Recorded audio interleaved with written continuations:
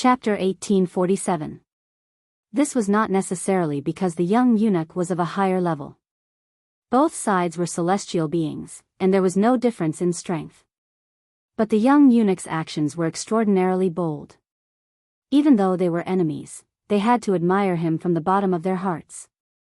If one were to say that the old man's method of borrowing a sword, whether it was borrowing a real sword from another person or borrowing sword intent from the world, it had the presence that Li Chungang could return it if he wanted to, and not return it if he wanted to. Even the heavens could not do anything to him. Then this young eunuch had taken a different path. He did not fight with the heavens and the earth, and only created for himself between the heavens and the earth. This was like how Li Chungang could not do it, but his talent was too great, so he was very lazy. But the young eunuch was diligent. The rain around Su Fengnian seemed to pause for a moment, and then his figure flashed away. The young eunuch closed his eyes and listened to the sound of the rain. Then he casually swung his sword behind him. The 3 feet of rain disappeared after the swing of the sword. The young eunuch drew another sword from the rain, this time to the side of his left hand. One sword after another. The rain did not lessen, and the rain did not stop. The young eunuch had already swung the 3-foot sword 60 times. Su Fengnian still did not appear. If not for the fact that the young eunuch had not stopped swinging his sword in all directions, Fan Shaochai and Mei Fengjie might have thought that the young king had left the street. The young eunuch had a relaxed expression, and still had the energy to speak as he swung his sword. In my mind, other than Lu Dongxian, whose existence represents the peak of the world, Gao Shulu, Li Chungang, and Wang Xinji are invincible when they are at their peak. They are not always invincible. For example, when Li Chungang returned to the Jianghu, when he was on the banks of the Guangling River, and when Wang Xinji was in Martial Emperor City of the Eastern Sea and not in Bailiang, even if I was in Great Peace City, I was not a match for them. I fear that only Ancestor Lu could match them, and the 2 sides would fight to their heart's content, each with a chance of victory. As for you, Su Fengnian, in the end, you are still lacking. In fact, as long as you don't abandon your previous life, you can also reach that height. It's just that you don't want to live under someone else's roof, so you destroyed your own destiny. Otherwise, who would be able to stop Su Fengnian from doing as he pleased? How difficult would it be to kill Emperor Zhao Zhuan and then live a carefree life in the martial world? Whether or not Bailiang can stop Beimang's million-strong cavalry has nothing to do with you enjoying the Empyrean sorrow for getting all by yourself. The young king did not appear, nor did he answer. The young eunuch with an imposing aura didn't seem to mind and lightly waved his sleeve. The world fell silent. Just like that, the rain that covered the sky and covered the earth on the side street completely stopped. On the bluestone slabs, the rainwater no longer flowed downwards. Su Fengnian, who had nowhere to hide, was standing under a roof at the end of the street, like a passerby taking shelter from the rain. The young eunuch stretched out his hand, bent his index finger, and gently flicked a drop of rainwater hovering above his head. The phenomenon collapsed. The rain continued to pour down. He looked at the young king in the distance, who had an equally serene expression. The cold blade in his hand had long been fragmented, and he was only relying on his will to condense it. He asked curiously, "You have the mystic understanding realm cultivation base of an earth immortal, plus you have 300,000 iron cavalry in your hands, why are you so unsatisfied?" Su Fengnian slowly put his blade back into its sheath. Everyone in Mount Xingliang knew that no matter when or where this king appeared in the public sight, almost everyone would hang their cold blade. Many people didn't think deeply about the reason. After the Battle of the Dragon Eye Plain, after the death of Qi Danggua, Su Fengnian only took out his blade when he was sleeping. He didn't want to be empty-handed the next time someone needed him to save them.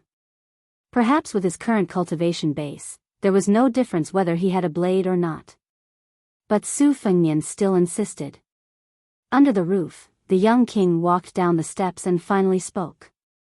People live in this world, and do everything according to their heart's will. How is it different from the heartless plants that grow in the sun? You don't feel proud for the people you care about, and you don't live so happily. It seems sullen, but isn't it a kind of happiness? At least there are people who are worth your sacrifice. Zhang Julu is for the common people, Chao Changqing is for the woman in his heart, my master Li Yishan is for the people of Bailiang, Su Shao is for the children. Su Fengnian finally asked with a smile, do you have them? The young eunuch's face changed slightly, and his eyes were cold. He stomped his feet and said in a deep voice, come out of the dragon. In the well, a water dragon as thick as the mouth of the well crazily rushed out. It went straight to Su Fengnian. The young eunuch, who was most familiar with the operation of heaven and earth, knew it best. Ancestor Lu was still young when he reincarnated, Wang Xinji had already ascended, and Li Chungang had become a thing of the past. Now Su Fengnian was far from returning to the peak, so he was the real first person in the world. It was absolutely not like what Su Fengnian joked that a child eating sugar-coated haws on the street could become his opponent.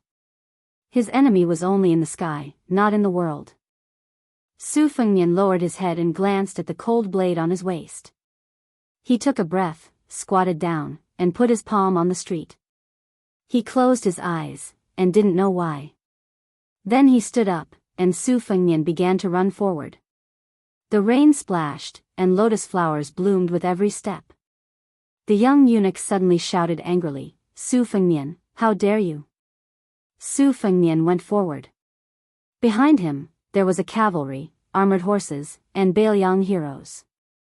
Although they were dead, their souls were still there. You want to use the fate of Zhao to reduce Bailiang's fate? Then come. On the battlefield, the souls of Bailiang's fallen heroes were all facing north and south. Chapter 1848.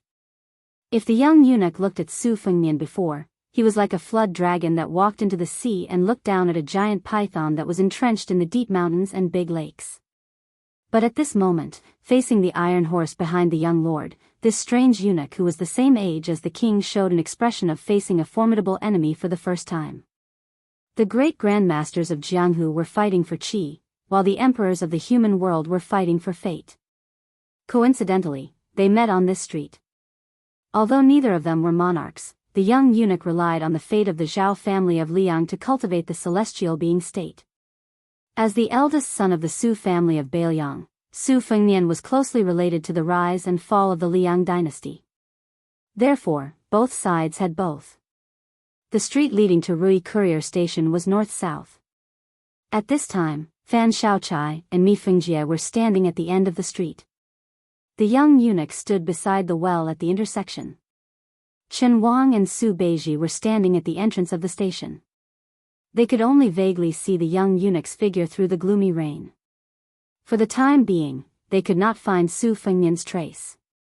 They only saw a water dragon as thick as a giant tree gushing out of the well. It leaped high beside the young eunuch and then pounced on him. The dragon's body was so long that it seemed to have no end. Su Beiji asked with a smile, green dragon out of water? What's the relationship between this eunuch and the cat Han Xingxian? Chen Wang frowned and pondered. He did not speak. Su Beiji slowly got up, closed his eyes and opened them repeatedly. He murmured, this world is a bit strange. Chen Wang said softly, Taoism and Buddhism have been known as Fangzhong since ancient times. It is said that the land of Fangzhong was divided into the 3 pure holy lands and the Western Buddhist kingdom. Living in it, each has supreme supernatural power. Like a general in the battlefield, they can predict the enemy's moves and have the advantage of time and place. Su Beiji said worriedly, according to what you said, the guy surnamed Su is obviously in his own territory, but the eunuch took away his advantage? Chen Wang did not answer the question. The small street is not a suitable place for a large group of warhorses to gallop. Why are there such dense and heavy hoofbeats? Su Beiji stood up and looked up. Don't misunderstand. That fellow surnamed Su wouldn't go so far as to scheme against you, much less mobilize the Yuzhou cavalry. Besides, would martial arts grandmasters at mystical realm like them need the help of the world's cavalry? It's meaningless. Chen Wang nodded. On the small street, just as Su Fengnian was about to collide with the water dragon, the young eunuch with a gloomy expression sighed and reached out his hand. For some reason, he pressed down on the wheel of the well. In the blink of an eye, there was no more rain between heaven and earth. The originally dark sky seemed to have cleared up a little, as if time had reversed. Su Beiji realized that he was still sitting on the doorstep. Chen Wang shook the wine pot in his hand. He had clearly finished the green ant wine, but there was still half a pot left. Mei Fengjie's face was blank. Fan Shaochai lowered his head and looked. His clothes were intact and undamaged. The old eunuch, Zhao Siku, stood at the end of the street, completely confused. Su Fengnian had unknowingly returned to his seat on the well. It was as if he had never stood up and had never engaged in a fierce battle with the young eunuch in the rain. As the old saying goes, the thunder is loud but the rain is small. This time, it was simply loud thunder but no rain. But in reality, that was not the case. For example, the cold blade at Su Fengnian's waist was indeed in pieces. The young eunuch's expression was complicated as he snorted coldly. Su Fengnian smiled. I knew you wouldn't dare to fight with your life on the line. The young eunuch was puzzled. When did you know that all of this was in my spiritual sense? Su Fengnian raised his head to look at the sky and sighed. When it was raining, I sensed that something was wrong. When I truly understood it, it was when I grabbed a handful of rainwater from the street. The young eunuch said with a stern expression, you were heavily injured by Tuoba. When I fought with you, I naturally would not take advantage of you. In this curtain of rain, no matter how desperate the battle was, in the end, you would only exhaust your spiritual sense and would not truly harm your body. Su Fengnian did not speak. He turned his head to look at the Liang eunuch, who was slowly moving his hand away from the wheel, and smiled playfully. The young eunuch laughed coldly. The young emperor did not instruct me to fight to the death with you. Although he is the ruler of a country, he still does not have the right. I also do not have such boring thoughts. Su Fengnian stood up and nodded. At this moment, even if I extended my neck to Great Peace City for Zhao Zhuan to chop, he would not dare to kill me. The young eunuch was slightly angry. If that is the case, why do you still control the remnant souls of the Bailiang heroes who died in battle? What, are you flaunting your power to me? Su Fengnian said coolly, if I did not do this, ask yourself, what would happen in the future? If Bailiang lost, everything would be over. The fate of the Su family that affected the Zhao family would no longer exist. Then, regardless of whether I died on the battlefield of Liangmang outside the pass, you would most likely have to leave Great Peace City again to pull out the weeds by the roots. If you were lucky enough to win, no matter if it was the Liyang dragon chair or not, you would not be able to eat or sleep in peace. How could you allow someone else to sleep beside you? You would definitely kill me, Su Fengnian, as soon as possible. The young eunuch said in surprise, if that is the case, then you should not have put your trump cards on the table. You and I both know that in Great Peace City, you cannot win against me, so you cannot kill the Zhao Emperor. In Bailiang, I cannot win against you. Once I leave the city, your chances of victory will be greater. Why make me wary? Once I die, there will be no one else in this world who can become the person you hate to win. At that time, won't you be able to do as you please and truly do as you wish? Su Fengnian's smile was bright as he gave an inexplicable answer. Since I see a gentleman. The young eunuch laughed. I see you, Su Fengnian, Zhang Julu, Chao Changqing, and the others as gentlemen. Do you really treat people with such sincerity? Su Fengnian shook his head and repeated, since I see a gentleman. The young eunuch was puzzled at first and then understood. When I see you, Su Fengnian, I see a gentleman. When you, Su Fengnian, see me, you see a gentleman. The friendship between gentlemen, the competition between gentlemen, will not change one's original intentions because of the identity of friend or foe. This was the original intention, and also the foundation of some people. Bailiang guarded the northwest gates. Their original intentions were not for the Liang imperial court or the people of the Central Plains.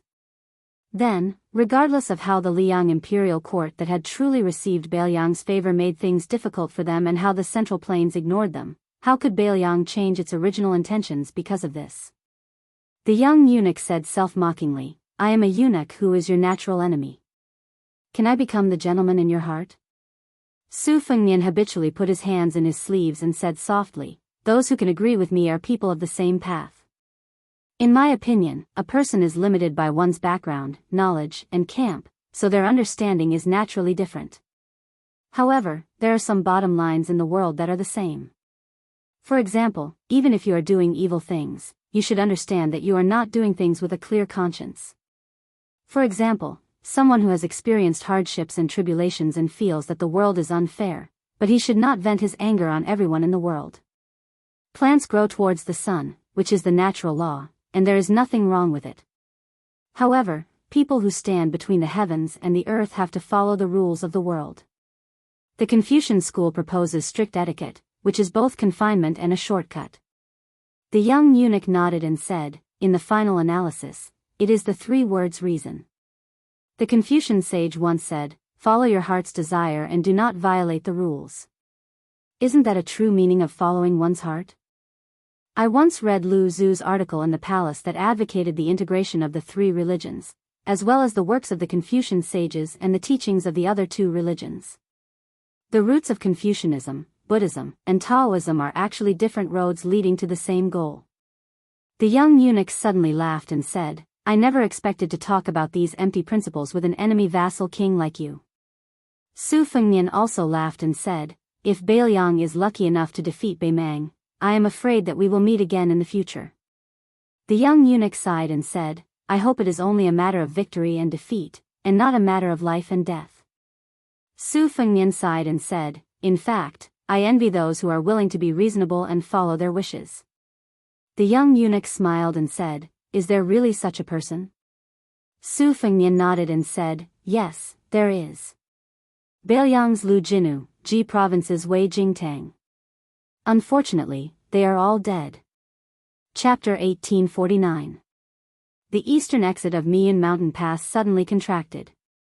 It was as slender as a woman's waist. Xie Shibian relied on this type of geographical advantage to stop wave after wave of crazy attacks from the northern Mang cavalry. The 500 death elite cavalry from the Longxiang army had already been completely wiped out. Along with the 1200 death cavalry from Zhongtan who had charged out of the pass, the corpses of both sides and the war horses were piled up at the exit, forming a 5-foot-tall natural short wall. The corpses of both men and horses were stacked on top of each other. Fresh blood flowed out, making the scene look slippery and sinister. This was probably the most unique horse-blocking formation in the history of war.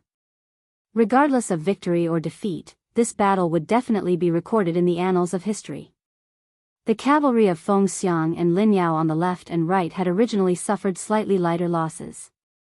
However, as the corpse wall continued to pile up, the endless stream of Beimang cavalry had no choice but to give up on breaking through from the front and turn to the left and right in an attempt to break through for the main force behind. If it weren't for the fact that Xie Shi had received all of the crossbows from Chao Wei's 10,000 cavalry, the support horses would have been able to shoot down the Beimang cavalry that had charged out of Miyun Pass. If it weren't for the fact that Xie Shi had received all of the crossbows from Chao Wei's 10,000 cavalry and had enough arrows to shoot down the Beimang cavalry that had charged out of Miyun Pass, the fearless Zhongtan elite cavalry would have already opened the door. Once the Beimang cavalry formed a complete front line outside the pass and allowed the Zhong family elite cavalry to act as the arrowhead to break through the formation, it would definitely be a massacre without any suspense. Xie Shi's cavalry came from a variety of sources. Their overall strength wasn't outstanding in Liuzhou and couldn't be compared to Chao Wei's cavalry formed by Liangzhou's border cavalry. In addition, the 500 Longxiang army that could be called experienced soldiers had all died in battle. This made Xie Shi's life hanging by a thread. He really couldn't take a single step back. As long as there was a loophole in the defensive formation and the Beimang cavalry took the opportunity, they would definitely be defeated. This had nothing to do with whether or not the youths in Liuzhou and the 2 towns' cavalry dared to die. On the battlefield, both sides were fighting for a breath of air. Fortunately, Xie Shi's Shibian displayed the extraordinary talent of West Chu's twin jade annulus at such a crucial moment. He was like a craftsman with a unique eye, carefully and conscientiously patching up the holes, deploying the troops time and time again. If it was said that doing a Taoist rite in a snail's shell was a derogatory saying, then Xie Shi's Shibian forcefully turned this saying into a positive one, turning something rotten into something magical. Under Xiaxi's command, these 1,600 youths all abandoned their horses and picked up their spears. Together with the 600 cavalry that were temporarily pulled out to form an independent army, each holding a light crossbow and horsebow, these 1,600 people under Xiaxi's command had already blocked the gaps in the crumbling formation 7 times. Only then did they stop the Beimang cavalry from surging out like a flood. During this period of time, almost every dangerous situation could be said to be a scheming battle between Xiaxi's Shibian and Beimang's general Zhong Tan. The latter purposely hid the true strength of his personal guards many times and mixed them in with the normal Mang cavalry. Then, with a spurt of energy, they were all accurately seen through by Xiaxi's foresight. Xia Shibian's true command of this cavalry army that he still wasn't that familiar with had reached the level of commanding like an arm. This not only required Xia Shibian to be completely confident in all of the details of the entire battlefield, such as the number of light crossbow arrows left on his side, the degree of damage to the soldier's stamina from the cavalry bows and infantry bows, the thickness of the cavalry formation on the 2 wings, and other things. He also needed to be extremely clear about the enemy cavalry situation, and even more so, he needed to carry out a rotation of his own forces without allowing for the slightest mistake. This way, he wouldn't weaken the entire defensive position, while also maintaining the necessary stamina for a protracted battle. Xia Shibian's command could be said to be impeccable. Under this type of situation that was as firm as a boulder, the most obvious price to pay was that the 5 messenger cavalry all had horse throats. Even though Xia Shibian didn't personally enter the battlefield, his lips were also dry and cracked, his face pale. However, Xia Shibian's eyes were always clear and bright, sparkling with brilliance. This young general who had entered the northwest border less than half a year ago already won the respect of all of the Beiliang cavalry under his command. There were some people who were born for the battlefield, destined to leave behind a name that the later generations couldn't forget in the bloody history books. The spring and autumn arms armor Yi Baikue was once one, the white-clothed war Saint Shen Jibao was always one, and Xia Shibian would also be one. In reality, the commander of the Beimang cavalry, Zhong Tan, who had stopped his horse at the foot of the mountain wall at Miyun Pass, had personally witnessed this bloody battle where both sides died extremely quickly. Even though he wanted to personally chop off the head of this young Beiliang commander, he couldn't help but admire this person's ability to use troops. As the pillar of the new generation of the Beimang army supported with all of its resources, and the eldest son of General Zhong Shentong, Zhong Tan was completely different from his uncle, Zhong Liang, who was a martial arts grandmaster. Zhong Tan's ambition wasn't in Jianghu since he was a child. When he was still a teenager, his eyes were always fixed on the Liang-Mang border. Time and time again, he would read the map of the 2 countries' border situation on the table with his father. The arrogant and conceited Zhong Shentong once confided to the young Zhong Tan that on the Liang-Mang battlefield, although Beiliang's Yan Wenluan or our dynasty's Yang Yuanzan were fully deserving great generals who could take charge of an area, compared to people like Qin Jibao, Dong Zhuo, and Chu Lushan, they were still a bit inferior. To determine whether a general could become the pillar of a country, it depended on 2 things. The first was to be able to attack and defend as he wished in a specific battle, using troops without any loopholes. The second was to be able to reach the height of having more troops in a battle that would determine the survival of a country. Under the premise that the battle strength was equal, having 1,000 soldiers could kill 1,500 enemies, having 100,000 armored soldiers could kill 200,000 enemies. When one had 1,000,000 cavalrymen, that would be the time to rule the world. Chapter 1850. A deputy general from the Zhong family was covered in blood. After leaving the battlefield outside the mountain pass, he rode his horse to Zhong Tan's side. He casually broke an arrow that was nailed into his armor and said while panting, "Young master, give me another 500 men of sacrifice. We will definitely break Beiliang's formation." Zhong Tan collected his thoughts and looked at the battlefield in the distance. He shook his head and said, "Most of the Zhong family's men are already dead." The deputy general who had personally charged into the enemy's formation twice was stunned. He looked around and realized that the Zhong family's direct cavalry had indeed suffered a shocking loss. In this battle, Zhong Tan didn't hide anything. He didn't hesitate to use the Zhong family's cavalry as the vanguard to break through the enemy's formation. If he wasn't so ruthless and decisive, the 500 Bailiang dragon elephant cavalry wouldn't have been the first to die. The 1,200 Baimang cavalry that were piled up with the dragon elephant cavalry's corpses were all Zhong family's private cavalry. At that time, the Baimang cavalry had almost succeeded. It was the 500 men of sacrifice from the Longxiang army who had risked their lives to kill the warhorses. They succeeded in stopping the Zhong family's cavalry from advancing smoothly. After that, Zhong Tan used 200 to 300 men of the Zhong family's elite cavalry to break through the enemy's formation several times. However, they were all blocked by the Bailiang general. The deputy general said hatefully, "If it were somewhere else, we wouldn't be able to kill them even if we gave them another 5,000 men from Liuzhou." Zhong Tan, whose direct cavalry had suffered heavy casualties, smiled bitterly and said with emotion, "Yes, it's a pity that we're at the end of Mian Pass. We can't advance or retreat." The deputy general, who had never thought of retreating, was puzzled when he heard this strange statement. "Young master, why can't we retreat? Besides, this battle can still be fought. It's a little difficult to win and we'll probably lose another 3,000 to 4,000 men. However, we definitely won't retreat, right?" Zhong Tan glanced back and then looked out of the pass again. "Even you know that the troops outside Bailiang Pass are a lost cause. Why is that Bailiang general still fighting to the death and not retreating? From Mian Pass to Fengxiang Town and Linyao Town, it's a flat land with no obstacles for the cavalry to gallop. Why is Bailiang defending this place to the death? It's obvious that so many people are going to die. Is it purely to exchange troops?" The deputy general's heart trembled. He looked towards the mountain pass behind the northern Mang cavalry and muttered, "Young master, didn't those great figures of our western capital's imperial court all say that Lu province's battle is insignificant?" Zhong Tan took a deep breath and said self-deprecatingly, "I only realized that Bailiang had gone mad after encountering this troop. They chose Lu province as the location of the second battle of Liangmang." Zhong Tan pointed the tip of his sword outside the pass and laughed nastily. "It doesn't matter.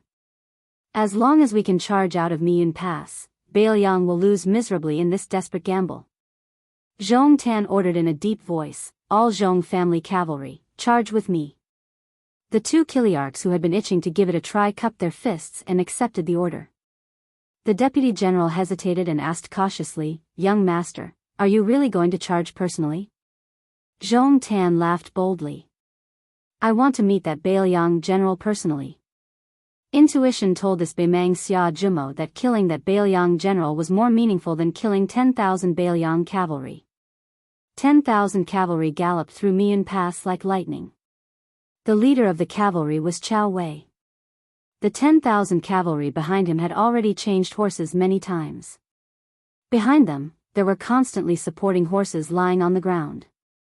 Many of the cavalry were foaming at the mouth. There were even a few hundred horses that fell to the ground and died. On the other hand, Chao Wei's 10,000 cavalry had also stretched out an extremely long line. This kind of long-distance attack that completely disregarded the horses' power and formation, if it was any other battlefield, would definitely make the generals curse out loud. It was simply treating it as child's play. The 10,000 cavalry were like a surging river flowing east. At this moment, the Mian Pass was like the Guangling River. There were constantly tired horses whose legs went soft. The only thing the cavalry with excellent horsemanship could do was turn their horses around slightly and try their best to fall to the left and right sides of the path. The cavalry that fell to the ground didn't care about the life or death of their beloved steeds and quickly changed horses to continue charging forward. Fortunately, most of the spears, lances, cavalry, bows, and light crossbows were given to Xia Xi's cavalry. To a certain extent, it reduced the burden on Chao Wei's cavalry. Chao Wei muttered to himself, "Xia brat, don't think that I'll help you collect your corpse. If you can't hold on any longer, the northern Mang barbarians will be waiting for you outside the mountain pass. In addition to the rotten Buddha Mountains monk soldiers that are eating sand behind this daddy's ass, this daddy's 10,000 cavalry will be finished in this godforsaken place." Galloping all the way. Chao Wei felt that every slight breath of his was as clear as thunder. It even covered the sound of the horses' hooves. This meant that his 10,000 cavalry were almost at their physical limits. It also meant that such an extremely tired cavalry had in fact lost the ability to charge back and forth. Qiao Wei was betting that Xiaxi's brat could not only guard the exit of Miyun Pass, but also that Xiaxi's cavalry could heavily injure Zhong Tan's cavalry. This was unreasonable. Qiao Wei thought to himself, Xia brat, I know this is difficult, but you are one of the 2 jade annulus of West Chu, Xiaxi's border. Approaching the easternmost part of Miyun Pass. Qiao Wei, who had been muttering, let me hear something, suddenly laughed out loud. He almost laughed until tears came out of his eyes. Qiao Wei, who could already hear the sound of fighting in front, suddenly stopped his horse. He turned his head and roared, change horses. Put on armor. Soon, Qiao Wei laughed involuntarily and said, now that things have come to this, change horses my ass. The 10,000 cavalry gradually came to a stop. Then, everyone put on their armor and drew their swords. In the western region, far away from the central plains, the 10,000 Bailiang cavalry led by Qiao Wei were like a sudden appearance. They temporarily stopped to rest and reorganize. It was like a Guangling river that suddenly stopped. After it stopped, it surged to the east. Qiao Wei raised his cold sword and urged his horse forward. He shouted with all his might, kill. The Battle of Miyun Pass. It was hailed as the best cavalry battle after the spring and autumn period. Chapter 1851. All good things must come to an end. The pair of persimmons and tangerines of Bailiang parted ways with Chen Wang. The latter continued on his way to his hometown, and the young eunuch naturally acted as Qin Xiaobao's coachman. After the former turned into the dangerous Tongguan Pass at the eastern gate of Liangzhou, he paused for a moment before continuing his journey west. According to Whispering Water spies, the entourage of the Liang imperial court delivering the edict was less than half a day's journey away from the young king. The 3 python-clad eunuchs of the Directorate of Ribbon Insignia could never have imagined that the king of Bailiang, who was supposed to stay at Mount Qingliang to receive the edict, was actually hanging on their tails. Following the main courier route, which was far more developed than the Central Plains, the 2 parties continued their journey west. Su Fengnian and Su Beiji refused the escort of the elite cavalry at Tongguan, so they only had Fan Shaochai and Mi Fengjie as their retainers. The 4 of them and their horses looked like the sons of a rich family leisurely traveling through the mountains and rivers. Mi Fengjie had originally reached the Finger Mystery Realm step by step. After the battle in the rain on the small street, he had comprehended a lot and vaguely showed signs of a bottleneck loosening. On the other hand, Fan Shaochai had not benefited at all. This was probably their own fated chance that could only be understood and not explained. For this reason, Mi Fengjie especially asked Su Fengnian about the mysteries of the celestial phenomenon realm. During their conversation, he revealed his yearning for the old god of sword Li Chuangang's famous skill, the 2-sleeved green snake. How could Su Fengnian not know what Mi Fengjie was thinking? He also spoke frankly with this swordsman who had matured late in life. Although the 2-sleeved green snake was incomparably powerful, it was unfortunately not suitable for Mi Fengjie's own style of swordsmanship. It was especially unsuitable for him to change his style at this time. After some thought, Mi Fengjie understood the crux of the matter, but he inevitably felt some regret. He was different from Su Fengnian. He had trained hard for more than 40 years, and his swordsmanship and sword will had long become a set.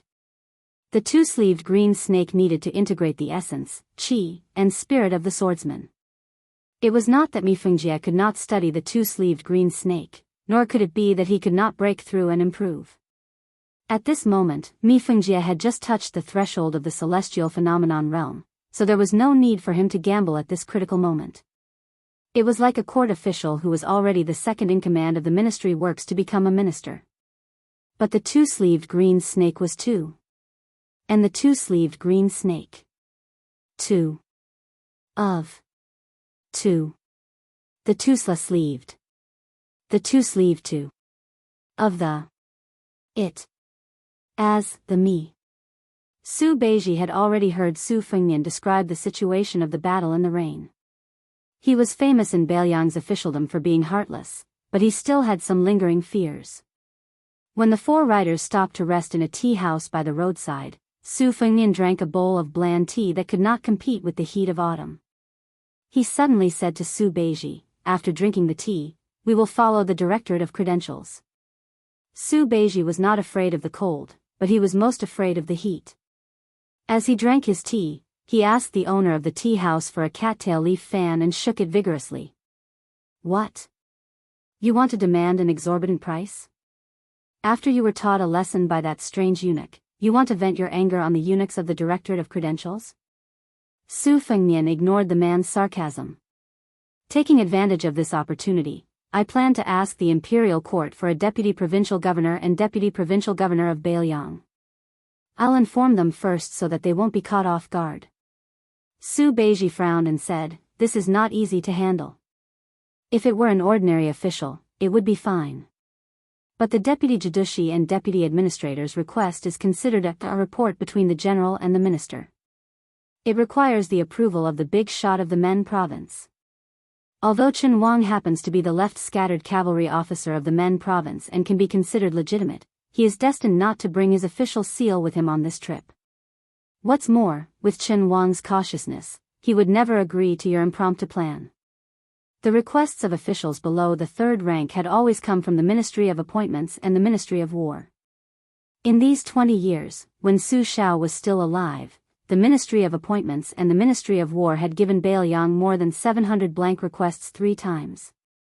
They allowed Beiliang to choose their own officials. The Imperial Court was just a figurehead. This was not because Beiliang was domineering and separatist. In reality, excluding the vassals of the Duke of Huainan Zhao Ying, even the Duke of Jiaodong Zhao Sui, who was the weakest and closest to Great City, could do this. Of course, in terms of numbers, they could not be compared to Beiliang or Yanqi. However, the obituaries of high-ranking officials such as the 6 ministries minister or the provincial governor-general of a province were known as the obituaries of generals since the Great Feng dynasty. They were all written on golden and multicolored silk paper by the provincial officials under their command, and then presented to the sovereign. The grade of the paper was linked to the specific official title. The reason why Northern Liang Path's deputy administrator Song Dongming was not recognized by the Central Plains was because he lacked this indispensable process. Su Fengnian smiled and said, "At most, we can have Great City make up for it later. It's just a small matter of writing a courier." Su Beiji's tone was not as casual as Su Fengnian's. "Will Yang Shenxing have any thoughts?" Su Fengnian shook his head and said, "I've already talked to Yang Shenxing." The old man looks relieved. Su Beiji smiled coldly and said, "You believe it?" Su Fengnian said flatly, "Maybe one day, Yang Shenxing will be sincerely grateful to Beiliang." Su Beiji turned his head and asked for another cup of tea from the tea-house owner. He took the teacup and waited until the old man was far away before asking, "Your troublesome father-in-law, Lu Dongjiang, was promoted from the provincial governor of Liangzhou to deputy administrator? In this way, won't there be suspicions that he was promoted on the surface but demoted on the inside?" Su Fengnian gently put down the teacup and said slowly, "Lu Dongjiang was originally someone who wanted fame more than power. In addition, Li Gongda repeatedly asked to resign from the position of administrator. Therefore, Lu Dongjiang will only feel that his first transaction with Beiliang's civil officials is a step closer." At this point, Su Fengnian lowered his head and looked at the empty teacup in a daze. He then raised his head and smiled. "Then it's settled. You will be the deputy provincial governor." Su Beiji subconsciously grunted in acknowledgement. After taking a sip of tea, he suddenly came back to his senses. He stared and said, "Not the provincial governor of Liangzhou?" Su Fengnian laughed loudly and said, "Leave that position for Bai Yu." Su Beiji stared at this young vassal king and said through gritted teeth, "Bullshit." Su Fengnian was silent. Mi Fengjie and Fan Shaochai did not know why the two of them suddenly turned against each other. Su Beiji was so angry that he laughed. "Do I, Su Beiji, need you to arrange a retreat? Do I need you, Su Fengnian, to set up a ladder for me in the imperial court of Liang?" In the second battle of Liangmang, there was bound to be a victor. If Beiliang lost, the Liang imperial court would definitely absorb a large number of Beiliang officials. Beiliang's generals would usually die outside the pass. Although there were fence-sitters, there should not be many of them. At most, people like Chao Xiaojia would leave the northwest. After the fall of Beiliang's civil officials outside the pass, there was not much meaning to their existence. Su Fengnian would not force them to defend Beiliang to the death or leave the northwest. Therefore, Su Beiji, as the deputy provincial governor of Beiliang, would be the highest-ranking military official if nothing unexpected happened. He would be viewed as the most desirable person by the Liang imperial court. What did it mean to be a second-ranked general of Beiliang? Everyone knew by now what it meant to be a second-ranked general of Beiliang. If Beiliang was lucky enough to win, this deputy provincial governor position would naturally be the icing on the cake. At that time, only God knows how many of Beiliang's 300,000 iron cavalry would be left. The integration of Beiliang and the Central Plains officialdom was very likely to be the trend of the times. Beiliang's 4 prefectures, whose vitality was greatly damaged, would probably need someone to be an official in the imperial court to speak up for the people of Beiliang. Chen Wang alone was far from enough. Moreover, Chen Wang would not be suitable to speak up for Beiliang in the future. After all, Su Beiji was not Zhu Zi, who had just entered Beiliang. He had been in the officialdom for many years and quickly understood the young king's intentions. He sighed and said firmly, "Give this opportunity to Chen Shiliang." "I'll pass." Su Fengnian, who was becoming more and more powerful in Beiliang, did not insist on his opinion. He nodded and smiled, "As you wish." Mi Fengjie and Fan Shaochai looked up at the sky at the same time. A black dot appeared in their vision. A handsome bird of prey broke through the sky and landed on the small table where the 4 of them were sitting. It intimately pecked the back of the young king's hand. Su Fengnian skillfully took off the reed pipe that was specially made from the brushroom that was hung on the foot of the 6-year falcon. He gently poured out the spy report and opened it. The corners of his mouth curled up as if he was trying hard to suppress a smile. Su Beiji asked, "The military intelligence of the western region?" Su Fengnian handed the roll of paper to Su Beiji. The latter took it and looked at it. He sighed, "This time I'm really relieved." Chapter 1852. With regards to Chao Wei and Xia Shi arbitrarily changing the Lu province strategy set by the protectorate and making an impromptu decision to intercept and kill Zhong Tan's cavalry at Miyun Pass, the courier cavalry quickly spread the news from Fengxiang to Mount Qingliang and Huaiyang Pass, causing an uproar among the upper echelons of Beiliang. If not for the fact that Chao Wei and Xia Shi were the trusted aides of Su Fengnian, some of the more experienced and prudent commanders of the border army would probably have cursed them out in public long ago. It could be said that Su Fengnian had stood his ground against the objections of the masses and directed a large number of troops toward Lu province. This was especially so when he had rookies like Chao Wei and Yu Wandao, as well as Ko Jianghuai, who were also young outsiders like Xia Shi and Xia Shi, as the main generals of the Lu province campaign. Su Fengnian had shouldered an enormous amount of pressure. If the battle situation turned unfavorable and the entire Lu province battlefield was in shambles, the enormous prestige that Su Fengnian had accumulated in the First Great War of Liangmeng was bound to be severely damaged. Moreover, Liangzhou, which was closely allied with Lu province, was bound to fall into a perilous situation. Su Beiji clicked his tongue and said, "These 2 brats are truly desperados." They actually managed to take down Zhong Tan's cavalry right under the noses of the monk soldiers of Mount Lantua. Su Fengnian beamed and said, "Chao Wei and Xia Shi have risked their lives to create such a good situation. We can't let it go to waste." Su Beiji said unhappily, "I already know what kind of shit you're going to shit on. Fine, let me, the temporary deputy provincial governor of Beiliang, make a trip to Mount Lantua." Su Fengnian said playfully, "Why did you change your mind?" Su Beiji said something strange. "To me, it's all the same." Su Fengnian did not pursue the matter. He turned to Fan Shaochai and Mi Fengjie. "The 2 of you will escort the deputy regional governor to Mount Lantua. At the same time, have Fu Shuifang send a message to Chao Weixia on the western border. After he cooperates with the 3 of you to ascend the mountain and persuade Mount Lantua to form an alliance with Beiliang, they will no longer be under the control of the Liuzhou provincial governor's office, Mount Qingliang, or the protectorate general's office." Su Beiji suddenly stood up. Su Fengnian asked, is there a need to be in such a hurry? Su Beiji rolled his eyes and walked towards the riders. Su Fengnian had no choice but to stand up and send him off. When Mi Fengjie was paying the bill with the owner of the tea house, Su Fengnian suddenly laughed and said, give me more copper coins, I want 2 more bowls of wine. After Su Beiji mounted his horse, he looked down at the young vassal and said with a serious face, remember, don't get carried away. Su Fengnian said innocently, I've seen all kinds of storms and waves. How could I? Su Beiji laughed coldly and said, your smile is almost reaching your ears. Su Fengnian was resentful, but he did not retort. Mi Fengjie and Fan Shaochai exchanged glances. The old man's eyes were full of smiles. Clearly, he was gratified by this scene of Beilyang's ruler and subject being compatible. Fan Shaochai, on the other hand, was somewhat annoyed. He seemed to be dissatisfied with Su Beiji's attitude. Su Fengnian waved his hand to send the 3 riders off. After the 3 riders disappeared from his sight, Su Fengnian returned to the table. There were already 2 big white bowls of coarse green ant wine on the table. Su Fengnian had 1 bowl and Chu Lushan had 1 bowl of gerfalcon. Su Fengnian reached out his hand and stroked its feathers. His eyes were gentle as he smiled and said, old friend, drink slowly.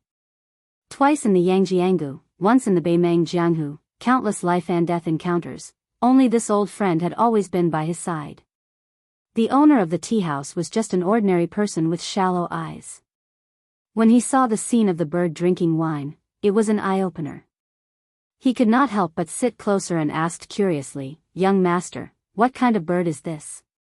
It's so beautiful. Su Fengnian took a sip of the wine and laughed, it's a gerfalcon from Liaodong. The old man, who had never heard of gerfalcons before, asked tentatively, to be able to raise such a good bird with such spiritual energy, young master's family must be extraordinary, right? Su Fengnian grinned and said, of course. My father fought for his entire life to accumulate the family business we have today. After he handed it over to me, many important people outside of Beilyang coveted it. The old man felt that the young man in front of him was like the sons of Beilyang generals in other places. They loved to talk about their father's military achievements and were not afraid of choking when they talked big. Who did not know that the rich people in Beilyang, even the rich men in Lingzhou, would not be able to straighten their backs when they met the masters of the neighboring provinces and counties? They would never dare to say that they had a lot of money in their pockets. Su Fengnian took off the jade pendant hanging from his waist. Old brother, I'm in a good mood today, so I'll treat you to a drink. If you don't have money on you, just leave it here. I'll get someone to redeem it later. The old man first glanced at the jade pendant, which he did not know if was real or fake, and then glanced at the bird drinking wine on the table. He hesitated, but finally nodded and went to pick up 2 jars of high-quality green ant wine that could not be sold. The old man drank moderately at first. When the young master finished a large bowl of wine, he had only drunk half a bowl. Moreover, the old man had a good tolerance for alcohol. If he really drank to his heart's content, he would be able to drink 7 or 8 bowls. However, the old man was the only one managing the tea house. He was worried that if he really got drunk, what if the young man ran away? Then wouldn't he be scolded by his wife from today until the end of the year? Moreover, he had a young grandson who was studying in the village school. The old man was thinking about using the money he had saved this year to buy the 4 treasures of the study for the child. Not long ago, he heard the child come home and say that a young teacher who was originally studying in the academy had come to the village school. His knowledge was greater than the sky. He told them many things about Jiangnan, about the small bridges and flowing water there, and the young teacher also talked about the scenery of his family's garden. In reality, the child did not speak clearly. The old man, who had never even touched a book before, did not understand. However, as he listened, the old man, who had lived a hard life his whole life, felt that there was more hope in his heart.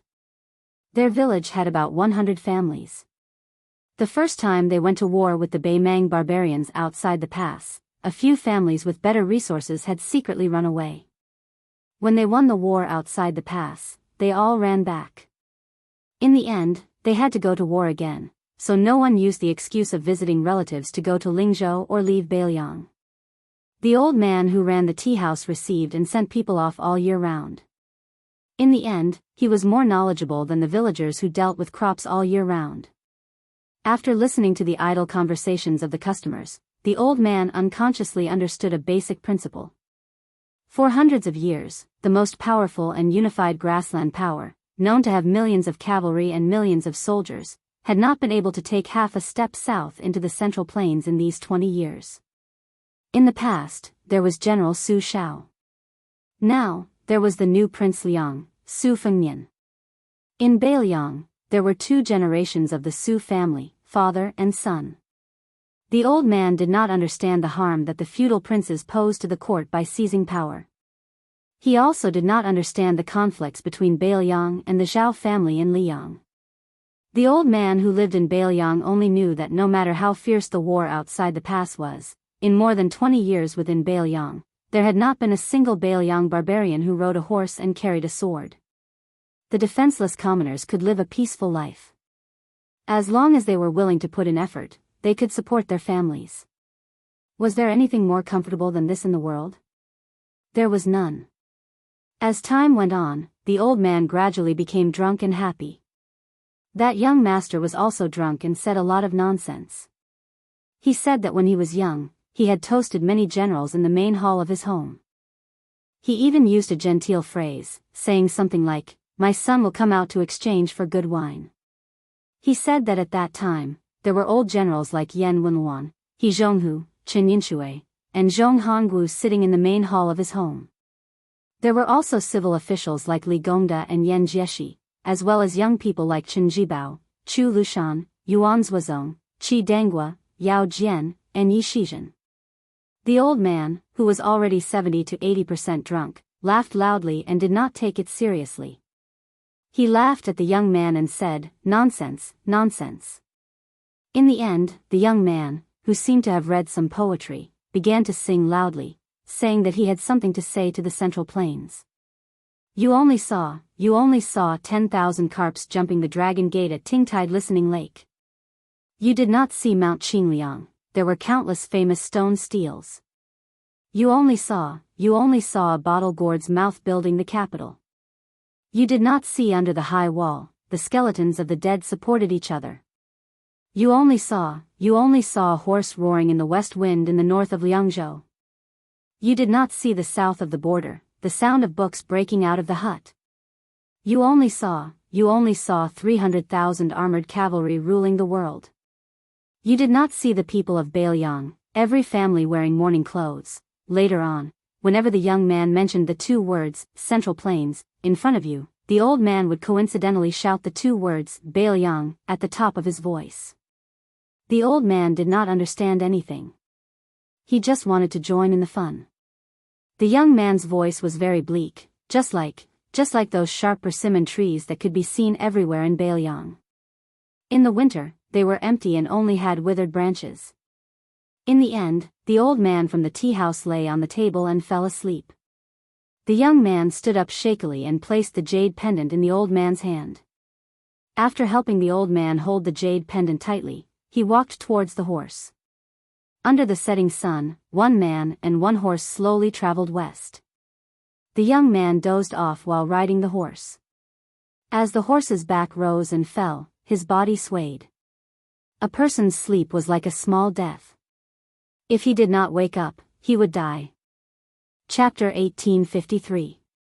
The old man suddenly felt a surge of energy. He raised his head to look at the sky and then turned around with a deep smile. I'm going to take a look at the ferry. Eunuch Song, Eunuch Ma, you 2 don't need to follow me. I'll be back soon. I'll try my best not to go back to the courier station in the dark. The eunuch in official robes sitting on the back of the young eunuch immediately stood up and said considerately, since we're already here, it's just a matter of 1 breath.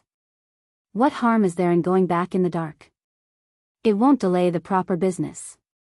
The tallest eunuch, Eunuch Ma, also smiled and agreed.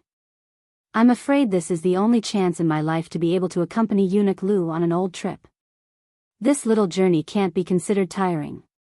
This time, the three of us are working for the imperial family and have walked thousands of li. Eunuch Lu smiled and nodded, his expression becoming increasingly benevolent.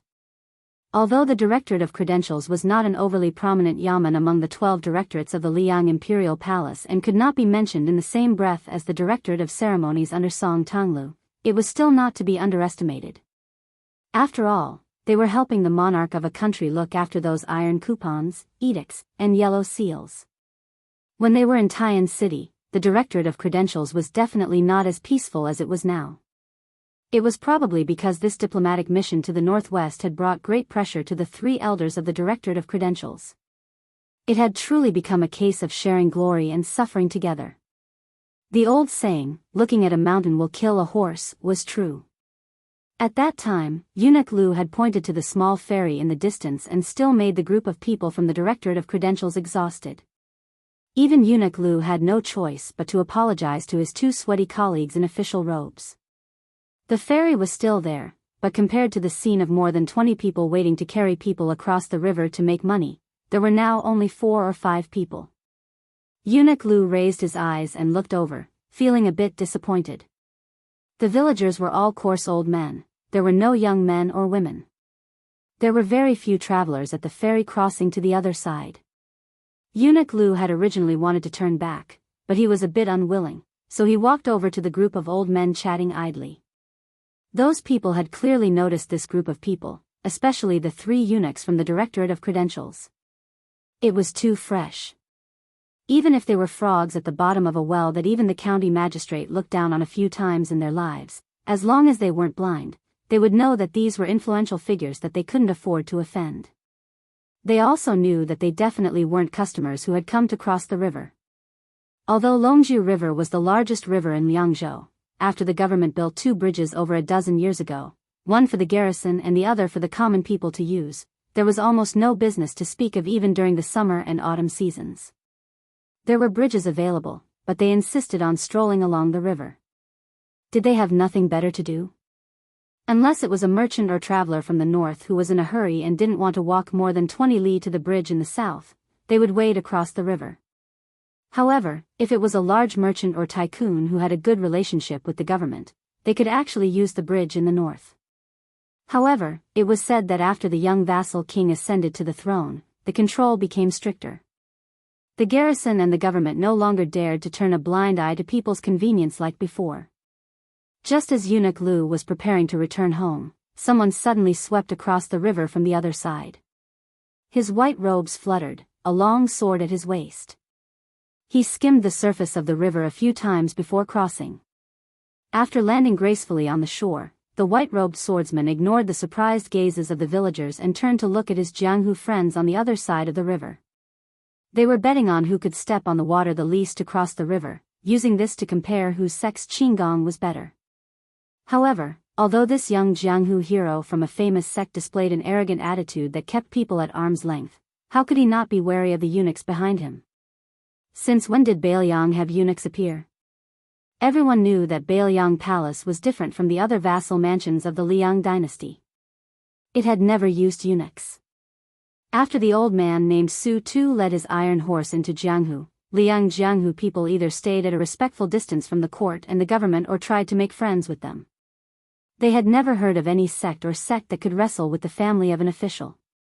This handsome young hero standing by the river was not unfamiliar with the rules of the court, but he was not familiar with the high and mighty Great Peace City.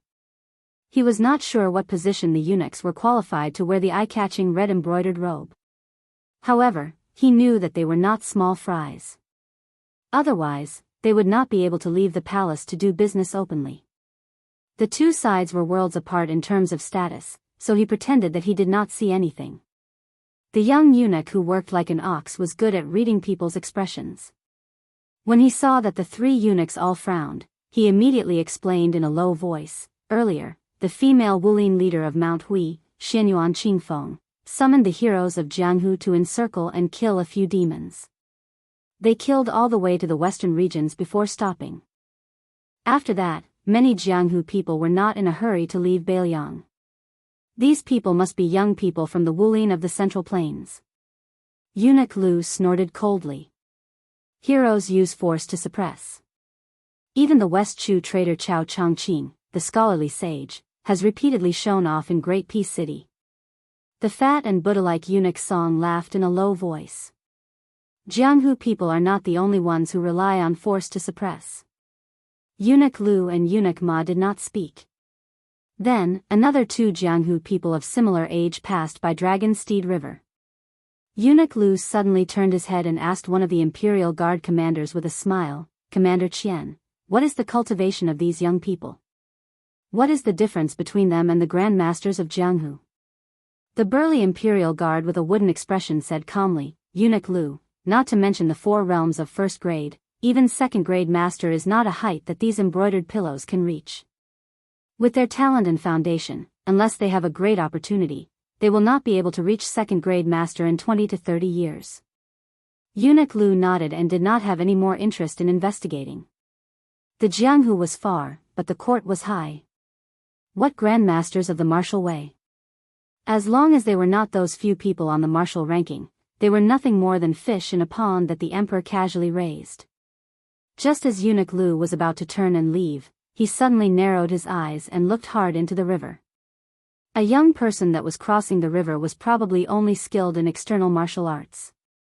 His qigong was something that even he, a ribbon insignia eunuch, felt was not good to look at. Not only did he step on the surface of the river many times, the splashes he made were shocking. If others were said to be flying on the grass, then this brother was really rolling in the grass. But this was not something that Eunuch Lu paid attention to. The old man saw a young person carrying a fairy that seemed to be an old woman as they slowly crossed the river. Chapter 1854. In the end, he was trampled by the young hero with terrible qigong, splashing water all over his head. In the Dragon Steed River, the old woman helped the young man wipe the water off his forehead. She was kind, but also a little distressed. She said helplessly, "You've suffered, haven't you? I told you could cross the river yourself, but you insisted on carrying me. I've carried you across the river for decades. Even if I were blind, I could still cross the river during a flood. Why would I need you to carry me?" The young man smiled. "During that storm, the banknotes in my bag almost turned into paste. I didn't have any money with me at the time, and you didn't accept the jade pendant I gave you. I've owed you a favor for so many years. Now that I've finally met you, I should at least carry you." The old woman said gently, "Forget about the jade pendant, I wouldn't even dare to accept broken silver. Crossing the river costs 3 copper coins. No matter how small the broken silver is, it's still too big. Some poor people lived hard lives. If they felt that they couldn't live their lives peacefully, they would really be in pain." The old woman suddenly smiled and asked, "Young master, what about old Huang who crossed the river with you? He's the one who loses his front teeth when he smiles. I remember very clearly that he was right behind us. He's also short, and the river was almost up to his neck." The young man said softly, "Old Huang left. He went to a place far away from Bailiang. I didn't see him." The old woman sighed. She didn't know how to comfort this young man who remembered her for so many years because of 5 copper coins. Perhaps in her village, she could remember who owed her a copper coin for half her life. However, the young man carrying her didn't look like a child from a poor family. Who would carry him across the river and give him a jade pendant just because he didn't have any copper coins? No matter how worthless a jade pendant was, it was still a jade pendant. The old woman smiled and asked, "Young master, are you married? Do you have any children?" The young man said awkwardly, "I'm about to get married."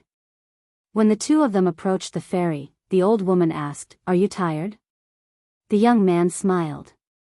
"Granny, you're so light, how could I be tired?" The young man then teased, "Granny, you must have been very beautiful when you were young. There must have been many people who came to ask for your hand." Although the old woman was poor, she was dressed in clean clothes and smiled knowingly. She did not nod or say no. When they reached the shore, the young man gently put down the old woman. She asked, "Young master, is it really okay for you to leave the horse on the other side of the river?" The young man smiled and said, "Don't worry, I won't lose it." The old woman helped the young man who had rolled up his sleeves to carry her on his back and gently rolled down his sleeves. She said, "When you have a family, you can't always think like this." The young man smiled and nodded. "Got it. I'll be careful with my spending." After the old woman came ashore, she waved her hand at the young man standing in the shallow part of the river. "Hurry up and go back. See if the things on the horse's back are missing." The young man who had his sleeves down but still rolled up his pants answered with a smile. The old woman slowly walked towards the ferry. Then, she saw an old man in strange clothes. She saw him at first glance, even though there were two old men in the same red clothes standing beside him. The Xianxia was the head seal eunuch, and so was Eunuch Lu. He wanted to say something but hesitated. She only smiled faintly and turned her head slightly. She reached out with her skinny fingers and tidied her hair. He looked at her and was about to take a step forward. In the end, he laughed self-mockingly, pulled back his foot, turned, and strode away. And she, just like many years ago, gently waved her hand at the back of the young scholar, just like the young girl of the past. The sky was dim. The eunuch and the imperial bodyguards were the first to leave. The villagers at the ferry who felt that there would be no more business left the river bank like the old woman. The poor young man who was walking towards the other side of the river suddenly turned around and jogged ashore. Although his skin was very good, in the end, clothes make the man. Who would look at a poor boy who was carrying people across the river to earn copper coins? Under the disdainful gazes of the 7 and 8 young heroes of the Jianghu, he approached them and smiled. He strangely said, "Back then, when I and my brothers were wandering the Jianghu like dogs, I had long wanted to do something to you experts drifting across the river." Regardless of whether it was the handsome swordsman in white fluttering clothes or the beautiful young heroine, they were all kicked in the buttocks by this guy who seemed to have had his head crushed by a door. They were all kicked into the Dragon Steed River. That scene was like a pot of dumplings. The young man whose boots were still off on the other side of the river stood barefoot at the ferry. He looked at the drenched chickens who were cursing at him and said seriously, "Skill." If those young heroes of the Jianghu knew the identity of this madman, they probably wouldn't be angry out of humiliation, but would be deeply grateful. According to the rules of the Jianghu, being kicked by one of the 4 great grandmasters of the martial arts evaluation was equivalent to exchanging blows. This was a treatment that even the founders of their sects would be envious of. This kind of lucky thing could be bragged about for 30 years. That great grandmaster of the martial arts evaluation stood on the shore with his hands on his hips. He laughed and said, "I, a hero, will never change my name. I am the #1 figure of the Northwest Dao. In the Jianghu, people call me Invincible Divine Fist, Peerless Leg Technique, #1 Blade and Divine Sword Technique, Su Fengnian." He had the demeanor of an immortal, the demeanor of a hero, and the bearing of a grandmaster. Naturally, he didn't have any of these. Therefore, the young hero who had just stepped on the water and splashed him all over angrily said, "So your grandpa." Everyone only heard that bastard with a smug look on his face laugh and ask, "You don't like it? If you don't like it, then come and hit me. The green mountains will not change and the green water will flow forever. We will meet again someday." This time, even the heroines and fairies who had to try their best to remain aloof when they fell into the water couldn't bear it anymore. However, just as they were about to criticize him, they suddenly felt their bodies fall. In the next moment, everyone looked at each other, dumbfounded. It turned out that everyone was sitting at the bottom of the river. The riverbed was still wet, but there was no water. Looking up, at the end of their vision, there was no water coming from upstream and downstream. No one knew who was the first to look up and discover the truth, but they were all in a daze. It turned out that the river was still flowing, but it was above everyone's heads. It was like a green dragon sweeping across the sky. When everyone was scared out of their wits and ran to the shore, they were scared out of their wits. That long river dragon hanging in the air just happened to fall heavily into the river, splashing huge water to both sides. However, at this moment, no one cared about becoming a drowned rat again. Far away, a man was leading a horse slowly toward the Green Horse Inn. Jianghu was still the same. However, the horse was no longer the bad horse of the past, and he was no longer young. He no longer had old Huang with missing front teeth and the wooden sword ranger. Chapter 1855. The Liang Relay Road, with the capital Tai and city as the center, was a well-deserved official road. It was once praised by the old Ministry of War as the bloodline of the country. It was also compared to the prosperous dynasty that unified the Central Plains to an unprecedented land god. The power of the essence and blood could be said to be unparalleled in both ancient and modern times. Liangzhou's Qingma Relay Road was close to the provincial capital and was set up in the downtown area of a bustling town. Because this was a place that one had to pass to enter and exit the city of Liangzhou, not only was the relay station large, it also had the only one of the many relay stations on the road of Beiliang. There were as many as 70 postilions. There was also a garrison of light cavalry stationed nearby all year round. It was said that the young king's personal guards, the White Horse righteous followers, came from this cavalry in the early years. Naturally, their combat ability was not to be underestimated. For example, the madman Hong Shuwen, who was now climbing up the ranks in the Beiliang army, came from this troop that did not show off.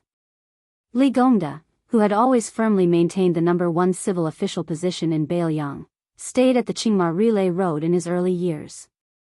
When he was in the mood, he wrote a calligraphy piece that said, "There is a world of difference." However, no one knew whether it was because the relay station treasured it too much or because the 4 words were too strong and beautiful, but it had not been mounted or hung for many years. Bei'an Town, where the Qingma Relay Road was located, was also an unusually prosperous place. Lingzhou had always been known as Jiangnan beyond the Great Wall, while Bei'an Town was known as Little Lingzhou. It was enough to show that this big town in Liangzhou was different. In recent years, with the strong rise of the young king, more and more people from the Central Plains came to Bei'an Town after hearing the news. They all entered the Jianghu of Beiliang together. Over time, the local residents of Bei'an Town became accustomed to it. As one of the few places in Liangzhou that did not have a night ban, Bei'an Town was a veritable money-squandering den.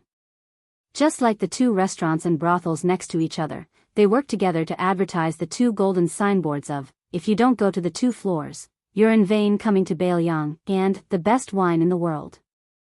They were very arrogant. The restaurants said that they had the best wine in the world, which was not inferior to the imperial court's tribute, and the brothels said that their girls were not inferior to the imperial court's concubines. Many Jianghu people who did not believe in heresy went to the brothels with the mentality of destroying the place.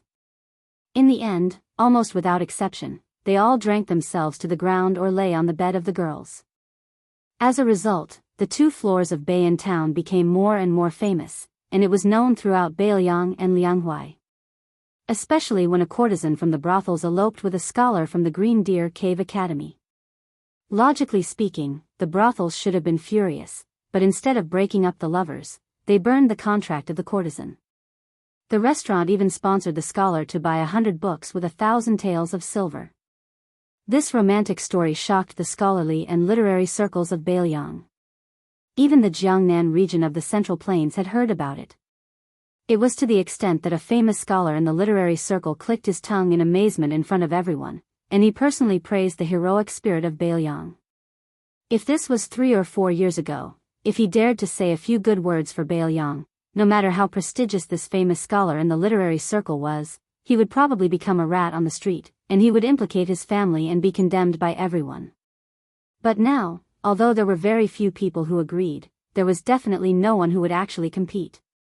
By the time the 3 eunuchs from the Directorate of Credentials returned to Bei'an Town from the small crossing of Dragon Horse River, it was already late at night. Previously, the Green Horse relay station was afraid that something unexpected would happen, so they had no choice but to send out 20 or so elite riders from the capital to meet them. If they could not find any trace of them, the Green Horse relay station would definitely skip over the local government and directly notify the garrison 20 li away. After all, this group of eunuchs who delivered the edict represented the face of the Zhao clan of Liyang. Eunuch Lu and his group, who had walked into Bei'an Town on foot, were already hungry. As they passed by the particularly noisy restaurant and smelled the thick scent of wine, they couldn't help but be a little tempted. Eunuch Lu felt a little sorry for his two dog-tired colleagues, so he smiled and suggested that they all go to the restaurant to have a good meal. Eunuch Ma, who was tall and imposing and not like a eunuch, was more cautious. Although he didn't refuse, he still suggested that it was best to go back to the Green Horse relay station and change into ordinary clothing. Eunuch Song, who had a large body but was able to walk as light as a swallow in the royal palace, wanted to say that it wasn't a big deal. Could there be an assassin under the nose of Bailiang Palace?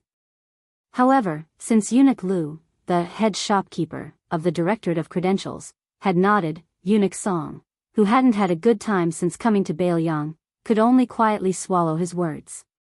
After returning to the Green Horse relay station and washing up and changing clothes, the three eunuchs were accompanied only by the Imperial Guard commander surnamed Xian. The four of them walked together into the restaurant called the Restaurant. Because the restaurant next door was the most famous brothel in Bay and town, they could vaguely hear the soft and seductive laughter. This made Eunuch Lu laugh involuntarily. If their drinking trip traveled to the capital, it would most likely become a rumor that the eunuchs of the Directorate of Credentials had gone to a brothel. That would be a great joke. The restaurant had 3 floors. Although it was late at night, the lobby on the first floor was still packed. There weren't many seats left on the second floor.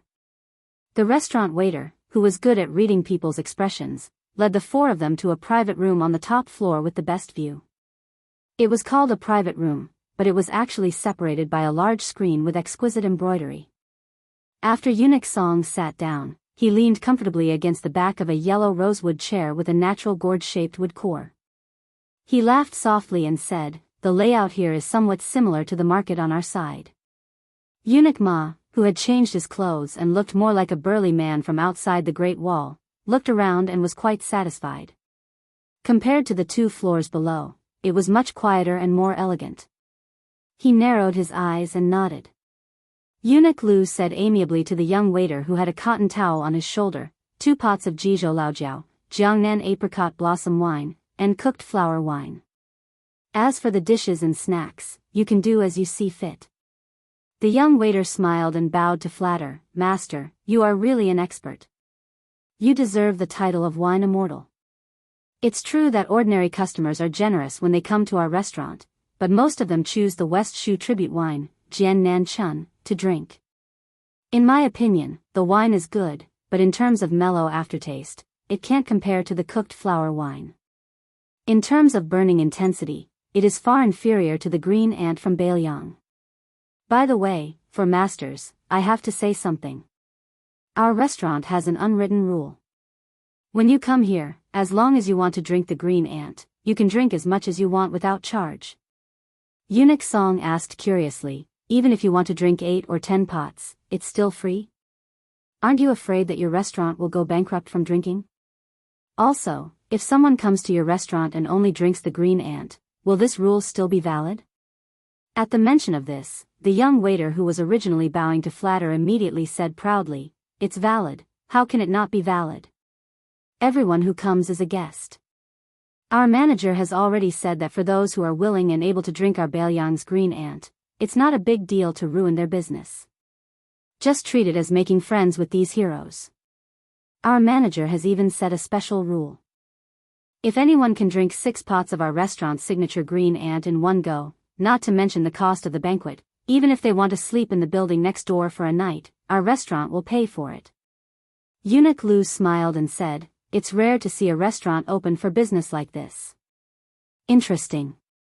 Eunuch Song chuckled and held the comfortable antique chair with both hands. He looked at the eloquent young waiter and said, "It seems that although your manager stinks of money, he's not an ordinary person. Today, I'm in a good mood, so I'll give your manager face and ask him to propose a toast to Master Lu beside me. To tell you the truth, if you miss this chance, you won't be able to get it for the rest of your life." The young waiter listened to the fat man's official language of the Central Plains, and the arrogance he put on was even greater than the county governor. In fact, he was complaining in his heart, but he didn't show it on his face. He begged for mercy and said, "Sir, I'm really sorry. Our head manager isn't someone from Bayan town. Even I haven't seen him before. Unfortunately, the second manager who is in charge has a meal next door that he can't refuse. But please don't worry. Just based on the 6 pots of wine you ordered, as long as the second manager returns to the restaurant, I'll immediately inform him. I won't let the second manager miss the 4 masters. Eunuch Song, who couldn't be at ease again, was already unhappy. Just as he was about to explode, he saw Eunuch Lu take out a large amount of silver from his money pouch. He didn't throw it to the waiter like other rich guests. Instead, he placed it on the table and slowly pushed it forward. He smiled and said, "This is a reward for you. Don't think it's too little." The young waiter had the best impression of the old man sitting in the main seat. He was like a kind-looking rich man or an old scholar who had walked out of a scholarly family. He was polite to everyone. It was rare to see him in a restaurant where the rich and the poor were all masters. The young waiter hesitated. Then he heard the burly middle-aged man, who had been silent, say coldly, "If I tell you to take it, then take it." After the young waiter carefully put away the silver and left, Eunuch Lu asked in a small voice, "How is it?" Commander Qian, who was famous in both the palace army and the Ministry of Justice, said softly, "There's nothing strange." Looking along the way, the waiters in this restaurant are all normal people who have never practiced martial arts. However, there are a few tables on the 3rd floor that are not simple. Eunuch Lu smiled faintly and said, "In the worst-case scenario, this place is only 15 minutes away from the Green Horse relay station. The cavalry will arrive in the blink of an eye. Also, I believe that the Bailiang spies who are secretly watching us won't be useless decorations. Let's just drink and not worry." Chapter 1856. The cautious eunuch Ma was still slightly worried, but the carefree eunuch Song was already shouting, "Let's drink, let's drink. Brother Qian, later, you have to try the ripe flower wine from our hometown. I've missed that taste for half my life." The 6 jars of wine that were renowned throughout the court were quickly brought up. The young waiter who had been rewarded even took the initiative to bring 2 more jars of first-rate green ant wine from the restaurant. In any case, he was being generous and did not feel any pain.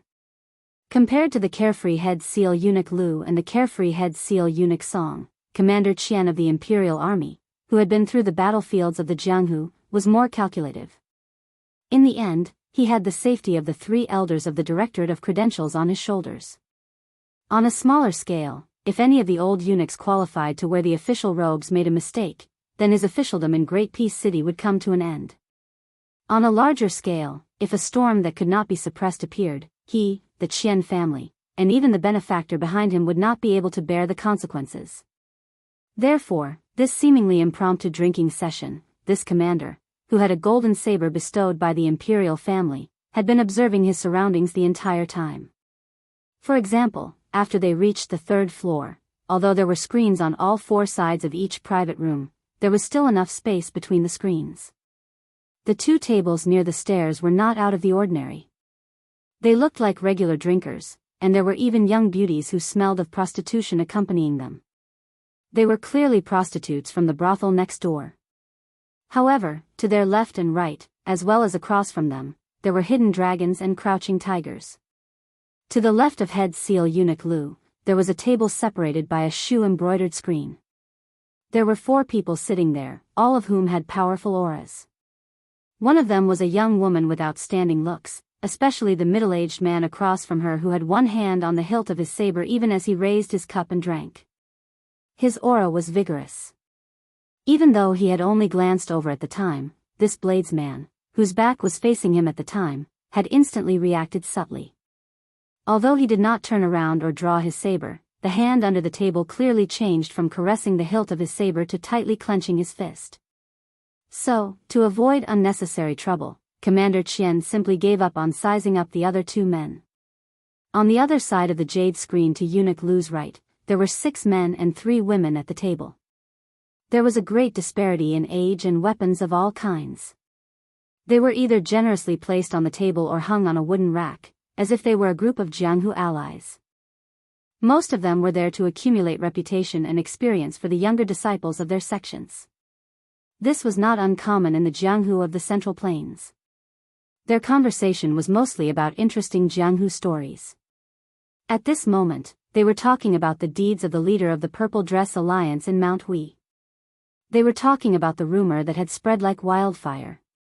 On a snowy night at the end of winter last year, Xianyuan Qingfeng had comprehended immortality by watching the snow on the cliff of Great Snow Plateau. Commander Qian felt relieved. What truly troubled him was the table opposite Eunuch Lu. This was also the real reason why Commander Qian chose to sit opposite Eunuch Lu. Separated by 2 screens and 20 steps away, a middle-aged couple sat at the table.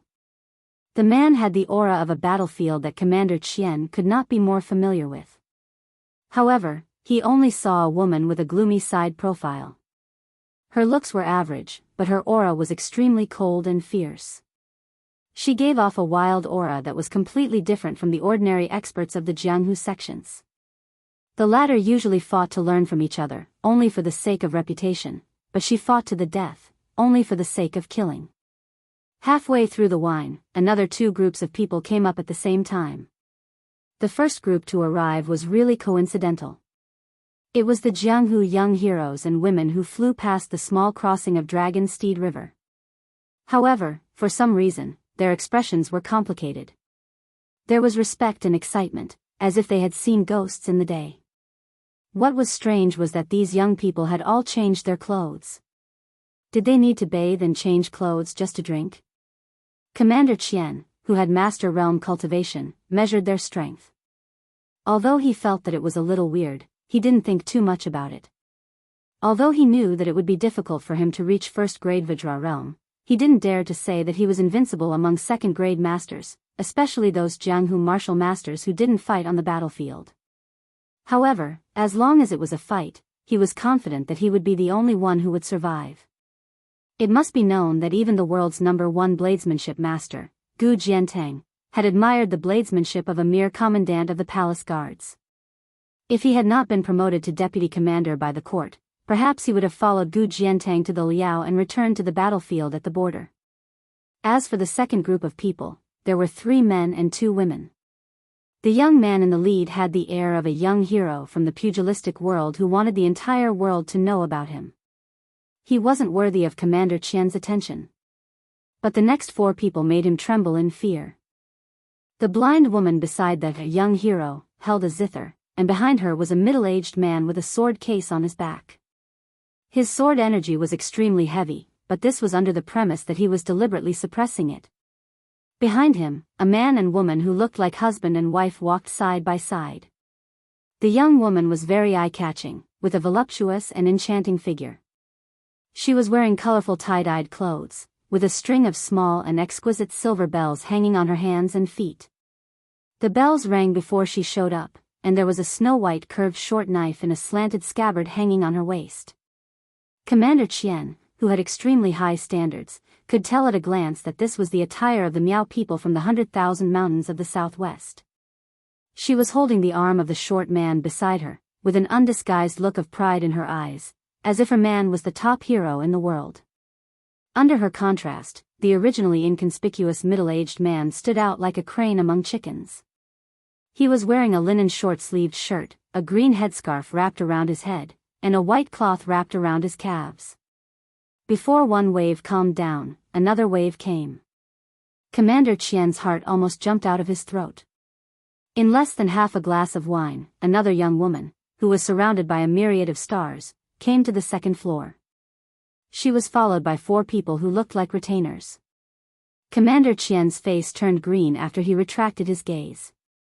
What status did this woman have to hire 4 top experts who were at least at the second-grade master level? Just like that, a small restaurant suddenly became a place where experts were as common as dogs on the street. Even Commander Qian, who was used to seeing big waves, started to sweat. Eunuch Lu asked calmly, "Is there trouble?" Commander Qian smiled bitterly, "Not necessarily, but as long as there is a conflict, it will definitely be a huge problem. Maybe even 1 or 2,000 cavalry won't be able to solve it." Eunuch Lu waved his hand and smiled, "As long as this is Bailiang, it's enough." At that moment, Commander Qian finally had a whole new level of respect for this head eunuch of the Directorate of Ribbon Sealing.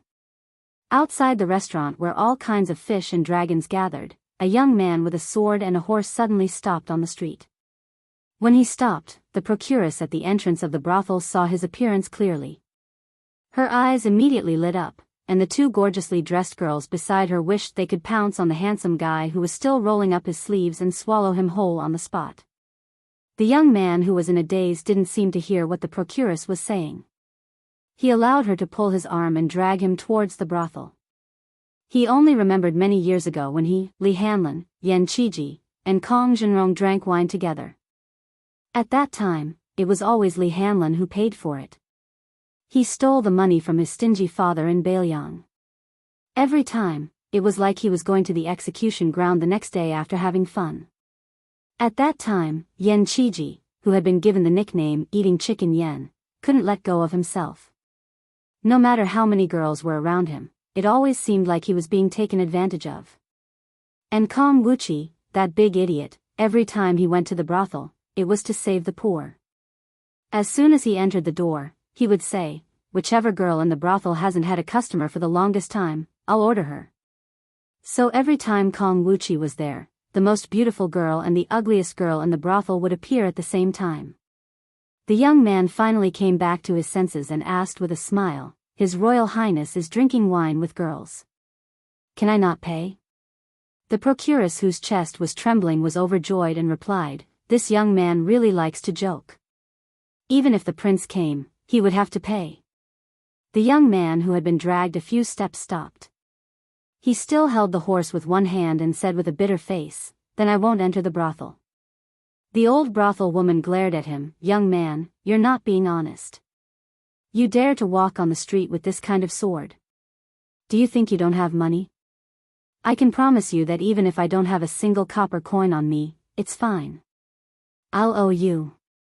Just as the young nobleman seemed to be in a dilemma, an ordinary-looking man suddenly appeared beside them. Trying his best to conceal the excitement in his voice, he lowered his voice and said, "Second-class room, Earth number 16, I have something to report." The young man nodded and silently broke free from the arms of the three brothel girls. He smiled apologetically at them and then led the horse forward. The young man turned to look at the elite spy from the whisk room, whose eyes were burning. "Is there an emergency?" The latter said in a low voice, "I just discovered that someone tried to assassinate 3 eunuchs from the Directorate of Credentials. If I hadn't discovered the prince's whereabouts and acted on my own initiative, I would have already used the Green Horse Relay's secret military seal and moved the garrison into the city." Speaking of this spy, who had a high position in the whisk room in Beiliang, lowered his head and said, "Please forgive me, Prince." The young man joked, "No wonder you're from the whisk room. You're the same as Chu Lushan. Why are you asking for forgiveness? It's more like you're asking for credit." The spy from the whisk room, who was in charge of the intelligence of Bayan town, was obviously at a loss. After a moment of distraction, he hurriedly reported the situation to the young man who was leading the horse in detail. The young man was the young king, Su Fengnian. After listening, he nodded. "You don't have to intervene in this matter. This king will handle it himself." Just as the spy was about to accept the order and turn to leave, Su Fengnian said in a low voice, "Thank you for your hard work." The spy from the whisk room was stunned. He wanted to say something but stopped.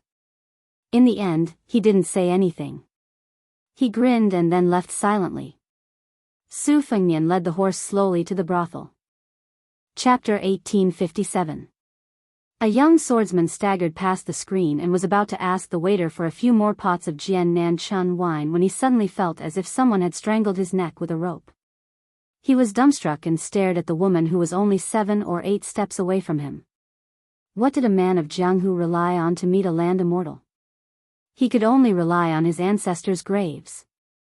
Then, in one day, he met a land immortal for the first time and then met a world-famous fairy. What did he rely on? He could only hope that his ancestor would climb out of his coffin and bask in the sun, right? However, this young swordsman who had been kicked into the Dragon Horse River by the immortal not long ago really saw the fairy recognized by Jianghu, the sect master of one of the top 10 sects in the world, the leader of Beiliang's Jianghu, Lu Narong. He fiercely rubbed his eyes and then his face instantly turned red. He didn't dare to take half a step forward, as if there was a thunder pool under his feet.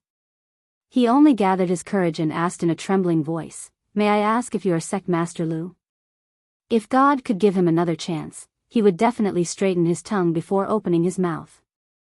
The young woman who was originally going to meet a group of distinguished guests from afar stopped when she heard his voice. She asked with a calm expression, "What's the matter?"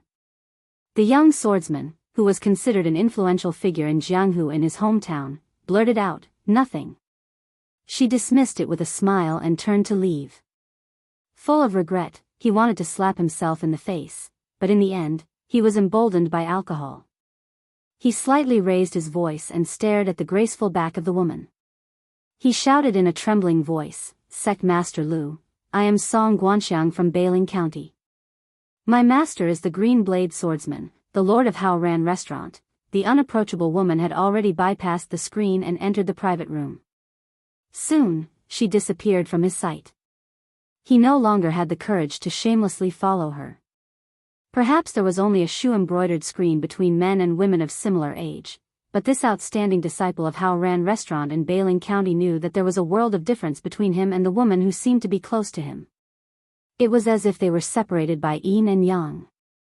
After Liang changed its name from Eternal Hui to Auspicious Talisman, a clear dividing line appeared in Liang's Jianghu.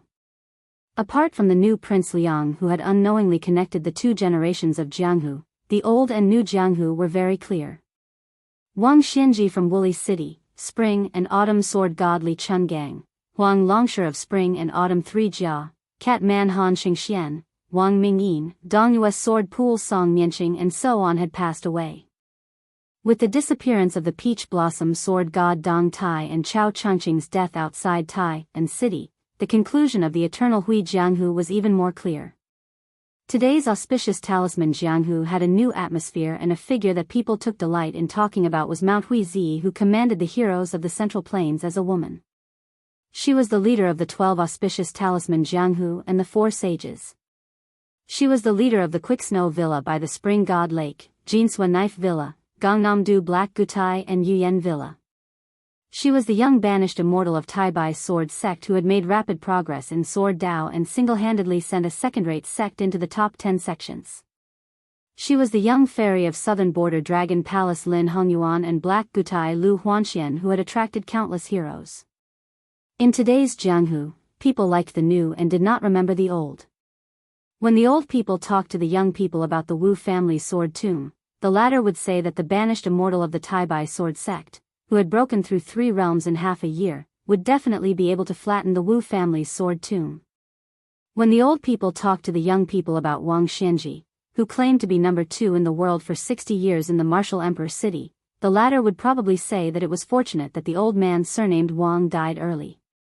Otherwise, if the banished immortal of the Taibai sword sect and the master of the Jin Qiu Dao manor, these martial art geniuses would have practiced the saber and sword for a few more years, those old fellows would be considered shameless enough to claim to be number 20 in the world. Only when they talked about the new Prince Liang, who had 300,000 cavalrymen under his command, there was rarely any doubt. It was believed that if that young Prince Liang had the opportunity to go to Liyang again, he would definitely feel unfamiliar. This was not a case of the river flowing east for 30 years, but a case of the river flowing east for 3 years. Lu Narong was already numb to this kind of inexplicable flirting. In the beginning, she would still take this matter seriously, believing in her father's generation of Jianghu's so-called treating people with sincerity and treating everyone as an equal from the bottom of her heart. However, after suffering once, she began to involuntarily give up on her father's set of golden rules and jade rules. Previously, there was a handsome man from a sect in the Central Plains whom she had only met once, but he actually told the public that he had fallen in love with her, the leader of the Fish Dragon Gang, at first sight. As a result, the entire Bailiang Jianghu was in an uproar. Afterwards, before she could react, 2 secret consecrators in the gang brazenly killed him and hung his bloody head directly on the martial arts field flag of the Fish Dragon Gang's headquarters in Lingzhou. As for the Jianghu talent who was convicted because of his words, not only did the sect not denounce him, but instead sent a secret letter to the Fish Dragon Gang, full of carefully worded apologies. From that moment on, she truly realized her identity.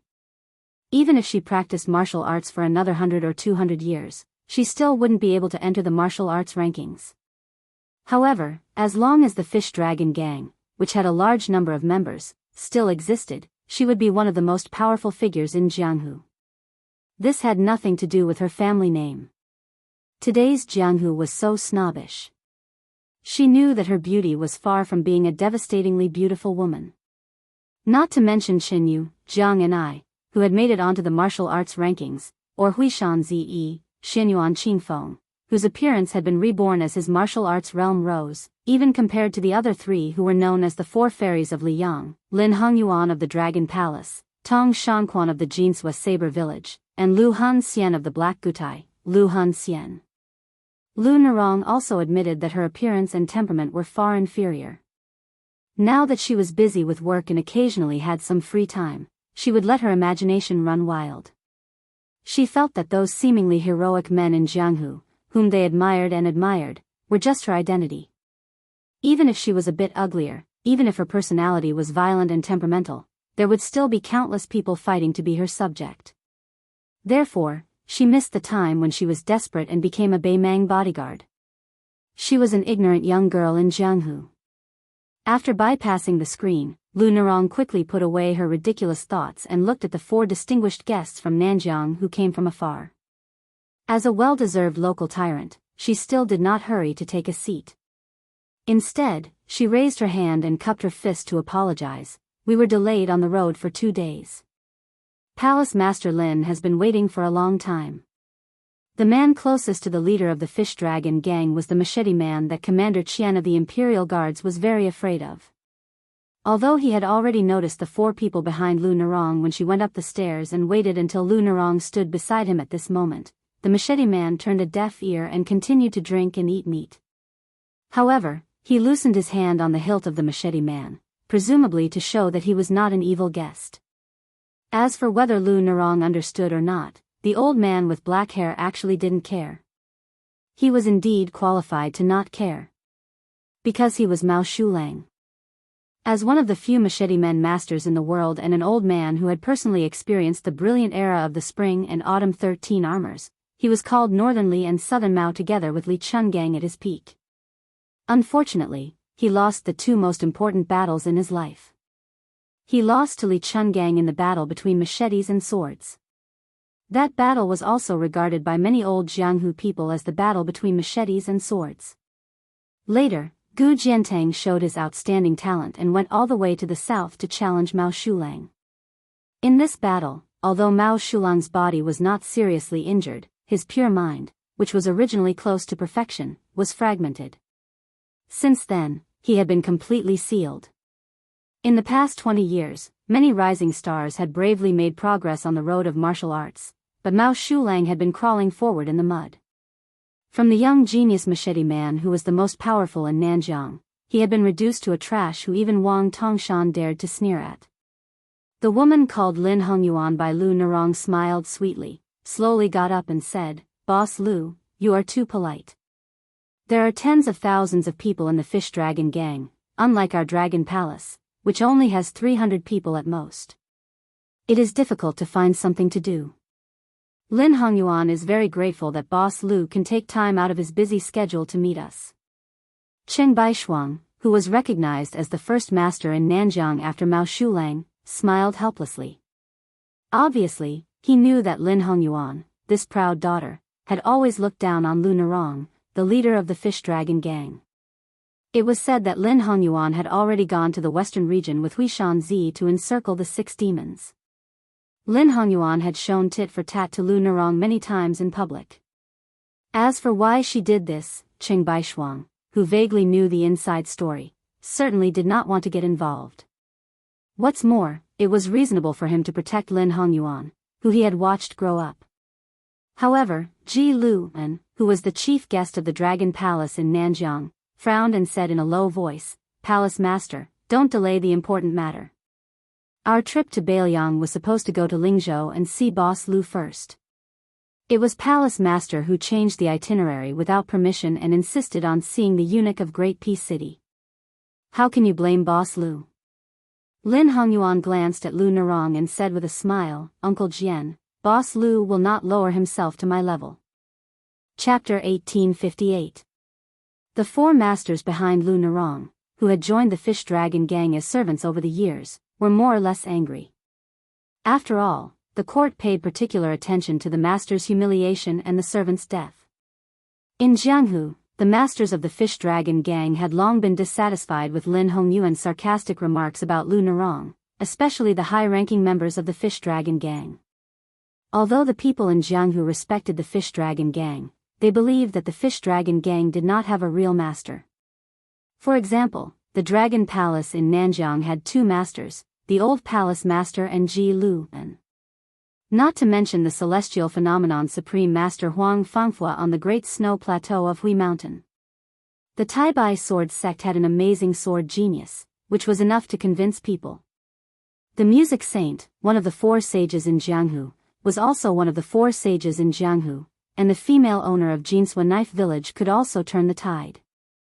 Although Yuyan Villa did not have a top supreme master to deter Jianghu, it had built a good relationship with heroes from all sides because of the reforging of the sword in the Dragon Rock Sword Furnace. The Fish Dragon gang, which lived in a remote corner of Jianghu in the northwest, could not be compared with them. As for the Spring Invitation Cottage in Shishu, as long as they imagined the man in white behind Lu Narong, no one would dare to underestimate them. In the end, the Fish Dragon gang's weakness was the most fatal. When the leaders of the Jianghu in the Central Plains joined hands to hunt down 6 evil demons who dared to steal secret manuals from the Great Snow Plateau, in that soul-stirring tide of righteousness, many people did not know whether to laugh or cry. Among them, Dou Changfeng, who was previously one of the top 10 talents in Jianghu, left a famous saying that spread throughout Jianghu after he had a conflict with the members of the Fish Dragon gang. Therefore, when Lin Hongyuan praised the tens of thousands of members of the Fish Dragon gang in front of Lu Narong, although Lu Narong looked indifferent, a burly foreign official in the prime of his life strode out from behind her. Even though Lu Narong tried to stop him, he still walked to the table, put one hand on the table, and sneered, "I heard that there is a Sword Tao Supreme Master named Ji Lu and in the Dragon Palace. His swordsmanship is outstanding and quite amazing."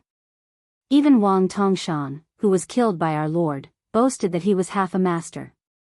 Ji Lu, who had 2 heavy swords hanging from his waist, narrowed his eyes. "I'm Ji Lu, who is half a master." The burly man stared at Ji Lu and said with a fake smile, "So it's you. Since you're a guest, Steel Hand Zhao Shanhong would like to propose a toast to you." He gently pressed the table did not move an inch, but the wine cup in front of Ji Lu, which still had half a cup of green ant in it, shattered with a loud bang. The shards did not scatter in all directions, but fell within an inch of the original position of the wine cup. That half cup of green ant wine was still condensed and did not dissipate.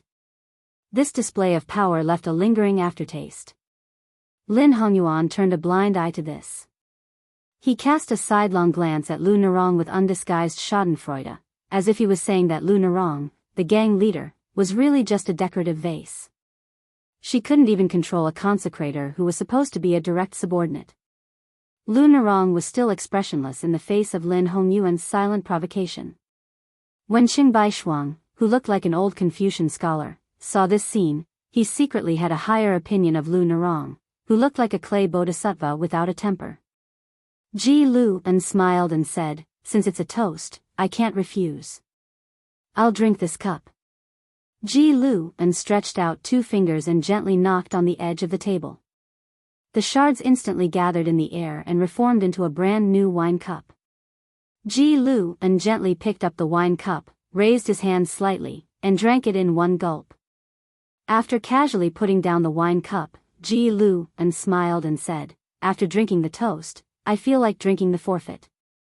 Before joining the Fish Dragon gang and becoming a consecrator, Zhao Shanhong had been the #1 master of the underworld in Jizhou for 10 years.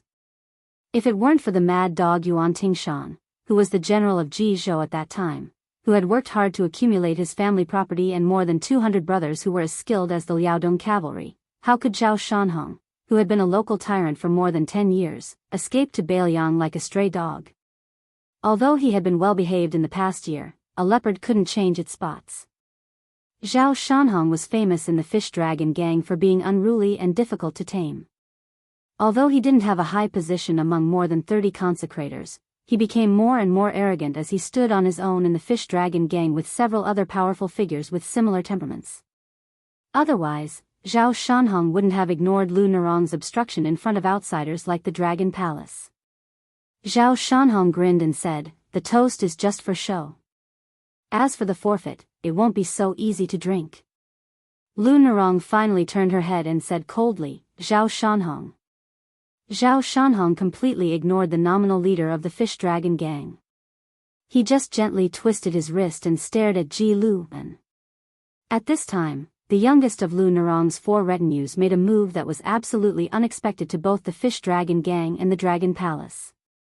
Standing behind Zhao Shanhong, he quickly punched the back of Zhao Shanhong's waist. The huge 1-inch punch almost penetrated Zhao Shanhong's waist in an instant. Although Zhao Shanhong was an extremely vicious person, he was indeed a rare martial arts genius. In his early years, he practiced external martial arts to the point of perfection with an extremely unpopular fist manual. Later, by chance, he obtained half of the lost mental cultivation method of the Longhu Mountain and turned to Taoism to cultivate both internal and external martial arts. Therefore, although Zhao Shanhong was limited by his innate bone structure and his martial arts realm stopped at the second level of the Master of Martial Arts, he could also be regarded as a freak in the second level of the Master of Martial Arts. His combat strength was extremely good. Therefore, when the young consecrator behind him suddenly attacked without warning, Zhao Shanhong instinctively tightened his back. Almost at the same time that the punch hit his back, Zhao Shanhong began to quickly take 3 small steps forward. But even so, he tried his best to dissipate the majestic force. Zhao Shanhong's burly body still shook a few times. He bent down to pull a chair and sat down. He poured himself a glass of wine, or to be precise, half a glass. When he lowered his head to drink, he first spat out the blood into the glass and then swallowed it together with the wine. It had to be said that Zhao Shanhong had always been ruthless to others, and he was not any better to himself. Zhao Shanhong wiped his mouth and turned his head. His eyes were red. He gritted his teeth and said, "In the end, my family is considerate and let me drink a glass of good wine." The young consecrator said calmly, "When we go back, I'll treat you to a few more glasses." "It's enough." Surprise flashed in Lu Nerong's eyes. In her impression, this taciturn young consecrator never formed cliques in the fish dragon gang. He was one of the few loners, so his influence was far less than Zhao Shanhong's, who liked to group up. Now there were many leaders in the fish dragon gang. For example, the 2 old men behind her were her trusted subordinates. However, the so-called trusted subordinates were only relative to the young consecrator or the steel opener Zhao Shanhong, who had been watching coldly before today. Otherwise, the 2 old men would not stand by and watch when Zhao Shanhong was insatiable. However, generally speaking, in some internal affairs, the 2 old men could agree with Lu Nerong, the leader of the gang. Zhao Shanhong had 3 or 4 consecrators on each of the 3 internal mountains, and they often arm-wrestled with Lu Nerong. The remaining 2 groups of people formed their own alliances. There were not many people, but they were quite powerful. One group was privately called the Cold Blade Department, and they had a good relationship with the local general schools in Lingzhou. The other group was ridiculed as the Civil Official Department. Previously, they followed the leader of Lingzhou, Song Yan, blindly. After Song Yan left his post and was promoted to Yuzhou, they were now in a heated relationship with the new provincial governor of Lingzhou, Chang Sui. The Fish Dragon Gang, was really a mix of good and bad people. The name of the gang that Lu Nerong's father gave back then was a prophecy.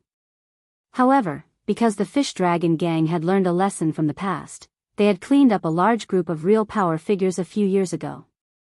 So, Zhao Shanhong and the other ruthless people were more or less afraid and did not dare to fall out with Lu Nerong.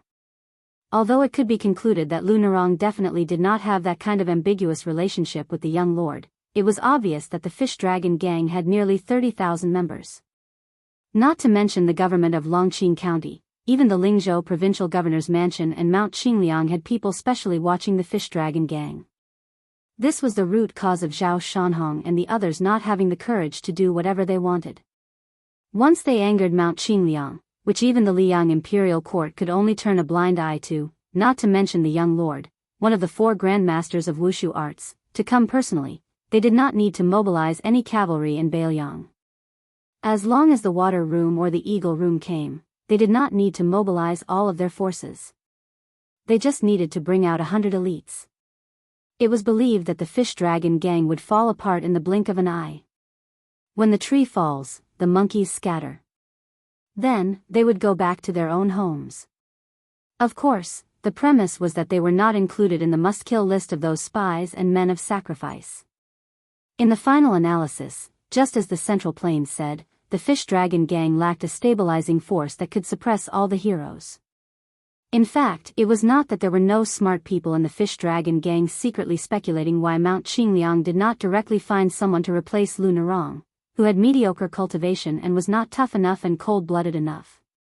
Otherwise, that person only needed to reveal his identity as from Mount Qingliang.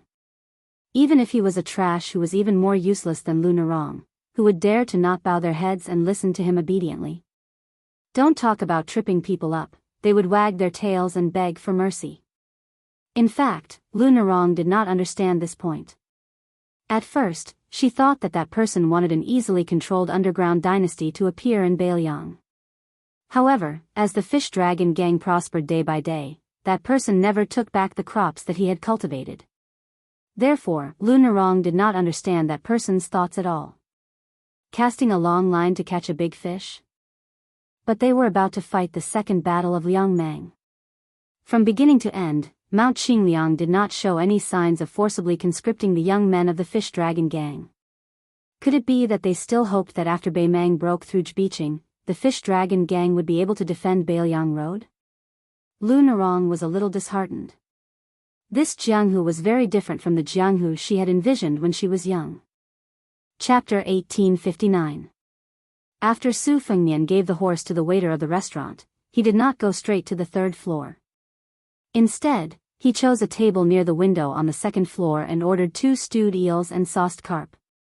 After hearing that the green ant wine was free, he ordered 2 pots of it. It was unexpected for Bei and town to be so lively, but it was still within reason. There would be a Wudang martial arts symposium during autumn and winter this year, which would undoubtedly attract many heroes of the martial arts world. Anyone with a discerning eye would know that the Northern Liang sect wanted to help Mount Wudang suppress Mount Longhu.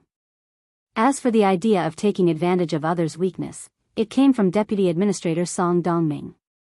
Qin Yao and Yu Xingrui, the only 2 old men left in Wudang, did not have no differences. Qin Yao did not want to be so ostentatious. The endless incense on the mountain had already made this old man very busy.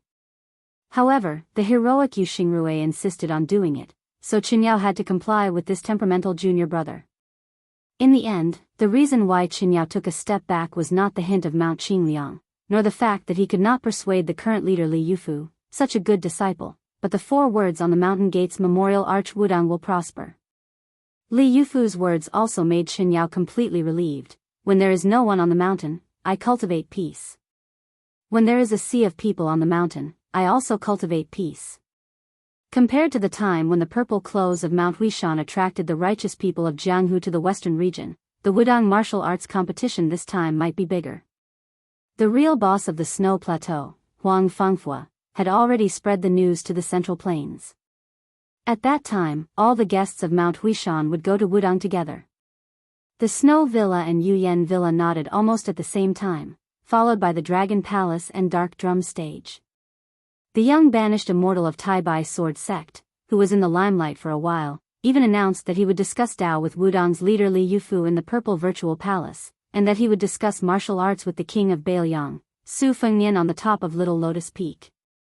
In this way, including the fish dragons in Beiliang, 7 of the top 10 sects in Liyang had already decided to participate in the Wudang Martial Arts Symposium. Dongyue's Sword Pool and Jinsua Dao Zhuang remained silent. Only the Spring Invitation Cottage was left. Since Beiliang's hostility with Western Shu was known to everyone in the imperial court, presumably Xianxia, who had won 2 consecutive Rouge reviews, would not participate in this liveliness that would only benefit others. Xianyuan Qingfeng was one of the 12 champions of auspicious talisman, which originated from the 13 armors of spring and autumn. He alone occupied 3 of the 12 champions, while the other 9 almost all left. Among the 4 sages, including the music sage of Black Drum Station, 3 of them would also come to Mount Wudong. At least half of the top 10 loose immortals and top 10 young masters of Jianghu would definitely appear in this event. The Quick Snow Villa, Yuyan Villa, Taibai Sword School, and Black Drum Station, whose foundations were not stable, indeed needed to show their faces in public. Taibai Sword School, who relied on only one person to carry the burden, needed the most to prove themselves to Liang Jianghu. And the young master, who was known as the 3rd person in the Jianghu in the last 100 years in the Jianghu, had won countless cheers for Taibai Sword School after he issued a shocking and heroic challenge to the young king. It was said that some famous heroines and fairies in Jianghu who admired this banished immortal had already publicly cheered for him. The general wording was the same. It was nothing more than that even if he failed in this martial arts symposium, with his amazing talent in the Jianghu and his rapid progress in cultivation, he would be able to drag the young king down from his throne in 10 years at most. Just as Su Fengnian was about to raise his cup and drink a mouthful of green ant wine, he saw the restaurant waiter bowing and leading the 2 people to come over. Without the waiter's embarrassed face saying anything, Su Fengnian smiled and said, "You want to share a table, right?" "No problem." The 2 people sat down. The old man had an ordinary appearance. He smiled at Su Fengnian and then sat opposite to Su Fengnian. The other woman was wearing a curtain hat and black clothes. 2 scabbards with seriously worn scabbards were hanging on her waist. They were not divided into left and right sides, but they were staggered on the right side of her waist. The blades were longer than ordinary blades. The woman sat on a bench facing the window between the old man and Su Fengnian. She took off her curtain hat and put it on the table, revealing a heroic face. Her beauty could not be considered to be a beauty that could bring disaster to a country, but she was definitely worthy of the word, not ordinary. She could really make onlookers forget her appearance. Her appearance was unforgettable. Her aura was particularly fierce, but she did not give people the feeling that she was overbearing. Su Fengnian smiled and said, "It's true that good people will be rewarded." After hearing this sentence, the young woman did not have the slightest change of expression. She did not even frown. She did not squint at the stranger who seemed to be a lecher. Instead, she turned her head and looked directly at the man. After she looked into the young man's eyes, she smiled slightly and said, "Thank you." She and he both had clear eyes. The old man laughed. Compared to the young woman who should be his granddaughter, he was obviously more talkative. "It's fate that we meet. Young master, from your accent, are you a local of Liangzhou?" Su Fengnian nodded and said, "My ancestral home is Jinzhou, Liaodong. However, my family has settled down in Beiliang for a long time." The old man said happily, "My surname is Tong. I can barely be considered a dabbler in Jianghu. You can call me Brother Tong. If you don't mind, you can also call me Uncle Tong." Su Fengnian smiled and said, "Just call me Brother Tong. Calling me Boss Tong makes me feel like an outsider. There's too much of a difference in seniority. By the way, my surname is Su." The old man nodded vigorously and said, "This is to my liking. I want to eat 2 more bowls of rice later." The old man soon frowned and sighed. "I didn't expect to spend so much in Beiliang. It's only been a few days and I'm almost out of money." Otherwise, this old man would have gone to the 3rd floor to drink and eat meat. Su Fengnian smiled and said, "As long as I can eat my fill." The old man was stunned. He gave a thumbs up and said, "Brother Su, your words are interesting. I can tell at a glance that you're a learned person." Su Fengnian couldn't help laughing. After so many years, there were only a few people who praised him for being learned. Of course, Chu Lushan, Li Gongda, and the other well-known sycophants of the Su family didn't count. When he looked back, the old man's eyes were so sincere. Su Fengnian hurriedly poured a glass of wine for the old man. He glanced at the young woman. She shook her head, so Su Fengnian didn't pour wine for her. The old man said with a bitter face, "Unlike my granddaughter. Asking her to learn needlework is like asking for her life.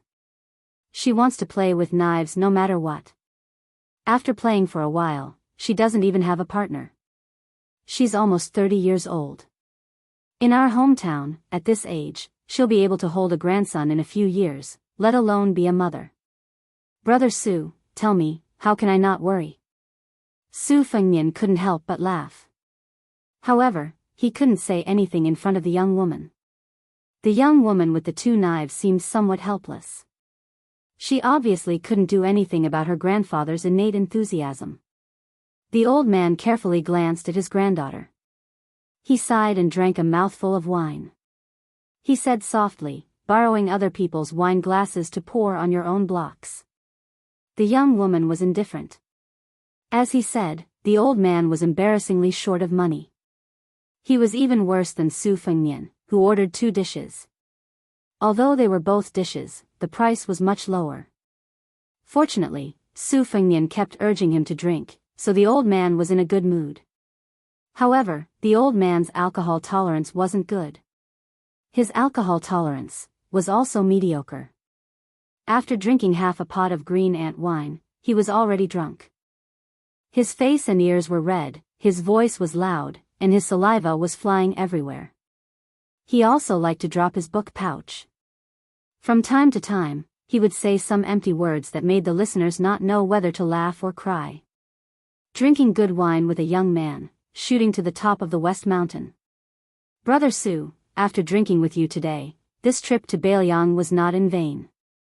Brother Su, although I don't have any ability, I can't study, and I'm not good at martial arts, but I've always believed in retribution. I believe that in saving an ant, I'll be the champion, and in burying a snake, I'll enjoy the glory of being the prime minister. Do you believe me? Rich people have everything, but when they die, they'll bear the word love. No matter who wins or loses in this life, I think the king of hell sitting high in the hall reading the book of life and death will only laugh loudly, right? Brother Su, don't you think so? Su Fengnian finally understood. It was true that this brother Tong had studied for a few days, but his words were often incoherent. Simply put, he was rote memorizing, but it was not to the extent that he was completely ignorant. The old man stepped on the stool with one foot. He was just short of pulling Su Fengnian to a drinking game. Brother Su, don't think that I'm drunk. I'm not drunk. Su Fengnian could only laugh. Of course. Even if I'm drunk, Brother Tong won't be drunk. The young woman just sat upright and still. She leisurely picked up the food with her chopsticks and chewed slowly. The old man suddenly looked out the window and sighed. As the old saying goes, the scholars of the south are the generals of the north. The yellow soil of the northwest buries the emperor. Your Bailiang obviously has the thickest soil in the world, but you can't grow the most abundant crops. Fortunately, you've raised an invincible Bailiang cavalry. You haven't wronged this land. Su Fengnian followed the old man's gaze and looked at the brightly lit street. He remained silent. Chapter 1860. The old man retracted his gaze and suddenly slammed the table. I'm just a Jianghu brute. I don't care about the matters of the battlefield. Brother Su, we're family now. To put it bluntly, please don't take it to heart. Along the way, I've looked down on the fish dragon gang in Bailiang. What do you mean by one of the top 10 gangs? You're just like a nest of snakes and rats. I don't understand. Just like the southern border dragon palace, which was given to Nalan Yusi by the king of Yen, how good is the fish dragon gang in Mount Qingliang? It's nothing more than the second tide listening lake of that young King Su. 20 to 30,000 gang members. What's the difference between them and the 10,000-tailed carp in Mount Qingliang? Of course, the drum platform in Gangnam-do is the same. It's said that it was created by the eldest grandson of the Pillar State, Yu Jiankong. Who knows if the otherworldly Lu Han Xian is the lover of some great eunuch's son? The old man lowered his head and looked at the wine in his cup. He was somewhat sentimental. Even if it's the Dongyue sword pool, a sect with hundreds of years of history, why did Song Nianqing die? Why did Chai Ching Shan appear on the city walls of Great Peace City? Brother Su, you're still young, unlike me who's lived for so long. There are many things that you probably don't understand. When Wang Xianji was overseeing Martial Emperor City, or rather the entire Jianghu, the Jianghu wasn't like this back then. Even Mount Longhu, which had the closest relationship with the imperial court in the early years, was like a king of the mountain. They could look down on dukes and marquises. Not to mention, the two Zen temples had a white-clothed monk who was personally received by the old Emperor Liang. The old man kept muttering, the Jianghu wasn't like this back then. In the end, he drank half a cup of wine. He looked at Su Fengnian blankly and said bitterly, how could Wang Xianji lose to that young King Su? How could he die? Wang Xianji shouldn't have died, and he can't die. With his death, the Jianghu changed. Su Fengnian had suspected that the old man with the surname Tong had recognized him, but that was quickly denied. Words, expressions, and even eyes could be concealed seamlessly. However, as long as a martial artist had not reached the realm of Earth Immortal, Su Fengnian would be able to see everything clearly. On the other hand, Su Fengnian had deliberately concealed his aura. Even a celestial phenomenon expert might not be able to detect his presence. The old man sighed heavily and grinned. After all, I'm an experienced man. I know Brother Su's identity is not simple. Otherwise, I wouldn't have dared to hang a Bailiang saber in public. If I'm not wrong, Brother Su, you're from one of the largest families in Liangzhou, right? Su Fengnian nodded and said with a smile, indeed. The old man chuckled and said, that's not a problem. Let's drink. There's no more wine on the table. Why don't I buy you another bottle? Su Fengnian immediately waved his hand and called for the waiter to order 2 more bottles of green ant wine. The waiter turned around and rolled his eyes, then went to get the wine resentfully. Damn it. You poor old man and young woman. You only ordered a few dishes that cost money, but you're addicted to the green ant wine that doesn't cost money? Unknowingly, this pair of brothers who sat at the same table and called each other brothers had already drunk 5 bottles of green ant wine.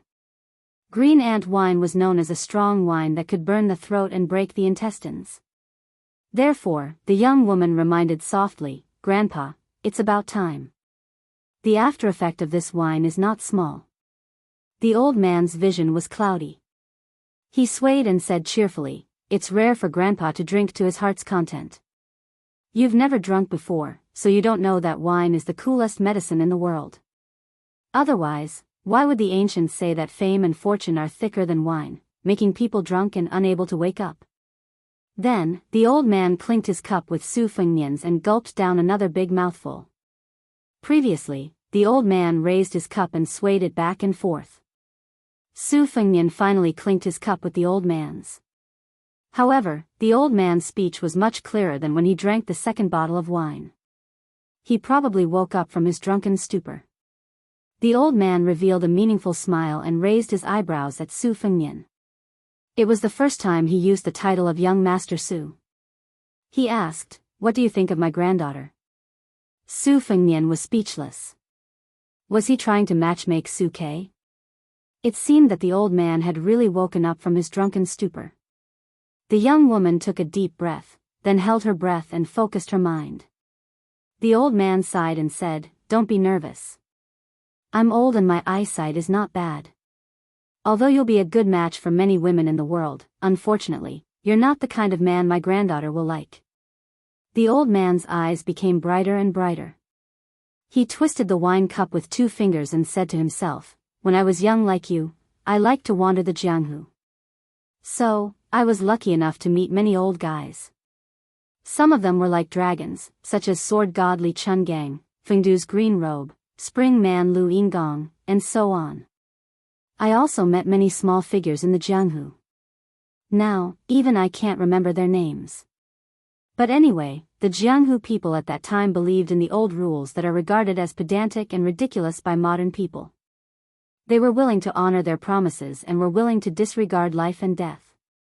So, I don't like the fish dragon gang in Bailiang, nor do I like the current Liang Lake. The current Jianghu is a pool of stagnant water under the steps of the temple. No matter how many immortals there are on earth, it's still boring. After all, the Jianghu people want to wander the Jianghu, not watch and listen to the Jianghu. Speaking of this, the old man looked at his granddaughter with kind eyes. But it's good that she likes it. The old man smiled. If you want to talk about what I dislike the most, it's still the Su family in Bailiang. Su Fengnian's expression was as usual. He lowered his head and took a sip of wine. The old man who spoke without thinking said sadly, 20 years ago, Liang Lake didn't dare to talk about strength of character in front of the Su family's iron horse. They were trampled inch by the Su family's horses. Now, that butcher finally went to see the king of hell, but Liang Lake still doesn't dare to call itself a master in front of the Su family. This Jianghu seems to be regressing. Back then, Butcher Su Shao relied on his invincible iron horse to dominate the Jianghu. But now, Su Zhao's eldest son alone is enough to make the whole Jianghu suffer. Su Fengnian raised his wine cup. Brother, come, let me toast you. The old man who had originally planned to stop drinking hesitated for a moment, but still poured a full cup of green ant wine. He asked with a smile, why? Brother, your surname is Su. Are you related to the Bailiang Palace in Mount Qingliang? Su Fengnian narrowed his eyes and smiled. Because it's free to drink green ant wine in this restaurant. The old man's mouth twitched. What? It doesn't cost money to drink? Su Fengnian nodded. The food is extremely expensive, and it can't be less than a copper coin. Only the green ant wine doesn't cost a copper coin. The young woman held back her laughter. The old man was dumbfounded. He suddenly came back to his senses and shouted, Waiter, bring 2 more pots of green ant wine. Su Fengnian held back his laughter. Brother Tong, I really can't drink anymore. The old man glared at him and said angrily, Brat, don't call me Brother Tong. Call me Uncle Tong. Suddenly, the young woman reached out and pressed the hilt of a saber. She said in a low voice, Upstairs, there's a murderous aura. Su Fengnian's expression became strange. The young woman thought that this young master from Liangzhou had an ordinary aura and didn't take her words seriously. Considering that he had accompanied her grandfather to drink so many pots of green ant wine, she reminded him for the first time. Young Master Su, there are many masters on the 3rd floor. At least 4 or 5 of them have strong and majestic qis. If these masters, who are strong enough to reach the 1st grade, fight, I may not be able to take care of you. Su Fengnian knew the situation upstairs. Cheng Baishuang, the number 1 master in Nanjiang, Mao Shulang, the saber master, and Ji Lu, the chief visiting officer of the Dragon Palace. Wei Miao, the number 1 master in Nanzhao, and Xue Songguan, the blind zither player. There were already 5 of them. Su Fengnian's expression was strange because the young woman's words about murderous aura reminded him of 2 catchphrases he had said countless times. There's murderous aura in my crotch. My crotch is very depressed. Every time 2 fledgling Jianghu wanderers took off their pants and peed together, they would compete to see who had more murderous aura. In the dead of night, when he was tossing and turning, or when he woke up in the morning, he would look down at his crotch and say, Brother, I'm so sorry. I'm such a useless big brother. Bear with it. She still remembered back then when that fellow cooperated with her as a fortune teller to cheat people of their money. There was one time when he threw a stick of bad luck into the pot behind her back. In the end, it was picked by a young lady who was led by an elder to draw lots for marriage. The result could be imagined. But at that time, that young lady's appearance was really shocking. Su Fengnian subconsciously looked out the window. Even he didn't realize that the corners of his mouth were curled up and he was smiling warmly. By the time Su Fengnian came back to his senses, a loud bang was heard from the 3rd floor. Su Fengnian stood up. Uncle Tong, Miss Tong, my friend is on the 3rd floor. I have to go take a look. He had long guessed the woman's identity. She was Tong Shanquan, the head of Jinsua Saber Manor in Nanzhao. She was a genuine female saber master. Her martial arts path was exactly the same as Linya, the fist master of Martial Emperor City. Then she had 2 blades on her right waist. They were the 6th and 9th most important weapons in the world. Martial virtue and heavenly treasure. The old man's expression was serious. Since that's the case, let my granddaughter accompany you. Su Fengnian shook his head and smiled. I appreciate Uncle Tong's kindness. Don't worry, I know what's important. The old man was about to speak when he suddenly felt his granddaughter tug at his sleeve. He looked down and she shook her head. Although the old man didn't know what was going on, he still said worriedly, you must be careful. If something's wrong, call out. Strangers meeting by chance could take life and death lightly. Perhaps this was the Jianghu of the old man's generation. Su Fengnian had just taken 2 steps when he suddenly turned around and gave a fist salute. He smiled and said, the last cup of wine is for my father to toast Mr. Tong. If he can hear it with his own ears, not to mention 5 bottles of green ant wine, even 10 or 20 bottles, he will drink with Mr. Tong to his heart's content. After Su Fengnian left, the old man was confused and asked in confusion, little girl, what did Grandpa say just now? She said in all seriousness, I forgot. The old man, who was still a little dizzy, shook his head and decided not to think about it. He smiled and said, little girl, Grandpa has figured it out. She was a little curious. The old man said seriously, this young man is not simple. The woman, who was known as the twin prides of Jianghu with the young banished immortal of Taibai sword sect, took a deep breath and pursed her lips tightly without saying a word. Just as she was feeling disappointed, the old man said something shocking. He is the king of Bailiang, Su Fengnian. She was horrified. The old man lowered his head and took a sip, chuckling. Silly girl, you believe this? Chapter 1861. The death of the envoy of the royal family in the territory of the vassal prince was both a conspiracy and an overt one. The 3 eunuchs of the Directorate of Credentials were well aware of this. However, the decisiveness of the assassin was beyond their imagination. The final location of the assassination was Bei, and town, which was very close to Liangzhou city. This choice was too rash. However, it was precisely this almost unreasonable stupidity that brought the assassin a glimmer of hope. As Commander Qian of the palace guards expected, the assassin who attacked first was the man and woman at the table opposite the head eunuch Lu. 20 steps, 2 screens. When a figure used a sharp weapon to break the first screen in an instant, Commander Qian, who had been prepared, had already stood up and pulled out the golden knife that symbolized his identity from his waist. When the assassin cut the second screen in a straight line, Commander Qian did not blindly retreat and take a passive defensive position. Instead, he did not advance and instead retreated, quickly chopping at the assassin with his knife. His moves were simple, but his momentum was majestic. When he swung his knife, he was worthy of the nickname of Zamadeo in the capital. Commander Qian's knife technique abandoned all forms and was not sloppy at all. It did not rely on the finesse of his moves. It already contained a sense of returning to simplicity. The world's knives and swords were similar, but there was also a competition of techniques. For example, Li Chungang, who was known to be on par with ancestor Lu in swordsmanship, and Dong Tai, who was at the peak of killing.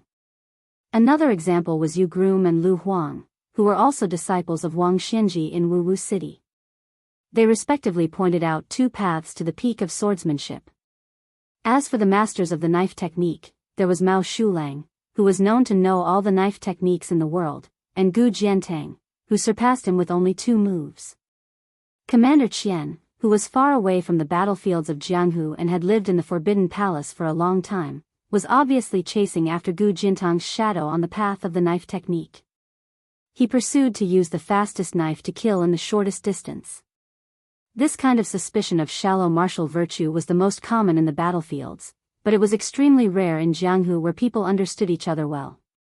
Today, the spear saint of Snow Hut, Li Hozhao, who was one of the 4 sages of Liang Lake, was famous for not conceding in martial arts competition, not showing mercy when using his spear, and not letting people live after gaining the upper hand.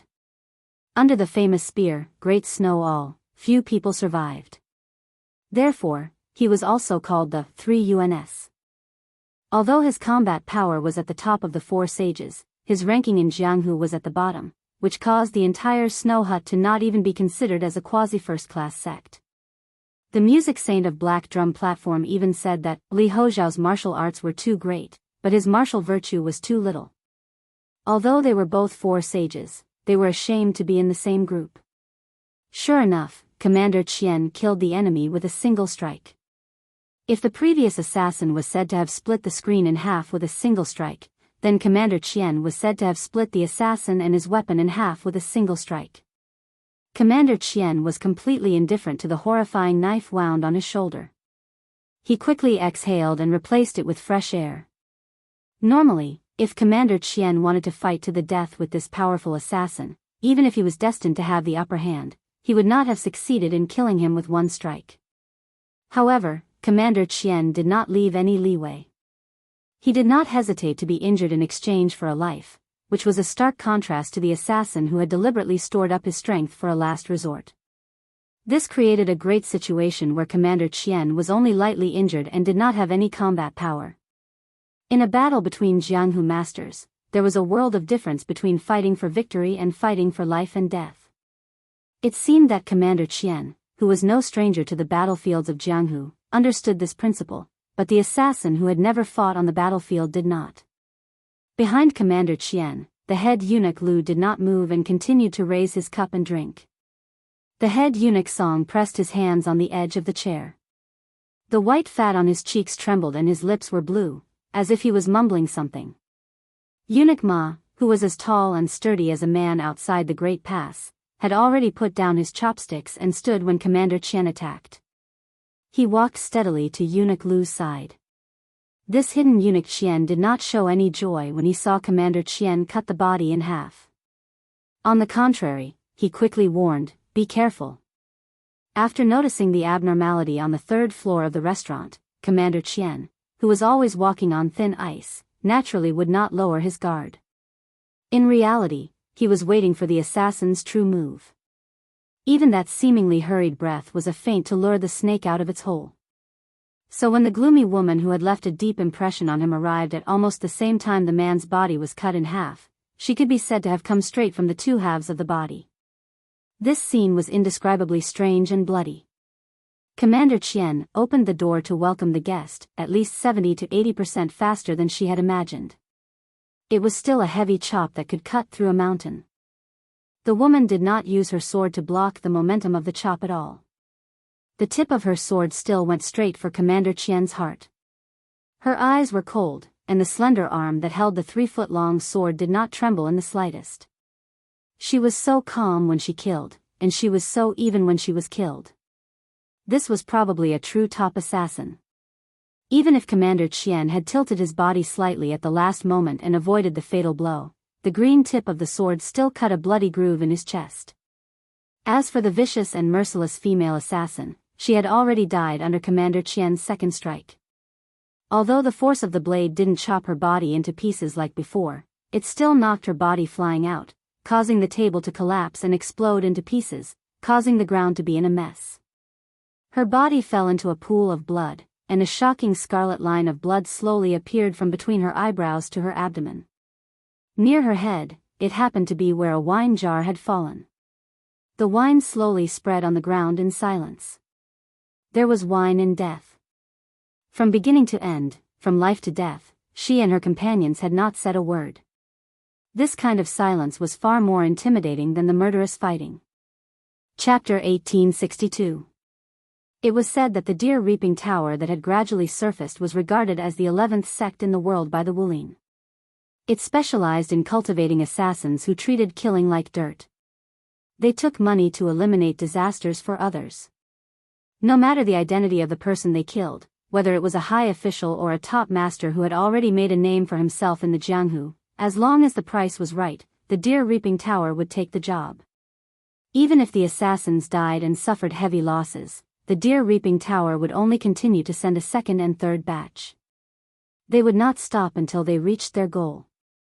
After killing someone, they would cut off the head to show the reputation of the deer reaping tower to their employer. It was widely rumored in the Jianghu that when Su Fengnian was still His Royal Highness, the assassins who killed Wang Mingyin for him outside Xiangfan's city and the men of sacrifice who later killed the Celestial Realm Grandmaster Lu Haoshi all came from the most mysterious ninth tower of the Deer Reaping Tower. However, as for the truth, after Su Fengnian ascended to the top of the Jianghu, it became an unsolved case. The Deer Reaping Tower shrouded in fog would not give an answer, and no one dared to ask in front of the young king. After killing the two assassins that were very likely to have come from the Deer Reaping Tower, Commander Qian's face was pale. He quickly raised his trembling left hand and tapped a few major acupuncture points in front of his chest, causing the qi and blood that had been flowing normally in his meridians to immediately take a different path.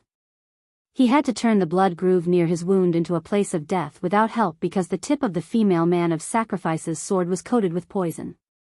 Once it seeped into his bone marrow, even an immortal on earth would not be able to save him. However, in this way, his life was not in danger for the time being. Commander Qian also lost the ability to continue fighting. He was afraid that the assassins still had people lurking in the shadows, so he quickly turned his head and said in a low voice, "3 eunuchs, we have to leave this place." In reality, from the first assassin splitting open the screen to Commander Qian speaking, it had only been a few blinks of an eye. At this moment, an angry roar came from outside the screen to Eunuch Lu's right. An ancient voice sounded above the heads of the 3 eunuchs of the Directorate of Credentials and Commander Qian. There was endless joy in the voice. "Castrated dogs of Great Peace City. You came to Bailiang's territory to show off, and now you want to leave?" Eunuch Song, whose bloated body was squeezed into the yellow rosewood chair, was pushed back along with the chair. It was clear that this great eunuch of the Directorate of Credentials was terrified. Eunuch Ma, who looked extremely heroic without his red python robe, had somehow circled to Eunuch Lu's right side. He raised his head and looked at the man and sword flying down. The burly eunuch had one hand behind his back and the other clenched into a fist on his abdomen. He sneered softly, "I'm waiting for you traitors." Eunuch Lu, who was sitting as steadily as Mount Tai, glanced at the old man with a head full of frost and snow. He sighed softly and drank the cup of green ant wine in his hand. The remaining people at the table behind the screen on the right all followed the white-haired swordsman, who was the most senior of them all, and flew towards the 3 eunuchs from the capital. For a moment, the screen seemed to be filled with butterflies and bees. It was a beautiful sight. In this group, other than a few who had taken down their weapons and placed them on the table, the others didn't get up to retrieve their weapons from the wooden racks. This was also why Commander Qian didn't immediately inform the 3 eunuchs. In Commander Qian's eyes, these 9 people had been chatting merrily about Xianyuanzi on the great snow plains and comprehending immortality through observing snow for one night. Of the 4 young grandmasters, banished immortal of the Taibai sword sect was the most likely to become the leader in the future. They were just ordinary people who wandered the Jianghu, and they racked their brains to gather together wherever they could accumulate prestige for their faction. They tried to curry favor with famous Jianghu figures, exchanged pointers with fellow Jianghu cultivators, and became sworn brothers with those who shared similar ideals. Commander Qian, who had once relied on an iron blade to conquer the world, had seen too many of these Jianghu figures more than 10 years ago. Compared to the 2 true men of sacrifice, this kind of trash couldn't be measured. However, Commander Qian felt a strong sense of unease in his heart for no reason. He subconsciously tightened his grip on the blade in his hand and turned his head to look at those Jianghu experts who, logically speaking, should have reached a higher level of Jianghu, but definitely couldn't be counted as assassins. The old swordsman, who had pounced down with the momentum of a lion hunting a rabbit, suddenly saw a blur in front of his eyes. Then, this old man, who had always been extremely confident in his swordsmanship, felt as if a sledgehammer had struck a bell in his chest. He came quickly and left even faster. Before he landed on the ground, he was already a corpse with blood flowing out of his 7 orifices. The old man's corpse that flew out collided with a young woman in white fluttering behind him. After flipping over the screen, they both fell onto the table together. Then, the table full of dishes and bowls slid to the ground. It was unknown whether the woman was dead or alive. Commander Qian suddenly shouted sternly, "Be careful below the screen." As it turned out, there were 9 people at the table, but only 8 assassins had leaped over the screen. The missing person was destined to be the trump card at the bottom of the box. First, they threw out bait as a smokescreen at the cost of 2 lives. Then, they pretended to be weak, and finally, they coincided with each other. This kind of calculated assassination was meticulous and sinister. One after another, it was impossible to guard against. Commander Qian had already seen through the killing intent after realizing that something was wrong. That eunuch Ma's reaction was not slow either. However, that 9th person who seemed to leisurely walk out from behind the screen could be said to come and go like a ghost. His move was earth-shattering. With just a tap of his foot, his body rushed forward as fast as rolling thunder. His 2 hands moved forward, and 2 short swords were hidden in his sleeves. Because his body rushed forward so quickly, the sword chi of the short swords, which were less than 5 inches long, seemed to leave behind 2 slender but resplendent white rainbows in the air. Fortunately, eunuch Ma heard Commander Qian's warning and took a step back. The 2 hidden swords did not pierce his chest on the spot. Even so, his chest was still pierced with 2 bloody holes. Eunuch Ma, who was so angry that he laughed, opened his eyes wide.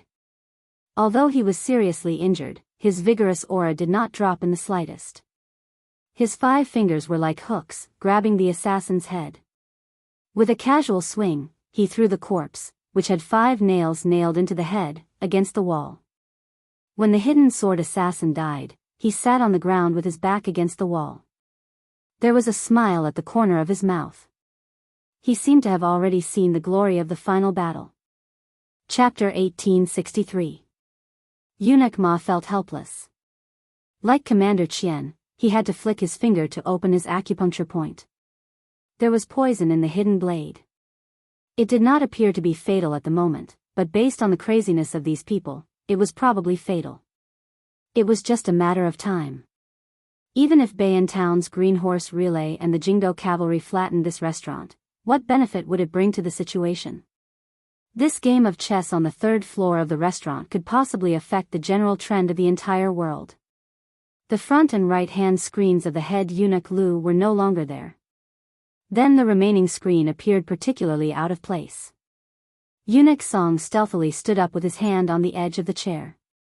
This seemed very reasonable.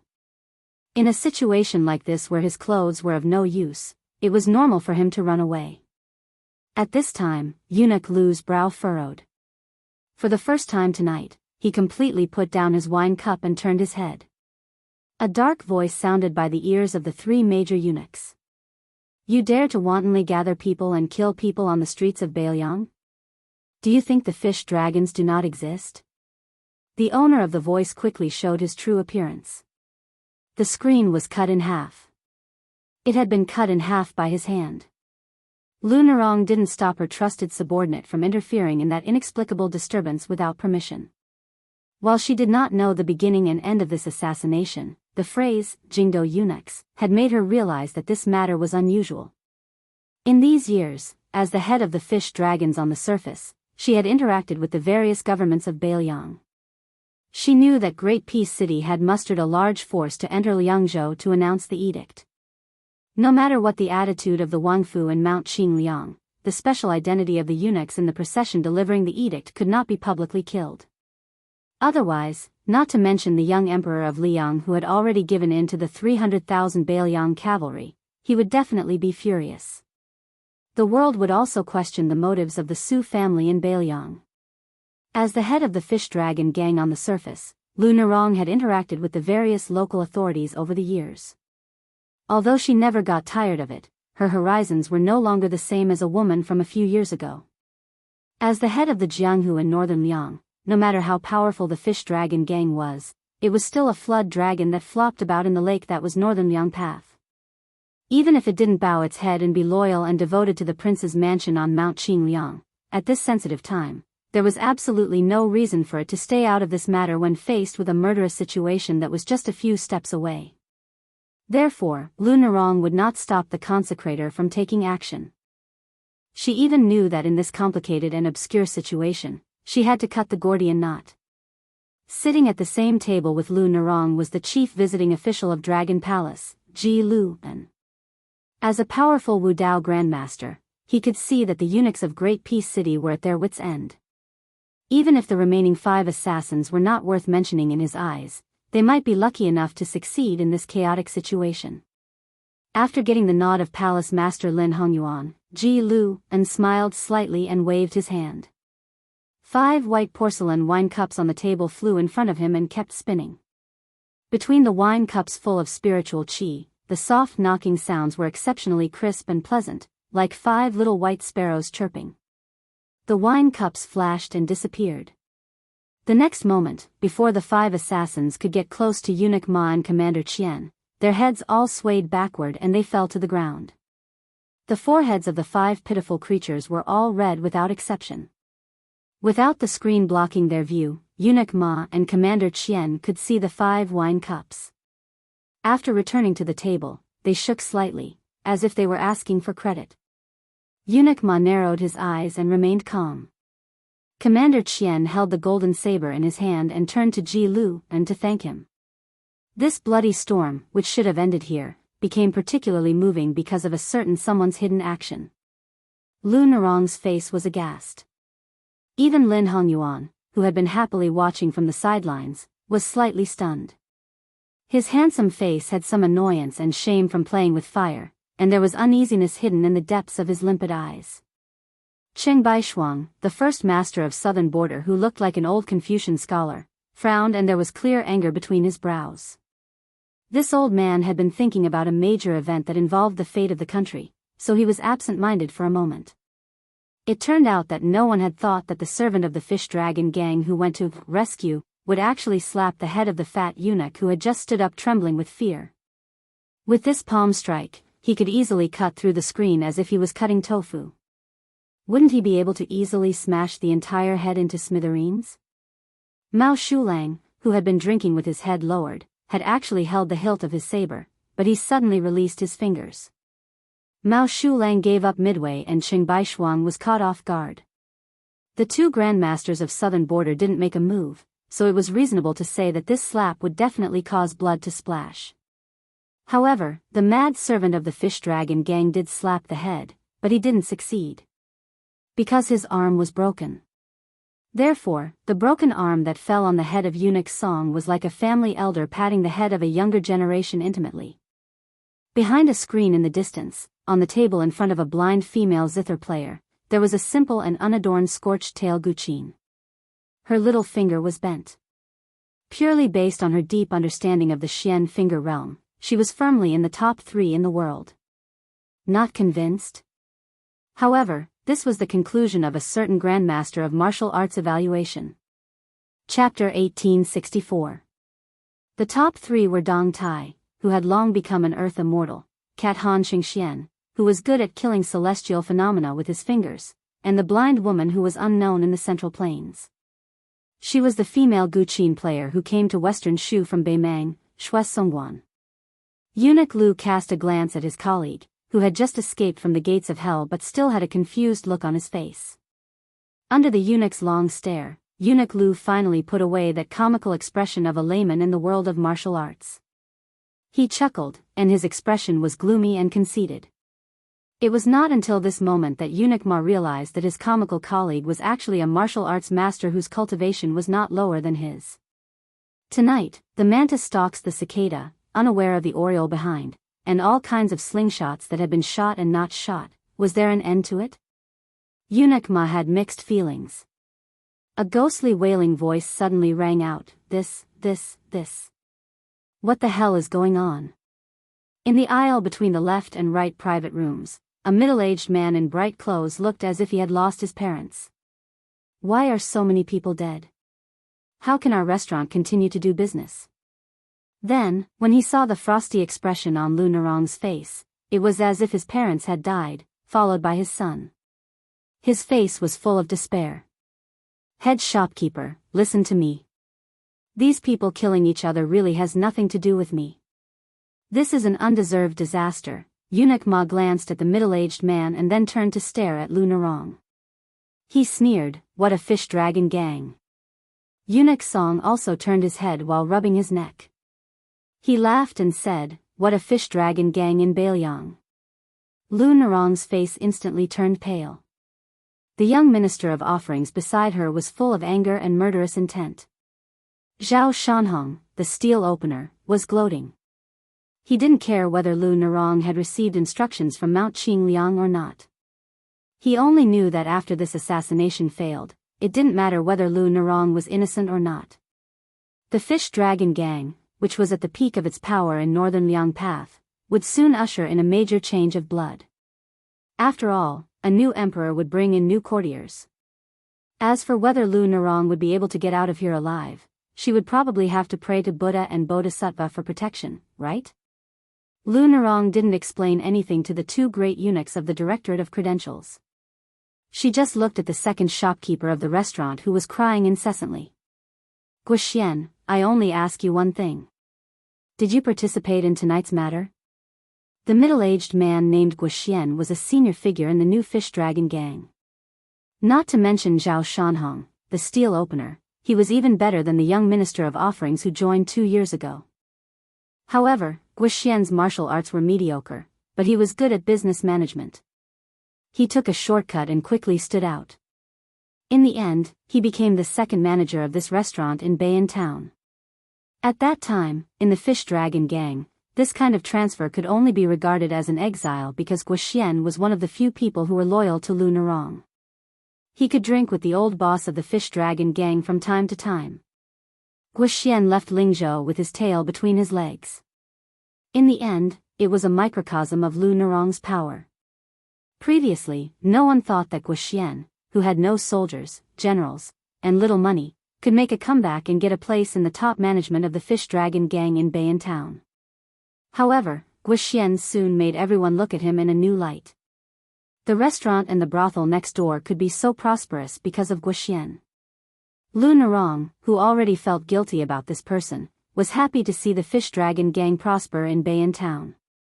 She even intended to promote him to a deacon with real power in the Fish Dragon Gang next year. It was not a high position, but it was powerful enough to control half of the Fish Dragon Gang's business. Guxian said with a sobbing tone, "Sect leader Lu, I'm just a weak commoner. Why would I kill someone when I can make a lot of money every day?" The shrewd eunuch Song smiled innocently. "Head shopkeeper, second shopkeeper, are you trying to play the role of the good cop? Isn't it a little too late?"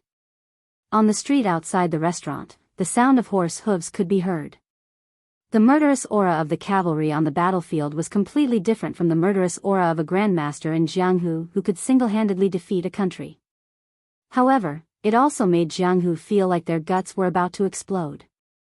At this moment, a warm and mellow voice with an obvious smile sounded throughout the entire third floor. It was filled with inappropriate teasing. "Eunuch Song, you can't say that. Otherwise, I'll charge you for tonight's green ant wine." The voice was actually right beside Guxian's ears, but he had no idea why there was someone beside him. He was already full of anger. Now that he was being pushed into the fire pit by this guy with bad intentions, he could not put on a good face. He turned his head and said angrily, "Charge your mother's money. I have the final say on whether the green ant wine will charge or not." Then he saw a handsome young face. Then he saw that this person had his hands hidden in his sleeves and a Bailiang blade hanging from his waist. In the current northern Liangdao, there was no longer any young general who dared to carry a cold saber in private. Not a single one. A hero with such courage was either still in prison or had already been in prison. In Bailiang, apart from the border army and the internal garrison, there were only two kinds of people who were allowed to openly wear cold blades by Mount Qingliang. One was the generals who had made outstanding military contributions but had already retired from the army. The other was the veteran soldiers who were born in the old barracks. These two kinds of people were mostly old people. Otherwise, they were high-ranking officials who were in the prime of their lives and had already transferred to the officialdom. The young man looked at Guxian with a smile and then looked around. Finally, he smiled and said, "In Bailiang, I have the final say." Chapter 1865. The ordinary guests who came to the restaurant to spend money were all scared witless. For example, the official who squatted under a table and cried bitterly. As a county official, he originally came to Bay and town under the guise of observing the people's situation. He wanted to drink some harmless wine and prepare to go to the bed in the neighboring brothel after sacrificing his internal organs. He wanted to tame 1 or 2 rouge horses at the age of 50. How strong was he to throw away his pen and join the army? After knowing that someone had died, he also knew that it was not good to stay here for long. However, his legs were too weak to walk. Secondly, he was afraid that the group of evil people who killed without blinking would find him an eyesore and directly kill the innocent. At this wine table, the only one who was still sitting in the chair and continuing to drink was the foreign scholar who had almost no place in the yamen this year. As a weak scholar, he even slowly moved the screen away just to broaden his field of vision and take a glance at the bloody battlefield where the Jianghu immortals were fighting. What did it mean to be calm in every big event? That was probably it. However, his absurd action, which showed that he was a famous scholar, undoubtedly caused his colleagues and Bay and town to share a common enemy. Not all of the guests were willing to resign themselves to death. There were a few tables of Jianghu people who were trying to sneak down the stairs after the young master with the saber appeared. However, on the railing of the stairs, there was a beautiful woman in a crimson robe. She was like a bodhisattva standing in a Buddhist shrine. She was not angry, but she was majestic. There was no need for her to say anything. All the Jianghu people tactfully returned to their original positions. There was a smart guy who quietly opened the window and tried to jump down. In the end, he was scared out of his wits. He saw a head hanging upside down outside the window. After staring at each other, he did not say anything. He slowly closed the window. He was probably afraid that there would be a gap. He did not forget to pull the window in with all his strength. Only then did he sit back on the chair and silently said, "There are gods 3 feet above my head. If you have grievances, take revenge. Even if you are a ghost, don't look at me, Wang Jian, who is a man in his 30s. I am still a virgin. Yang energy is the strongest. If you find me, be careful that both of us will be hurt." At this moment, the atmosphere was extremely subtle. Over at the blind female Guqin player Shui Songguan's side, the screen had already been knocked down by a young Miao woman in gorgeous clothes. She sat cross-legged on the chair and was in high spirits. She stared at the side profile of the young master with the saber, licked her lips and said, "So handsome." As her husband, Wei Miao, the #1 martial artist in Nanzhao, smiled and nodded. This unremarkable man had never cared about his wife's deviance. There were countless good things in the world, and it was best if his wife was happy. Su Su, whose real identity was the crown prince of the fallen Western Shu kingdom, had mixed feelings after seeing that guy again. Jealousy surged in his heart. Just based on this point, he could be considered as a fellow sufferer with the sword tomb's sword crown, Wu Luding. At Lu Nerong's table, other than Mao Shulang, Qing Baishuang and Ji Lu, and had already left their chairs. Lin Hongyuan, who was now the master of Southern Border's Dragon Palace, even jumped up. Farther away, the young hero of Bailing County, who had seen the immortals of the land and the fairies of Jianghu in one day, seemed to be about to cry. He felt that today, he had already walked through Jianghu for the rest of his life. Even if he retired from Jianghu tomorrow, he would have no regrets. It seemed that the only person left who was still in the dark was the restaurant's second shopkeeper Guoxian. He was about to angrily glare at the young man who yawned like a toad, but he immediately shut his mouth. Because he found that the fat man called Eunuch Song looked as if he had been struck by lightning. His chubby cheeks trembled violently, but he couldn't say a word. A middle-aged assassin who was smashed to the ground by Ji Lu, An's wine cup gritted his teeth and said, "Su Fengnian." Almost at the same time, Eunuch Lu, the head of the ceremony directorate who hadn't stood up after sitting down tonight, finally slowly stood up. He bowed slightly, modest but not obsequious. His voice was steady as he said, "I greet the king of Bailiang. Earlier at the Dragon Horse River crossing, I was lacking in manners. I hope the king will be magnanimous enough to forgive me." The eunuchs of Graydon City, regardless of their rank, had no reason to kneel and greet a king of a different surname, not even a king of the imperial family. Once they held an imperial edict, even the relatives of the imperial family had to kneel and receive it. However, facing this king of the northwest, Eunuch Lu, the head of the Directorate of Ribbon Insignia, didn't dare to have such extravagant hopes. Even Song Tonglu, the head of the Ceremony Directorate, didn't have such thoughts. In the past, it was because of the 300,000 cavalry of Bailiang behind him. Now, there was another reason related to him, and that was the battle between the Celestials and the Imperial Astronomer. The portraits of the ancestors of the Dragon Tiger Mountain, which had been worshipped by the Zhao family of Liang for generations, were not many left now. Guoxian, who was slow to realize, was about to make up for his mistake when he heard the young king laughing softly. "Second shopkeeper, that's enough, stop acting." Guoxian froze on the spot. Su Fengnian looked at the three eunuchs and Commander Qian of the Imperial Guards, who looked as if he was facing a great enemy. After retracting his gaze, he looked at the second shopkeeper of the restaurant in front of him again. There is no need to use martial arts to kill people. Whether it's the group of weaklings lying on the ground, the 4 assassins of the Deer Reaping Tower, or even the servant hiding in the Fish Dragon gang, none of them are the real killing moves. In the end, it still depends on you, the backbone, and the poison you put in their food and drink, right? The Meow woman in the distance clapped her hands and cheered. "You have a handsome appearance, and a good eye." Guoxian's face was uncertain, but in the end, he felt relieved. He quietly straightened his back, turned around and looked at the young king, and laughed. "You are indeed one of the 4 grandmasters of martial arts. You are worthy of the king of Bailiang. You are worthy of the son of the butcher Su Shao. 3 worthy, in a row."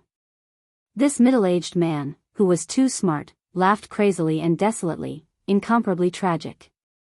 Su Fengnian looked around again, the assassins of the Deer Reaping Tower who had died, the remnants of the spring and autumn period who had died, the eunuchs of the ribbon ceiling supervisor who were standing, and Lin Hongyuan's table further away. He said to himself, "It's all technical work." Guoxian sneered, but he was not afraid. Su Fengnian curled his lips. "The poison you bought with a lot of money or carefully made is very slow to take effect. When they are terminally ill, they should have died before they arrived at Mount Qingliang." It was a method used by the imperial court of the spring and autumn period to deal with the grandmasters of Jianghu. It is said that it can easily destroy the invincible body of Vajra. Guoxian's eyes were filled with bone-deep hatred and pleasure, and he laughed evilly. "What, do you think you can pry the formula of the antidote out of my mouth?" Su Fengnian wanted to say something, but stopped. In the end, he just shook his head and said indifferently, "I don't expect it. There are some things that don't make sense." Chapter 1866. A trace of blood suddenly oozed out from the corner of Guoxian's mouth. It was dark and horrifying. Before he fell to the ground and died, this remnant of the spring and autumn period who painstakingly created this assassination murmured, "I, Wuxia Xianxia, have lived half of my life. It's a worthy death." The middle-aged man on the ground who shouted the name of Su Fengnian raised his arm high and was about to smash his head to commit suicide. However, a young woman who fell not far from him, who was supposed to enjoy the adoration of countless young men in Jianghu, looked up at the young king. She broke down and looked pitiful with tears and snot all over her face. She cried, "King of Bailiang, don't kill me. I don't want to die. I really don't want to die. I've sacrificed too much for revenge. I don't owe my family anything." The woman's mournful cry echoed in the restaurant. Perhaps no one realized that this was the only cry in tonight's battle where everyone was fighting for their lives. Some of the remnant of the 8 kingdoms of spring and autumn who regarded Su Shao as the culprit of the fall of the Central Plains chose to die for their country in the face of the tragic situation where the mountains and rivers were destroyed. Therefore, in the capital of Western Shu, there were many people who chose to escape. These people formed Hongjia who ran to the north, and some people who chose to hide. Therefore, in the various Jianghu sects where the dynasties were destroyed, there were many unfamiliar worshippers and young disciples, many rich and powerful families with deep courtyards, many babies in swaddling clothes, and many men and women who seemed to be hurriedly married because of love at first sight. In many temples, academies, and even brothels, there were many more scholarly old men in the former, and many more beautiful women who were clearly graceful like the daughters of noble families in the latter. In the War of Spring and Autumn, Su Shao, the great general of Liang, killed so many people that the Central Plains was filled with the smoke of war. He killed so many powerful clans of Spring and Autumn who had sat and watched the founding and fall of the previous dynasties become a thing of the past. After that, Su Shao led the Iron Horse in Jianghu from the south to the north and almost killed everyone in Jianghu. However, he still couldn't kill all the people in the sects and clans who hated their country. If you can't get rid of the roots of the weeds, they'll grow again when the spring breeze blows. Therefore, whenever Bailiang and His Royal Highness went out, people would die. The remnants of the spring and autumn period would die, and so would the Whispering Room. In those years, the number of assassins who had launched sneak attacks on Mount Qingliang was even more numerous than the number of carps crossing the river. In the end, even the maidservants who lived with Wutongan day and night would also die. Moreover, the two maidservants whom His Royal Highness had personally helped to give nicknames to, died with a little shame but no regrets. Su Fengnian could still clearly remember the first assassination that startled Wutongan. It was the middle of a snowy winter night. He ran out of the house without boots and stood on the steps, looking at the heavily guarded small courtyard. Everywhere he looked, there were dead bodies. The snow was soaked with blood and then covered with snow. In the end, it was a vast expanse of white. At that time, the man whose legs weren't so lame and whose back wasn't so hunched also didn't wear boots. He walked up the steps and stood shoulder to shoulder with the youth.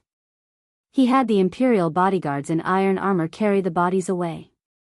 He laughed and said, "In this life, Father has too many enemies. I can't count them all, and I'm too lazy to count them. Son, are you afraid?" The youth didn't know if he was cold or scared, but his teeth chattered. However, he still stubbornly said, "What's there to be afraid of?" At that time, the man whose hair wasn't completely white took off the old mink coat he was wearing and put it on the youth. He laughed loudly and said, "You're a descendant of our old Su family." The youth rolled his eyes. He grabbed the warm mink coat with both hands and quickly ran back to the house. The man who hadn't been called father by his son since the death of his wife turned around and walked down the steps. He strode out of the courtyard. However, as soon as he stepped out of the courtyard, he lost his heroic spirit. He was so cold that he almost jumped. When he caught a glimpse of his adopted son, Yuan Zhuozong, he kicked him without saying anything. The latter was at a loss. The man stared at him and lowered his voice. 2 words came out from his teeth, "Take off your boots." Unfortunately, the funny scene couldn't be seen by the youth. At this time, on the 3rd floor, an angry shout interrupted the woman's crying. "Shut up." The woman was suddenly stunned. Then, her heart-wrenching cry turned into a low sob. The middle-aged assassin said sternly to the young woman, "I'm from the Chongshan Song family. We've been loyal for generations. We'll never shame our ancestors." After saying this, the middle-aged man's eyes flashed a complicated look. Finally, he suddenly raised his arm and slapped the woman's forehead. 20 years of living in humiliation, only to die for innocence. This was the only wish of the Song family's man. As for what the younger generation of the family thought, he didn't care. Although the woman could summon up the courage to beg for mercy from the king of Bailiang, she had exhausted all her energy. At this time, she didn't have any courage to resist the anger of the elders of the family. Su Fengnian, who had been gentle, suddenly became furious. The next moment, he appeared in front of the man on the ground and stepped on the head of the man who tried to put justice before family. The assassin, who was killed in an instant, slid several feet away. Su Fengnian took a deep breath and quickly stabilized the qi in his body. Ordinary martial artists did not feel much pressure from the sudden burst of aura. Even Lin Hongyuan only felt a little suffocated. However, Wei Miao, Mao Shulang, Qing Baishuang, Ji Lu, and Xue Songguan, these 5 martial arts grandmasters, almost simultaneously raised their auras to the peak. The blind female zither player even pressed her hands heavily on the zither strings. Mao Shulang, who had stood up, almost pulled out his saber from its sheath. Su Fengnian looked at the young guardian beside Lu Nerong and nodded. The latter silently stepped forward and made a cryptic gesture. As the young guardian made this gesture, 3 men and women of completely different identities quickly walked out from the 3rd floor. One was a bartender from a neighboring brothel, one was an old waiter with a cotton towel on his shoulder and a wine jug in his hand, and the last was a local of Bailiang who had originally been accompanying a group of new heroes to watch the show. The 4 began to clean up the battlefield together, carrying all the survivors of the spring and autumn period who were still alive down the stairs. No one was interested in whether to drag them out and kill them, or torture them until they were better off dead. If no one recognized the identities of these 4 people by now, then they really had been kicked in the head by a donkey. They were either spies raised by the water whisking room, or men of sacrifice raised by the eagle raising room, or both. The restaurant belonged to the fish dragons, but Lu Nerong had always been an outsider. Su Fengnian turned his head to look at the 3 eunuchs of the Ribbon Insignia Directorate and said expressionlessly, "Don't worry about the poisoning. Also, when you reach Mount Qingliang, put down the imperial edict and you can return to Great Peace City." Eunuch Lu didn't speak and led the way to the stairs. But when he passed by the young king, he intentionally or unintentionally slowed down, his eyes full of questions. When the head eunuch of the Ribbon Insignia Directorate brushed past him, Su Fengnian whispered as if he was speaking in riddles, "Tell him, she's fine." Eunuch Lu looked straight ahead, but bent his waist slightly and then sped up. Chapter 1867. After the group of powerful but slightly embarrassed eunuchs left, Su Fengnian walked to Lu Nerong's table. Before he sat down, he waved at Su Su and the others and said with a smile, "Shortcake, Miss Shui, and Uncle Qi, come and sit here. The more people, the merrier." Su Fengnian was the first to sit down. Lin Hongyuan, Mao Shulang, Qing Baishuang, Ji Lu and Lu Nerong, Zhao Shanhong, and another old consecrator from Fish Dragon Gang.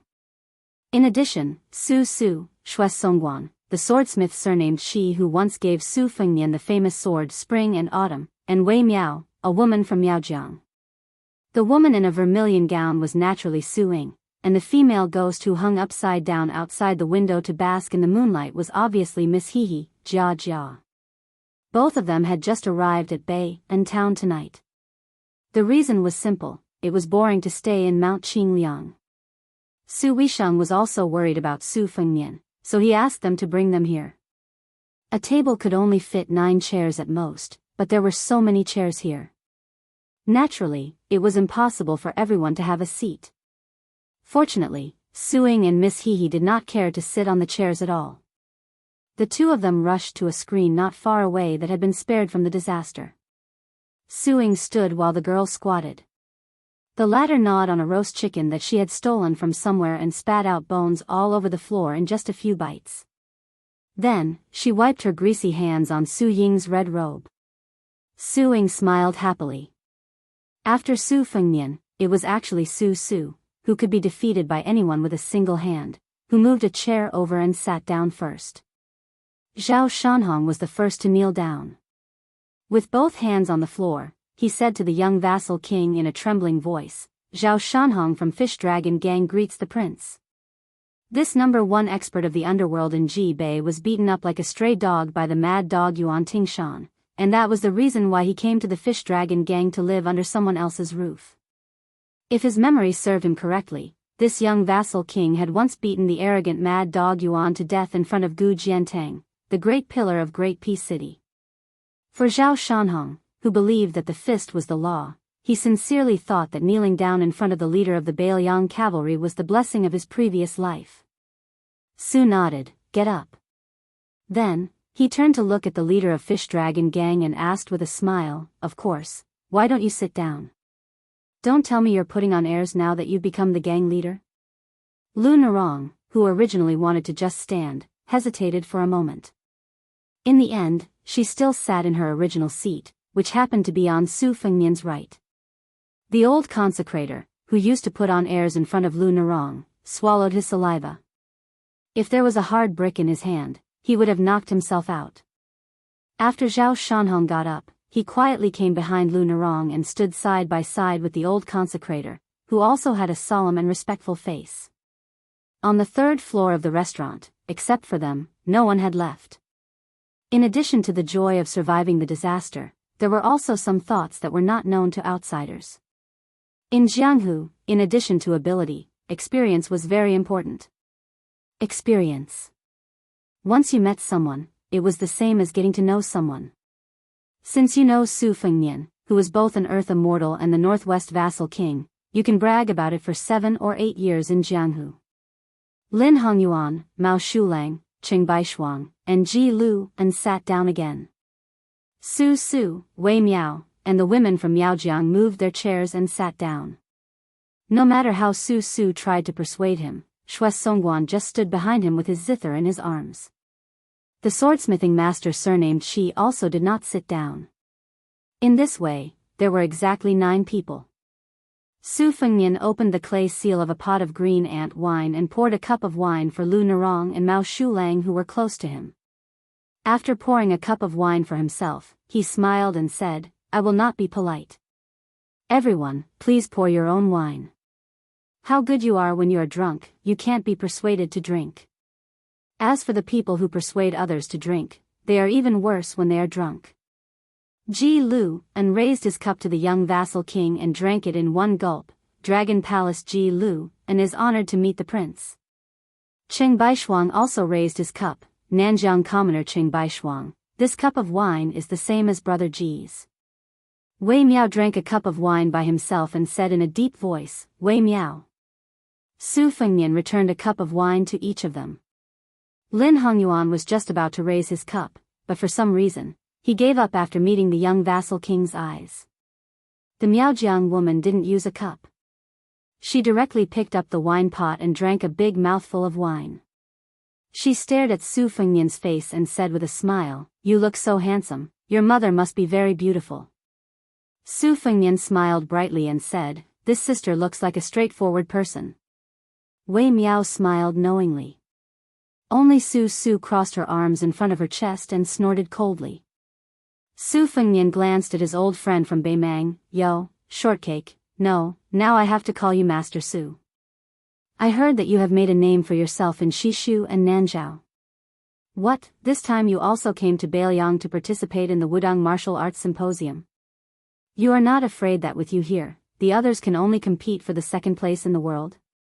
Su Su's face turned red and she almost had internal injuries on the spot. She blurted out, "Surnamed Su." "Bullshit." Su Fengnian hurriedly poured himself a cup of wine and pretended to panic. "You are indeed Master Su, the invincible master of Shishu and Zhao. I need to drink a cup of wine to calm my nerves." Su Su stood up and slammed the table angrily. "I'll drink your grandpa." "Surnamed Su, are you looking for a beating?" Not to mention Lin Hongyuan and the other guests from Nanjiang, even Lu Nerong and Wei Miao were speechless. They couldn't understand this guy's stupidity. Did he come from his mother's womb? This surnamed Su guy's martial arts were terrible, but they didn't expect him to be so daring. Zhao Shanhong and the consecrator firmly believed that this seemingly mediocre young man must be a top master in the world. Su Fengnian laughed, come on, I beg you." Su Su sat down at lightning speed and said righteously, "A gentleman uses his mouth, not his fists." Zhao Shanhong's eyes almost popped out of their sockets. After Su Su's ruckus, the originally dull atmosphere became much more relaxed. Everyone at the table had complicated backgrounds, so it wasn't easy to talk about anything. Su Fengnian drank about a jug and a half before saying that he wanted to go downstairs to say goodbye and end the table. Lin Hongyuan and Lu Nerong met here because they had something to discuss, so they stayed on the 3rd floor. Su Su and the others didn't want to stay either, but Wei Miao took the initiative to toast Qing Baishuang and Ji Lu, and both sides could be considered old acquaintances. Earlier, they each represented the Prince of Shu, Chen Zhibao, and the Prince of Yan, Zhao Bing, to a small town in Liaodong to meet with the Great Pillar State, Gu Jiantang. At that time, the 3 sides parted on bad terms. The world was unpredictable, and no one could have predicted that in the end, these 2 vassal kings would join forces to rebel. Between the heroes of the world, even if they served different masters, it didn't prevent them from appreciating each other. Moreover, they were now considered a family, so there was no need to hold grudges. Su Fengnian returned to the second floor and saw that it was empty. There was only the grandfather and grandson sitting at the table by the window. Seeing that Su Fengnian returned safe and sound, the old man was relieved. Although the head of Jinsua Knife Manor, Tong Shanquan, was expressionless, his brows relaxed a little. Chapter 1868. After Su Fengnian sat down, the old man asked, "How is it?" Su Fengnian, who had drunk quite a bit tonight, let out a long sigh. Other than the smell of alcohol, he was also depressed. He smiled and said, "It's fine now. When we're outside, we have to rely on our friends. Although there's a lot of commotion upstairs, my friends can handle it." She wasn't a young virgin, but she was a young saber master. She frowned again and said in a low voice, "Just now, there was someone with a particularly strong aura. He's at least a heavenly phenomenon expert." The old man said unhappily, "It must be that way, Miao." After that fellow joined the king of Shu, he became even more confident. Instead of being a master of the pugilistic world, he chose to be an official's lackey. I must have been blind to think that he was a real man a few years ago. Su Fengnian didn't say a word about this. In an instant, Tong Shanquan had already stood up. Her left hand pressed on the hilt of a long saber on her right waist. The saber was unsheathed by an inch. However, it was unknown whether the saber she was holding was a martial virtue or a heavenly treasure. Su Fengnian was helpless. The three of them were near the window. At this moment, two heads were hanging upside down, staring at the three of them. Su Fengnian rubbed his forehead and smiled bitterly. "Manor Lord Tong, don't misunderstand. They're my family." The old man surnamed Tong was dumbstruck. He looked at Brother Su, then at the two heads outside the window. Even with Tong Shanxuan's unwavering determination, his mouth was slightly agape. From this, it could be seen that Su Ying and Miss He weren't very well received, especially at night. Jia Jia chuckled 3 times, curled his lips, and disappeared in a flash.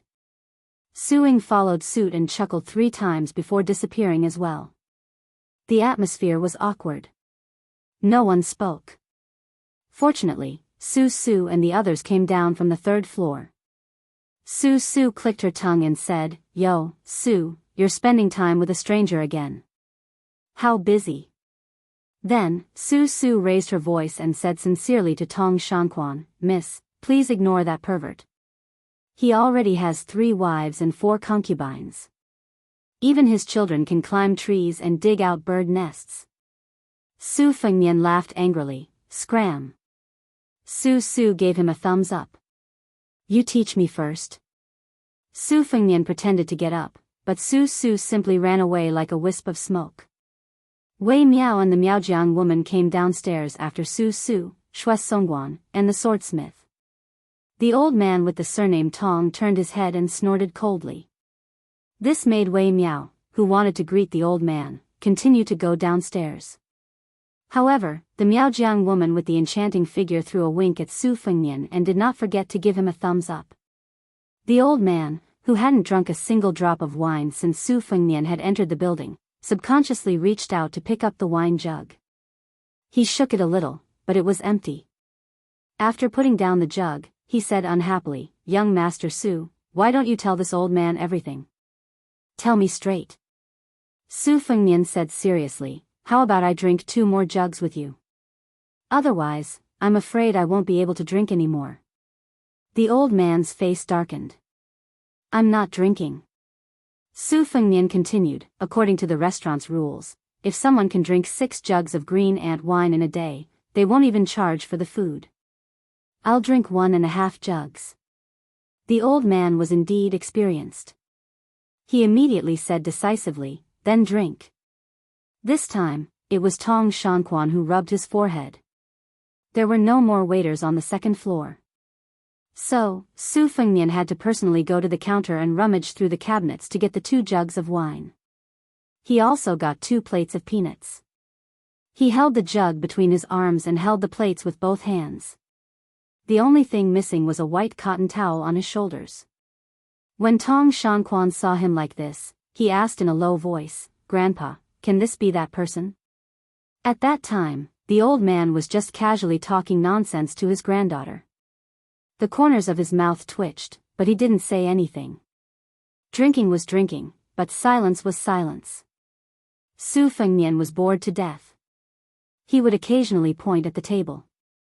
After drinking 2 jugs of wine, the old man stood up shakily and said calmly, "I'm leaving." Su Fengnian nodded. "Then I won't see you out." The old man waved his hand and strode away. Su Fengnian looked at Tong Shanxuan's back as he walked further and further away. He asked with a smile, "May I ask, Miss Tong, which one is the 6th most famous blade in the world?" Tong Shanquan stopped in his tracks. His right hand gently touched the hilt of a long blade at his waist. Su Fengnian said slowly, "A sharp blade cuts through the water. The blade doesn't damage the blade, and the water doesn't leave a trace." Tong Shanquan said the same thing when he met Su Fengnian before. "Thank you." The autumn of the 3rd year of Xiangfu was particularly eventful. The king of Yanqi, Zhao Bing, and the king of Shu, Chen Jibao, raised their troops together. Half of the territory south of Guangling River fell. The Liang imperial court had no choice but to let Lu Xingxiang and Wu Zhongshuan lead troops south again. The assistant minister of the Ministry of War, Su Gong, replaced Kai Nan, who had resigned due to illness. He was in charge of controlling the northern border army between Beiliang and the 2 Liao provinces. The imperial court conferred the king of Beiliang, Su Fengnian, as the pillar of the state. At the same time, he also conferred posthumous titles to Lu Jinu, Wang Lingbao, and all the heroes who died outside the Great Pass. He also made an exception and set up 2 deputy Jingshi and Jidushi in Beiliang. The former Liangzhou provincial governor, Lu Dongjiang, became the number 2 civil official in Beiliang. Su Beiji and Yang Shenxing were both deputy Jidushi. In the Battle of Miyun Pass, Chao Wei and an originally unknown general surnamed Xia annihilated Zhong Tan's cavalry. Only Xia Zhoubo and Zhong Tan led a dozen or so Zhong family elite cavalry to break out of the encirclement. In this battle, they successfully forced Lan to a mountain, who had already accepted the title of Guoshi of Beimang, to change sides. 20,000 monk soldiers rushed to the aid of Qingsang City in Liuzhou. Yul Wandao led more than 10,000 light cavalry to bypass the Gentleman's Pavilion and several important border towns of Gusai Prefecture.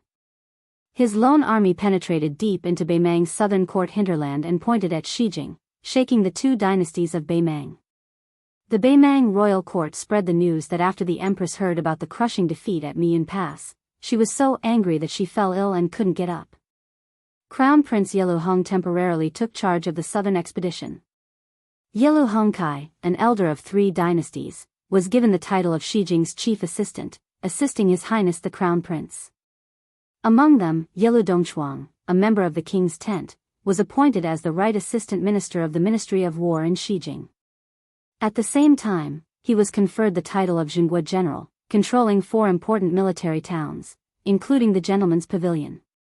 Afterwards, the rebel army of the 2 kings of Liang did not immediately launch an attack to the north.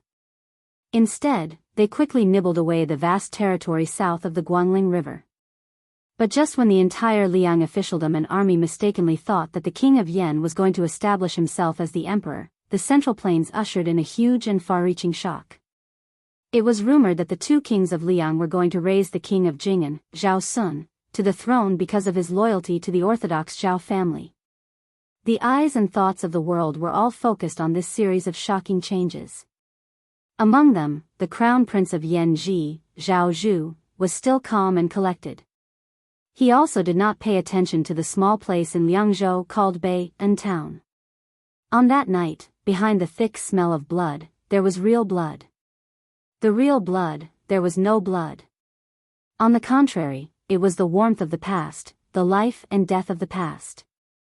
On the second floor of a big restaurant, Su Fengnian sat alone on a bench, closing his eyes and taking a nap. When Su Fengnian opened his eyes, Lu Nerong was standing alone at the table.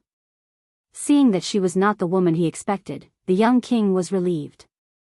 Even if he was destined to meet the other woman, it was always good to meet her a little later. This was like His Royal Highness who had returned from traveling Jianghu. He knew that Su Xiao was starting to grow old, but it was better to be slower. Chapter 1869. Looking at the leader of the fish dragons, Su Fengnian said softly, "Sit down." Lu Nerong nodded and sat opposite him. Su Fengnian asked with a smile, "Do you feel tired?" Lu Nerong smiled. She looked tired, but her eyes were bright. "Probably a little more relaxed than you." Su Fengnian poured a glass of wine for Lu Nerong and joked, "I won't persuade you to drink. You're really casual. It's not appropriate for a man and a woman to get drunk." Lu Nerong dismissed it with a smile. She didn't pretend to drink it all in one gulp. She just took a small sip. When the meaning was there, the meaning was there. Su Fengnian didn't drink. Instead, he put his hands in his sleeves and said slowly, "Hot, annoyed, and cool, but only in the state of mind. Therefore, there is no cold or heat in the Buddhist land, and the immortal city is like the three springs. It's just that we are mortals after all, and it's difficult for us to reach this state. Even if we do, it may not last long. In the end, there are two kinds of people in the world who live the easiest lives. One is the really generous people. Some people scold the old and clumsy, but the old and clumsy only say yes. Some people beat the old and clumsy, but the old and clumsy just fall asleep. The other kind is the really petty people. They will seek revenge for the smallest grievance. They pay attention to kindness and hatred, and they can even repay kindness with evil with good conscience. The former only cares about retreating, while the latter only cares about climbing up. Lu Nerong asked, "What about you?" Su Fengnian grinned and said, "Of course I'm the former of the latter. I'm not a good person, and I can't be a good hypocrite. I can't rely on either side. So I'm very depressed at the moment." Lu Nerong was not amused. Instead, she lowered her head and said in a low voice, "The fish dragons." Su Fengnian interrupted her and said, "Do you know why I want you to be the leader of the fish dragons? You may think that I need an additional source of soldiers, or that I've been coveting your beauty for a long time." Lu Nerong, who didn't know whether to laugh or cry, looked up and found that his expression was actually very serious. Su Fengnian said calmly, "None of them. My original idea was very simple. I felt that the Jianghu of Bailiang needed one or two heroines like the one I had envisioned when I was young. It didn't matter whether she was good at martial arts or not, but she was full of righteousness. She was in high spirits and could pass judgment on the world. She was born with a chivalrous heart and was willing to lend a helping hand when she saw injustice. Then I looked around and found a girl called Lu Nerong from a small gang. She also happened to like the Jianghu and had gone through thick and thin with me." Lu Nerong suddenly smiled. "I believe you." Su Fengnian teased, "Because you're stupid, you believe whatever others say." Lu Nerong laughed at herself and did not deny it. At this moment, Su Fengnian realized that she was really tired. If it had been the Lu Nerong who escorted Bei Meng back then, she would have been at loggerheads with him. Even if she felt guilty, she liked to talk back. Su Fengnian said, "I will find someone to replace you as the leader of the fish dragons. Please apologize to the old leader for me. After all, the fish dragons is his life's work." Lu Nerong nodded. She seemed to be a completely different person. She asked curiously, "What's going on tonight? Can you tell me?" River crossing dragon, Great Lake flood dragon, wild mountain python, cave snake, and pond carp. I feel like I've gathered all of them. Su Fengnian smiled and said, "Why can't I tell you? When I was still the heir of Bailiang, there weren't many fools who were willing to go to Mount Qingliang to seek trouble. After I became a prince and a martial arts grandmaster, the majority of the spring and autumn period survivors who hid in Bailiang were close to despair and gave up. Since they couldn't go to Mount Qingliang to assassinate me and couldn't throw away their lives in vain under the watchful eyes of the cavalry outside the pass, what could they do? They could only resentfully wait for death. Afterwards, the fish dragons rose rapidly. At the time, there were rumors that I had an ambiguous relationship with you. Naturally, there were many people who made a last resort and infiltrated the fish dragons, waiting for an opportunity to make a move. The second shopkeeper of this restaurant, Guxian, was one of them. His real name was Wuxia Xianxia, a descendant of the martyrs of northern Han. His father and Fan Xiaochai's grandfather were both pillars of the country. One was scholarly and the other was martial arts. However, even Fu Shuifang didn't expect that the Guo family's youngest son, whose corpse had been identified, would still be alive. Moreover, he was right under our noses. As for the consecrated member of your fish dragons who attempted to smash the head of the ribbon sealing bureau's eunuch into mush, he was even more deeply hidden. Even the sacrificial warrior from the eagle raising room who stayed by your side under the alias of Qi Hanshi has not been able to uncover his true identity. Now that he is dead, it will be difficult to follow the vine to the melon. That middle-aged man who claimed to be from the Song family of Chongshan was born into one of the prominent families of the old southern Tang. Although the destruction of the southern Tang was caused by Gu Jiantang, I presume that the Song family had a reason for placing the blame on me. Those 4 assassins should have come from a sect called the Deer Reaping House. Their style is distinct and cannot be underestimated. I believe that while the survivors of the spring and autumn period may be able to invite ordinary assassins from the Deer Reaping House, they definitely wouldn't be able to invite that level of elite sacrificial warriors. Therefore, it's hard to say how deep the secret behind this is, but it's definitely not shallow. At this point, Su Fengnian smiled faintly, as if he had noticed that there were still some peanuts left on the plate. He took one out of his sleeve and tossed it into his mouth. I won't care about the others for now, but since this Deer Reaping House has the guts to establish a sect in Jianghu and dares to swagger over to Beiliang to arm wrestle with me, then I'll take it as accepting a life-or-death battle invitation. Lu Nerong was puzzled.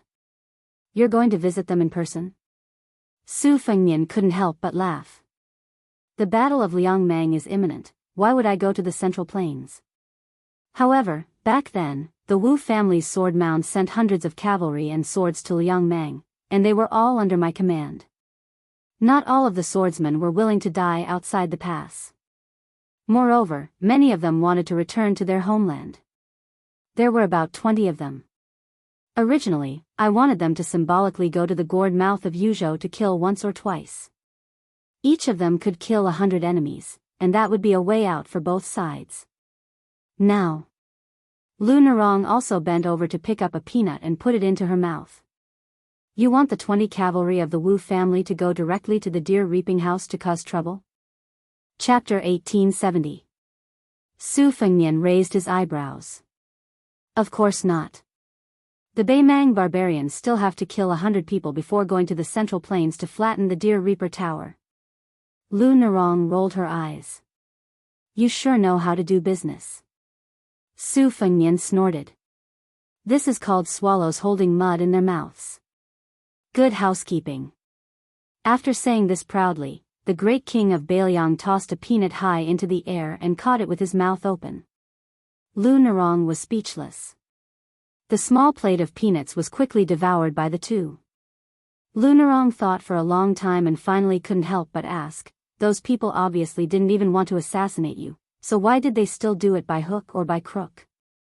Don't they know that once Beiliang and Liang become enemies, not only will the Beiliang cavalry suffer, but also the people of the Central Plains? Su Fengnian waved his hand and said casually, didn't I tell Guoxuanxiang earlier upstairs that some things can be justified by both sides? This kind of reasoning doesn't work. Lu Nerong's face darkened. She wanted to say something but stopped. She could only sigh. Su Fengnian thought for a while and said slowly, some people really have nothing left. They're just hanging on by their last breath. If you want them to swallow that last breath, it's worse than killing them. So what can you say? You haven't experienced the spring and autumn war, so some things are harder to understand. As for me, it's only because I'm my father's son that I have more than you. No matter what, the grudges of my father's generation are there. It's only right for the son to pay the father's debts. However, if someone really has the ability to kill me, I'll admit it. If they don't, then don't blame me for killing faster. It's always a good thing to think deeply, but it's also not a bad thing to solve problems in a simple way. Lu Nerong asked, you're talking about these things so calmly? Su Fengnian said unhappily, what else can I do? Others are about to stab me with a knife, and I still have to ask those heroes to put down their knives first, and talk about how it's better to squash enmity than keep it alive? It was clearly a waste of energy, and his heart was tired. What was the point? I've thought it through a long time ago. It's not worth getting angry over this kind of thing. Otherwise, with my petty temper, I would have long been driven mad by those bastards who died more righteously than the other. Lu Nerong had a strange look on her face. Su Fengnian was somewhat resentful. Suddenly, he blinked and patted the cold saber on his waist. Su Xiao left this for me. Who am I afraid of? At the very least, even if I were to die from anger one day, I would definitely die after those people, at least 100 years later. Lu Nerong yawned. Su Fengnian got up and said with concern, you should sleep early. Otherwise, there will be more wrinkles at the corner of your eyes. Lu Nerong smiled and said, please. Get lost. Stay away. Su Fengnian gave her a thumbs up. This heroine is really a sentimental person. Without waiting for Su Fengnian to finish flattering, Lu Nerong had already stood up. With her hands behind her back, she turned and left with light steps. It turned out that she was still wearing a ponytail as before. She swayed gently, like a rippling river. Su Fengnian left the restaurant and walked on the street. The farther he went from the restaurant and brothel, the quieter it became. Then Su Fengnian saw that figure. He knew that she would wait for him, but he didn't want her to appear. His originally comfortable mood gradually became heavy. However, when Lin Hongyuan saw this young vassal king, he was still the guy who brought her countless nightmares by the spring god lake. He looked sloppy, but in fact, he was extremely shrewd and sinister. The two of them walked together. Although they were chatting, after all, both of their identities were there. It couldn't be trivial matters. Instead, it involved the recent trend of the Guangling Road War, Liang and Zhao Gou's strong infiltration of the current Jianghu, and the latest deployment of the two vast border armies under Gu Jiantang. In the end, it couldn't be said that they parted happily, but it also couldn't be said that they parted unhappily. In short, it was lukewarm. Su Fengnian was leaving Bay and town tonight, and Lin Hongyuan was returning to the inn in town. After that, she would participate in the Wudang Martial Arts Symposium as the Palace Master of the Dragon Palace. Therefore, it was Su Fengnian who sent Lin Hongyuan to the entrance of the inn for the first time. While the latter was flattered, her beautiful face was also full of resentment. You Su Fengnian don't want me to warm your bed, do you? Of course, Su Fengnian didn't have the leisure time. He turned and left. Lin Hongyuan had the thought of calling out to him, but in the end, she didn't speak. She looked at the slender figure that was gradually disappearing into the distance. He held the back of his head with both hands, leisurely. Previously in the restaurant, Su Fengnian and Lu Nerong had been frank and honest about many things. But there were some things that Su Fengnian didn't say. For example, why Lin Hongyuan and the other three would suddenly decide to meet you in Bay and town, why it happened to be when the eunuchs of the Ribbon Insignia Institute were staying at the Green Horse Post, and why you, Lu Nerong, happened to be delayed by a day on the road. Little beggar, you want to be the emperor, I know. Then why don't you come to Bailiang yourself, come here and treat me to a drink, and then directly tell me, brother, Zhao Zhu, will definitely sit on that dragon throne, how about it? But he didn't bring wine. It was Lin Hongyuan who had come to Bailiang. There was no banquet that didn't end in this world. After Su Fengnian walked out of Bay and town, he headed west. Su Ying and Miss Hehe only followed from a distance. He went to a place where people rarely went. Su Fengnian, who was flying like a rainbow in the sky, suddenly floated to the ground, raised his arm high, and put two fingers together to form a sword, shouting, "Two-sleeved green snake." A bright sword aura rolled like a green dragon, especially stunning and spectacular in the deep night. Su Fengnian repeated the words, "Two-sleeved green snake," again and again. So between Bay and town and Liangzhou city, between heaven and earth, there were endless green rainbows. Sword aura rushed to the sky. I have a sword that burns the sun and spits out clouds, swallows the river and the moon. I have a sword that opens the earth with qi, and shakes the heavens. I have a sword that destroys mountains and shakes cities, and thousands of soldiers flee. When Su Fengnian approached Liangzhou city, the sweaty young king lay on the ground, panting desperately. Su Fengnian looked at the sky with all his might and grinned, "Without wine and beauties, I don't want to come to this world. Without fast sword friends, I don't want to stay in this Jianghu." Old man wearing a sheepskin coat, you said it well. Chapter 1871. Before Lu province was recognized by the Liang imperial court as the fourth province of Beiliang, Mount Qingliang had already started to build two large courier roads. They started from Qingyuan military town, which controlled the west gate of Liangzhou, and Jishou Pass, which was northwest of Lingzhou. They led to Qingsang City, where the provincial governor's mansion was located. The tragic Battle of Miyun Pass had just ended when 3 caravans entered Qingsang City under the protection of the elite cavalry and the men of sacrifice of the Fushui chamber. The backbone of the 3 carriages was the same. They were all provincial governors and generals of their respective provinces. They were fully deserving of their titles. Liangzhou had Shifu Baiyu, Yuzhou had Song Yan, Huangfu Ji, and Lingzhou had Chang Sui and Han Laozhan. Of the 6, 3 provincial governors had taken office in the 3rd year of the auspicious talisman. This was especially true for Baiyu, the newly appointed provincial governor of Liangzhou. He had shocked the officials of the northern Liang Path. No one had expected that Mr. White Lotus of Mount Longhu would become a subject of the Su family. In comparison, Chang Sui, who was the disciple of Shangyin Academy's Dao master Han Guzi and Su Weisheng's senior brother, rose to become the provincial governor of Lingzhou in one step. As for Song Yan, who was originally from Lingzhou, he took advantage of the situation and became the #1 civil official in Yuzhou.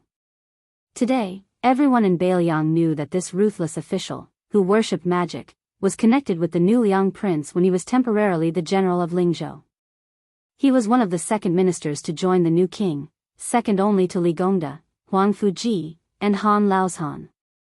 When the 3 caravans entered Qingsang City from east to west, another group of people entered from west to east. Including the provincial governor of Lu province, Yang Guangdou, a total of 7 provincial governors came out of the city to welcome them. In Beiliang, whether it was military or political, this was an extremely rare and high standard. As far as the city gate could see, there were more than 80 riders with swords on their backs, Su Yanbing with an iron spear in his hand, and the 2 Fushui Fengjie and Fan Shaochai, as well as more than 20 riders without armor or sabers. The caravan stopped outside the city gates. After the leading carriage lifted the curtain, a travel-worn young civil official jumped down. After greeting the provincial governors and generals with a smile, he turned to look at the second carriage and called out, "We've arrived." Following the line of sight of the young civil official, these Beiliang high-ranking officials who were secretly meeting in Qingsang City saw a man and a woman slowly getting off the carriage. They were not old and their appearances were not outstanding. The man was tall and had a Xianbei jade belt that was unique to the nobles of Beimang. The woman had a plump figure and there was an exquisite scented pouch on her waist that looked like lavender. It was embroidered with the pattern of a woman wearing a pipa. It was a pity that it was badly damaged. He looked at the west gate of Qingsang City with an indifferent expression. The 20 riders surrounding the carriage looked as if they were facing a great enemy. Every one of them was on high alert. Although these riders of unknown origin were unarmed and unarmed, they were veterans of hundreds of battles. They still chose to sit on the back of their horses and assumed a resolute posture, ready to charge at any time. If a rider died on the back of a horse, it would be a good death. The young man with the Xianbei jade belt on his waist said flatly in Beimang language, "Dismount." Although the riders were unwilling, they did not hesitate to dismount and land on the ground. Many of them were clearly injured, but each of them stood tall and straight. The 2 young men of similar age were both from Beimang and came from prominent backgrounds. However, their fates were completely different. The former was the grandson of the former king of Beimang's northern courtyard, Su Huainan. Now, he was visiting Su Beiji of Mount Lantua as the deputy provincial governor of Beiliang. The latter's identity was only known from the military spy report of the provincial governor's residence. He was Xia Jibu of Beimang, Zhongtan, the eldest grandson of the Zhong family. He was one of the few famous generals of the new generation in Beimang's imperial court. Just like the old saying, you can escape the first time, but you can't escape the second time. Zhong Tan, who had previously broken out of the siege at the gourd mouth of Yuzhou, was successfully intercepted by Su Yanbing and the 80 Wu family sword tomb cavalry at the border of Gusai Prefecture. Then, he met up with Su Beiji at the military town of Linyao and came to Qingsang City together. When Zhong Tan identified the people at the city gate through the spider web spy report, his already heavy heart sank to the bottom. The reason why he assisted Huang Songpu in commanding the Battle of Liuzhou seemed to be the after-effect of the defeat at the Gourd Mouth battle and was abandoned by the Beimang imperial court outside of the main battlefield where he could obtain military merits. However, this time, not only did the Zhong family have high hopes for him to make a comeback, even the imperial court of Taiping also paid close attention to him. And before the Battle of Jianghu was over, Zhong Tan was only one step away from success.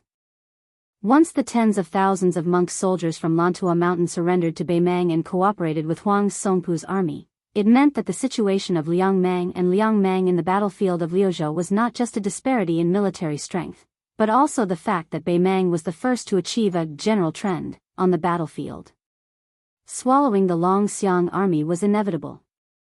Moreover, to the west of Liangzhou that was supported by Qingyuan military town, and even to the entire Lingzhou that did not participate in the first battle of Liangmang, it would be a huge deterrent. No matter how Huang Songpu's victory in Liuzhou was a Pyrrhic victory, in the end, he only needed 20 to 30,000 cavalry to invade the northwest of Lingzhou. Destroying Lingzhou meant destroying the vitality of the Beiliang frontier army, and the strategic depth of the Su family cavalry would also be greatly reduced. However, all of these became laughable ifs. Not only that, Zhong Tan also saw a group of Beiliang's top officials gathered here. Only at this moment did Zhong Tan completely confirm that Beiliang was determined to make a big move in Liuzhou. Therefore, the Battle of Jianghu was definitely not a last-minute idea of the two young Beiliang generals. Riches and honor were sought in danger, and if one succeeded, it would often be great riches and honor. Zhong Tan sighed slightly. He was the same. It was just that Zhong Tan's luck was really too terrible. Later on, when he learned that Mount Lantua had discovered Chao Wei's cavalry, they did not watch the fire burn across the river. On the contrary, they quickly gathered 20,000 monk soldiers and rushed to the battlefield. There were even 3,000 of them who left the main army behind, almost biting the tail of Chao Wei's cavalry. Mount Lantua could be said to be very decisive. If Zhong Tan had been given another hour, he would have been able to break through the bloody defensive line piled up by Xiaxi's corpses outside Mian Pass. Perhaps if Chao Wei had been just a moment slower, he would have been completely entangled by the 3,000 Mount Lantua monk soldiers. Zhong Tan really could not understand. Chao Wei was one thing. After all, he was a Beiliang general born and raised here, but why was Xiaxi willing to fight to the death for Beiliang and not retreat? Why was he even willing to give his life to Chao Wei? Zhong Tan only felt that this defeat was very unjust, but it was also not unjust at all. At this moment, Zhong Tan still did not know that his defeat to Chao Wei and Xiaxi's alliance would be praised by later historians as a glorious defeat. This was because Chao Wei and Xiaxi's alliance had steadily occupied the top 10 generals for 300 years after the auspicious talisman. Many years later, Zhong Tan would become the first person from Beimang to enter the central government of the Central Plains. He and Chao Wei would each become the left and right assistant ministers of the Ministry of War. At that time, Xiaxi's voice was very loud in the court and was most qualified to compete with Ko Jianghui for the position of Minister of War. However, between the height of the imperial court and the distance of Jianghu, Zhong Tan chose the latter. Later generations would laugh that if Xiaxi did not give up his official career, then the Ministry of War's Yamen could be called Mian Pass. On the way to Qingsang City, Zhong Tan and Su Beiji, two people who belonged to different camps, one to the military and the other to the civil, had several open and honest conversations. Zhong Tan more or less knew that after becoming a prisoner, his head would not be used as a sacrifice to the Beiliang border cavalry for the time being, nor would it be directly chopped off and thrown to the other side of the gourd to add bricks and tiles to those huge temples. Zhong Tan did not believe in the saying that death was better than living. As long as one was still alive, there was hope to rise from the ashes. So along the way, Zhong Tan didn't make any small movements that brought contempt upon himself. Of course, this was also because he was well aware that unless the Northern Mang Army's god, Bodhisattva Tuoba, personally led the troops over, otherwise, with the terrifying combat strength of Su Yanbing's troops and the 80 Wu family swordsmen, even an immortal on earth would be unable to save them. Chapter 1872. At this moment, a carriage drove out of the city gate, and 3 people stepped out of the carriage.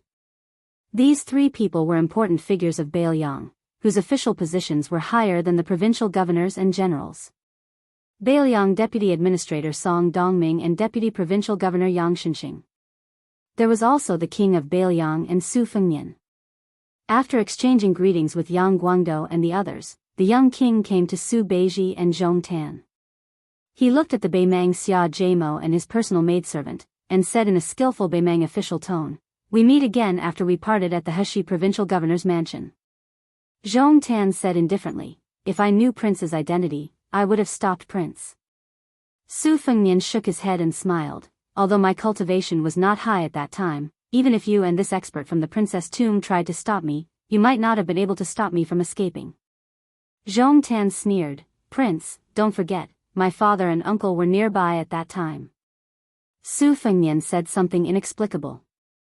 "Let me say this first. I don't mean anything else. I've always been curious.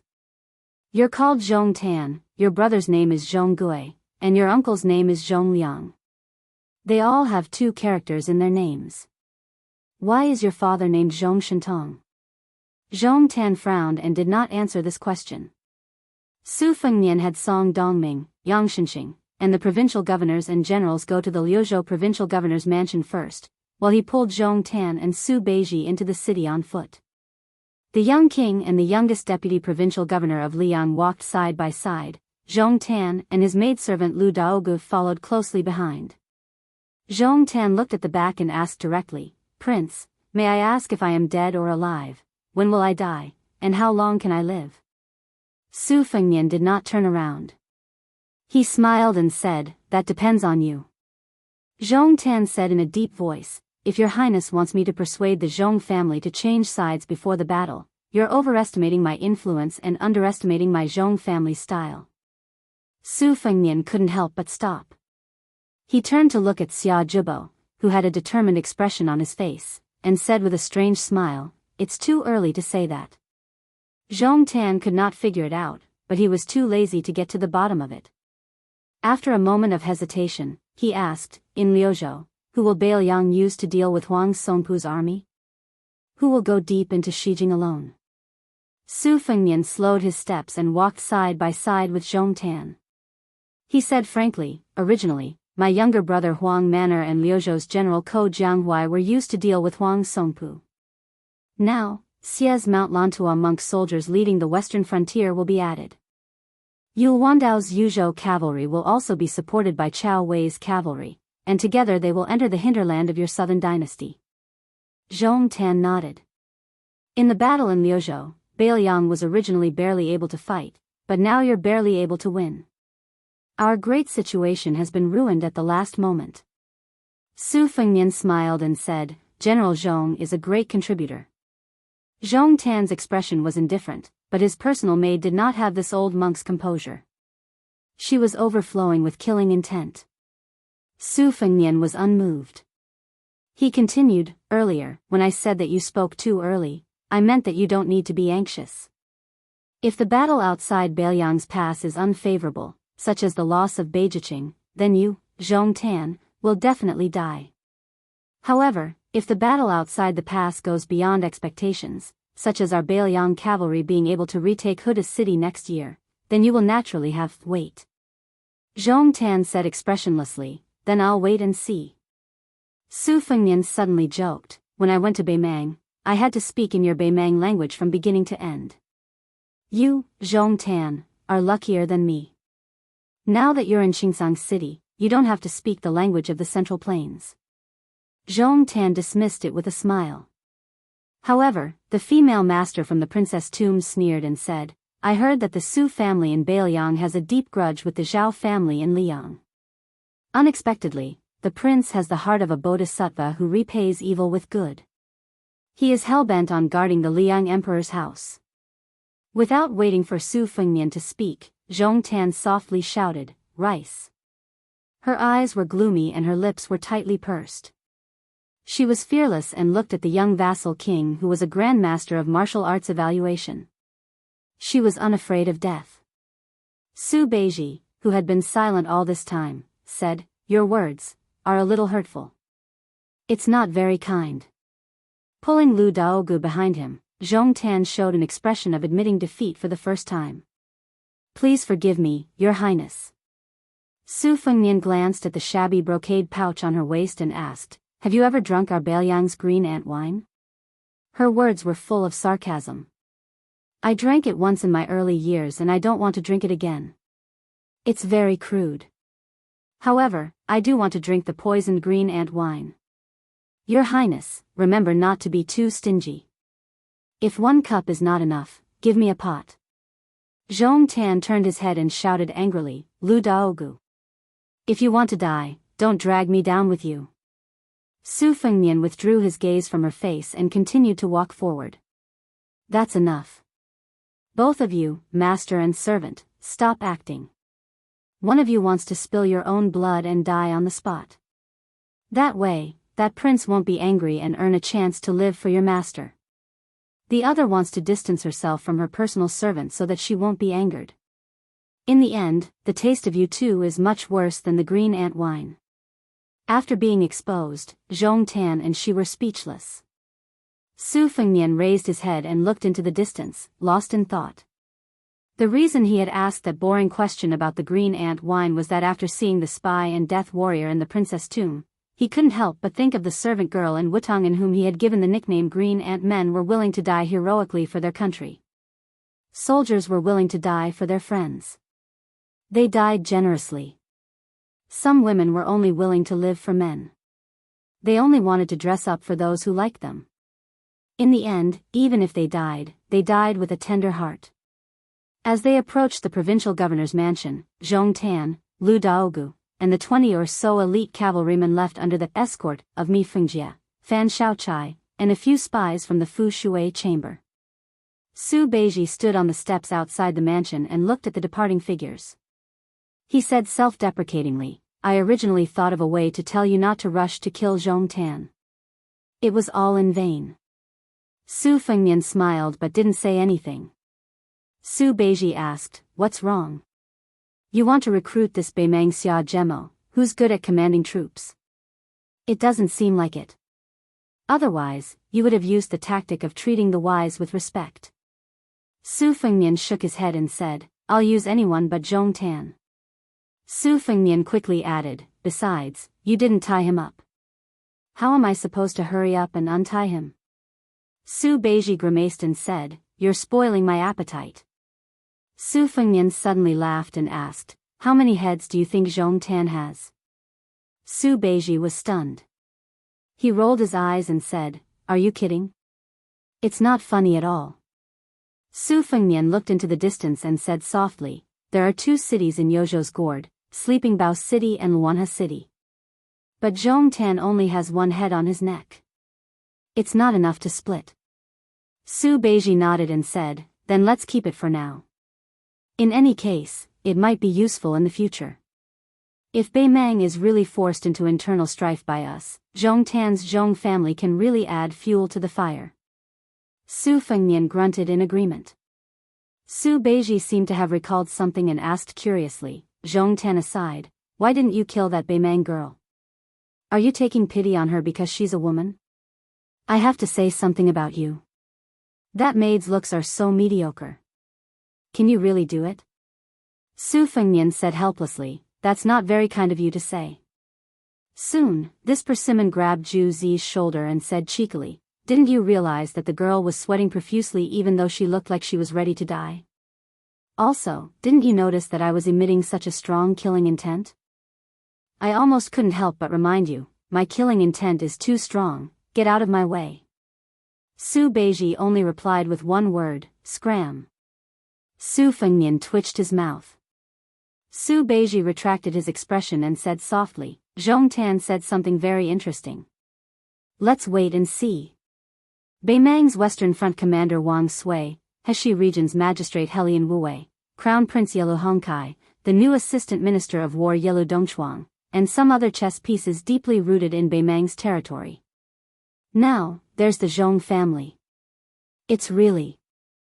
Su Fengnian continued and said slowly, there's also Gu Jiantang in Liyang, the administrator of Lihuai, Han Lin, the Prince of Jiaodong, Yang Huchen, Han Fang, and Yang Huchen. So it's really a lot of killing intent. The entire world was filled with killing intent. Chapter 1873.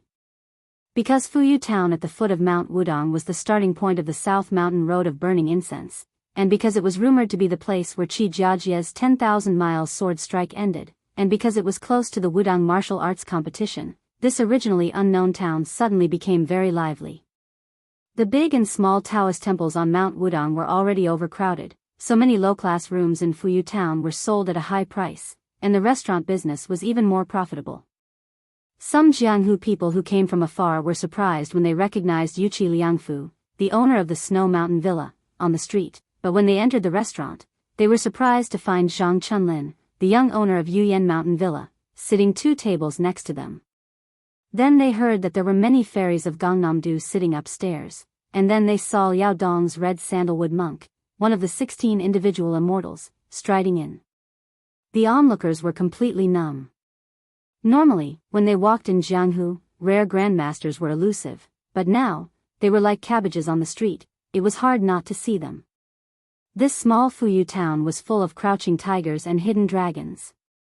Therefore, at this time, no matter what sect the young talents were from, or what cultivation they were from, no one dared to speak loudly.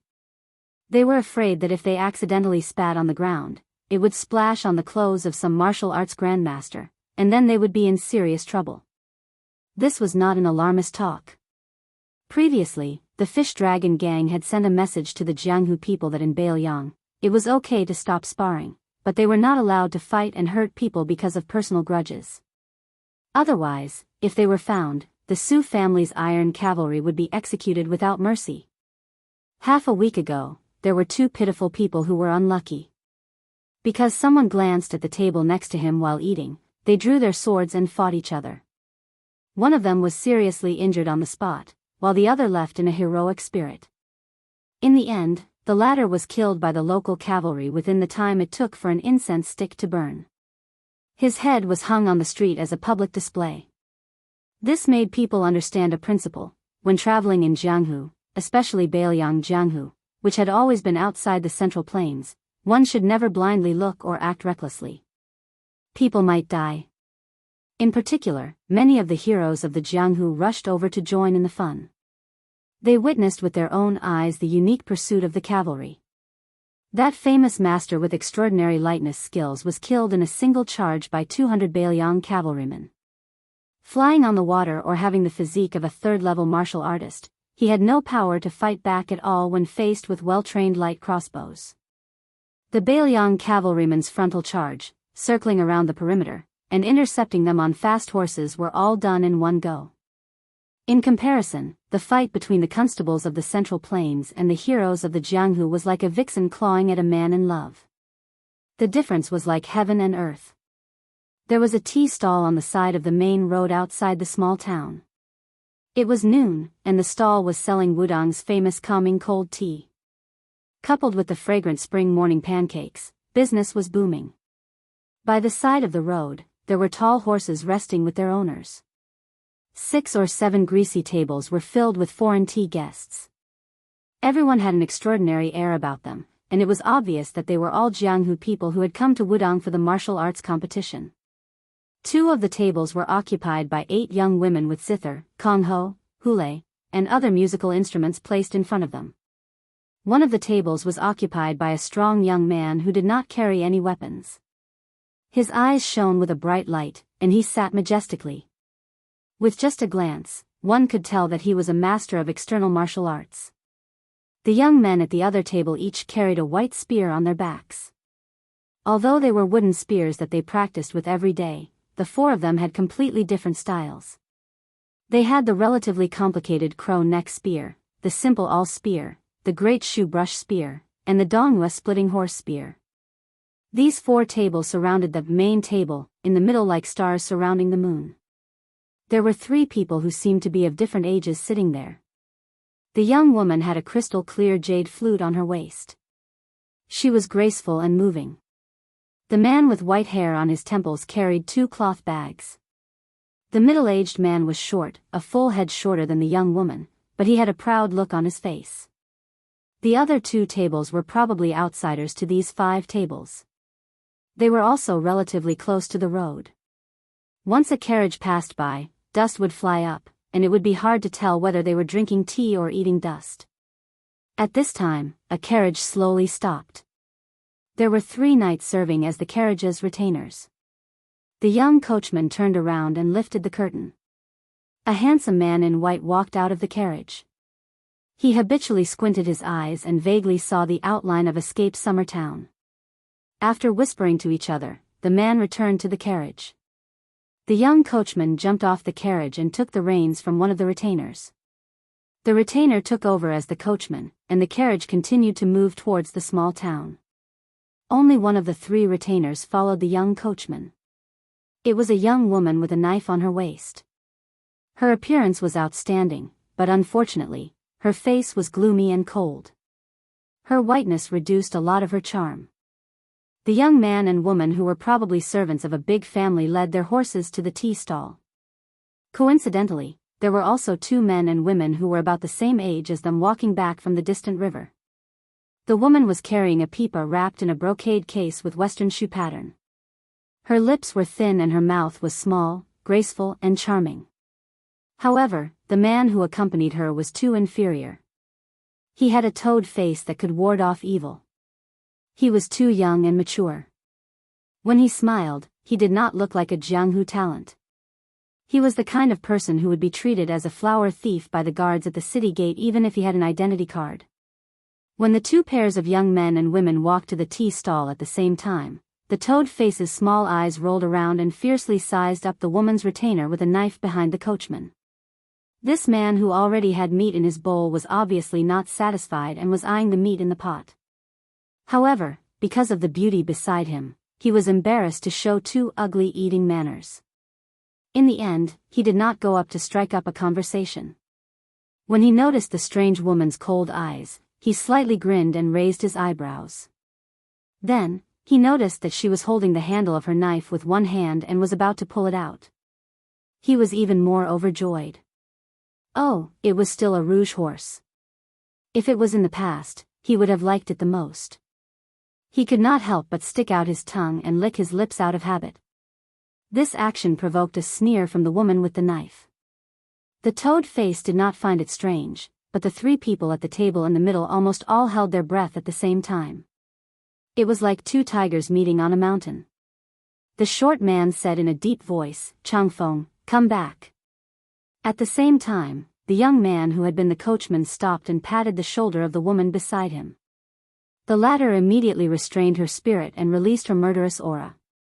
Chapter 1874. The toad face was full of resentment as he walked towards the table of the elders with the woman whose thin lips left a deep impression. Just then, a table near the official road was about to pay and leave.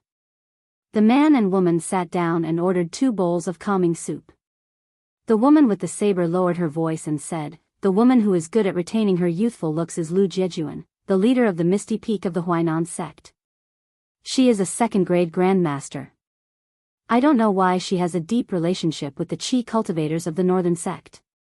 She has 2 kinds of mysterious finger supernatural powers. Now she is on good terms with the Great Snow Plateau of Mount Hui and has a good relationship with the Ministry of Justice of Liang." The man who spoke just now was called Feng Zongxi. According to the spy report of the Fu Shui chamber, this person was once defeated by the Fist Master Ya of the Martial Emperor City during the last years of Yonghui. They fought for more than 40 rounds. The people of Liang Jianghu called him the Divine Fist of the Central Plains. He was ranked alongside Fairy Fei Chan, Lu Jiejuan, and the Purple Sandalwood Monk as one of the 16 rogue immortals. As for the man with the spear bag, judging from his luggage and his accompanying disciples, he is most likely one of the 12 chiefs of auspicious talisman, Li Zhonghe. He is also one of the 4 sages. The whisk chamber did not have any records on him. He is a newly emerged martial artist of the Central Plains. Among the 3 of them, only Li Zhonghe is considered to be capable. The man at the same table was none other than Su Fengnian, who had escorted Bai Yu out of Qingsang City in Liuzhou to Liuxia town. Mr. White Lotus and the white-robed monk of Liangchan Temple, Li Dangxin, had once sparred in the decennial debate between Buddhism and Taoism on Mount Longhu. Moreover, he had just received news that his good friend, Wuxia Xianxia, had already joined forces with Chai Qingshan of Dongyue Sword Pool. Therefore, no one wanted to miss this Wudang debate. Su Fengnian, who had his back to the table, nodded and said softly, although he is much weaker than Su Yanbing, his cultivation should be about the same as Han Laoshan's. His methods are also the same. Both of them are bold and powerful. Moreover, great talents mature late. He has the chance to become a great grandmaster like Spear Immortal Wang Xiu.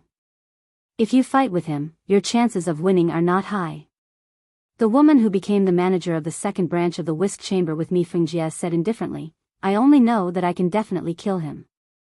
Su Fengnian could not help but laugh. What's there to be proud of? It's a loss of life in exchange for a life. Fan Shaochai remained silent. Su Fengnian glanced at the young man in green who occupied a table not far away. Is there no record of this person in Fu Shui room? Fan Shaochai was taken aback. He shook his head and said, no. Su Fengnian explained, great peace cities Qi Jiajia and northern Mang's sword Qi were close to Huangqing, and there was also martial emperor cities Lu Huang, who gave up Dao to seek skills. When they met a mortal enemy who was on par with them, they were all covered with sword Qi. Most of the swordsmen in the world were like this. Their sword Qi was far more important than their sword will. Even if they did not show it after returning to their original state, once they made a move, they would be able to see everything clearly. Only a very few swordsmen were born with high spirits, which is the so-called natural sword embryo. For such a rare genius, as long as they were enlightened and had a little luck, they could often achieve the achievement of a sword immortal on the land. Fan Shaochai looked at the ordinary-looking young man out of the corner of his eye and frowned. Him too? Su Fengnian nodded. So many grandmasters of the sword have left over the years. Naturally, someone will rise. For example, if Gu Jiantang and Lu Xianlang of Nanjiang suddenly die, it will take about 5 or 6 years for someone to amaze the world. Fan Shaochai's expression was strange. He glanced at the young king who still had a cold saber hanging from his waist. If you, the great grandmaster of saber-wielding, died, who would you bring that torrential Guangling River's blessing and grace to? Would it be Wang Sheng, Yu Dilong, and Lu Yunzhang, the 3 disciples? Or the woman surnamed Jiang who was also a sword embryo? Would it help her become an earth immortal? Su Fengnian, who had guessed her thoughts, glared at her fiercely. Fan Shaochai drank tea with one hand while the other hand under the table rubbed the hilt of the saber. Her slender hand, which had never done any household chores, was now holding the killing blood saber. Fan Shaochai suddenly asked, are you really not going to climb the mountain? Su Fengnian, who had a slightly strange expression, shook his head. I'll pass. But if you want to join in the fun, you don't have to follow me to North Resisting City. I'll help you talk to Chu Lushan. I think you might as well go to Mount Wudang. After all, such a grand occasion may not be seen again in the future. Fan Shaochai laughed. No matter how high Mount Wudang is, it's higher than you. Su Fengnian rolled his eyes. No matter how much you flatter me, it's useless. Even if I die young, I won't pass my luck to you. Fan Shaochai laughed it off. After drinking that bowl of calming soup, she really did have a sense of calmness. Fan Shaochai suddenly tightened his grip on the hilt of his saber, his aura surging. Even the toad-faced man in the distance could feel his strong killing intent. This was Fan Shaochai's style. If she wanted to kill someone, she would always do it openly. There was no victory or defeat, only life or death. The young swordsman, whose strength she couldn't see through, stood up and walked towards them with a cup of tea. He sat down without any courtesy, facing the young lord. Su Fengnian smiled and didn't say anything. He didn't mind that the unknown swordsman had taken the liberty to disturb him. After the man sat down, his expression was solemn. He said seriously, "I didn't expect there to be a man as handsome as me in this world. Nice to meet you." Fan Xiaochai couldn't help but twitch her mouth. She had seen shameless people before, but she had never seen such a shameless person in her life. Then the man turned to stare at Fan Xiaochai. "Miss, your saber is good, and your saber skills are even better. Unfortunately, your saber power is not satisfactory." Fan Xiaochai smiled. "Oh." The man raised the teacup in his hand like a private school teacher. He said methodically, "In my hometown, there is a blue and white porcelain cup that is popular with the ladies of noble families. When held in the hand, the slightly slanted edge of the cup is pressed against the edge of the hand. The cup's size and weight are just right, and it fits the hand well. Therefore, it is known to be a pressure cup. Whether it's tea or wine, it can be pressed against a woman's body. On the other hand, your innate physique is not outstanding. You only relied on your family's teachings and the foundation of your sect to achieve your current level of cultivation. But in the long run, it will inevitably harm your body. You must know that momentum are the most important things. Your cultivation, however, is the opposite. It's like a woman with a mediocre capacity pretending to be bold and drinking from a big bowl. It's not a long-term solution." Fan Xiaochai said flatly, "Are you my father?" The man thought for a moment and said calmly, "Of course not, but I can be your husband."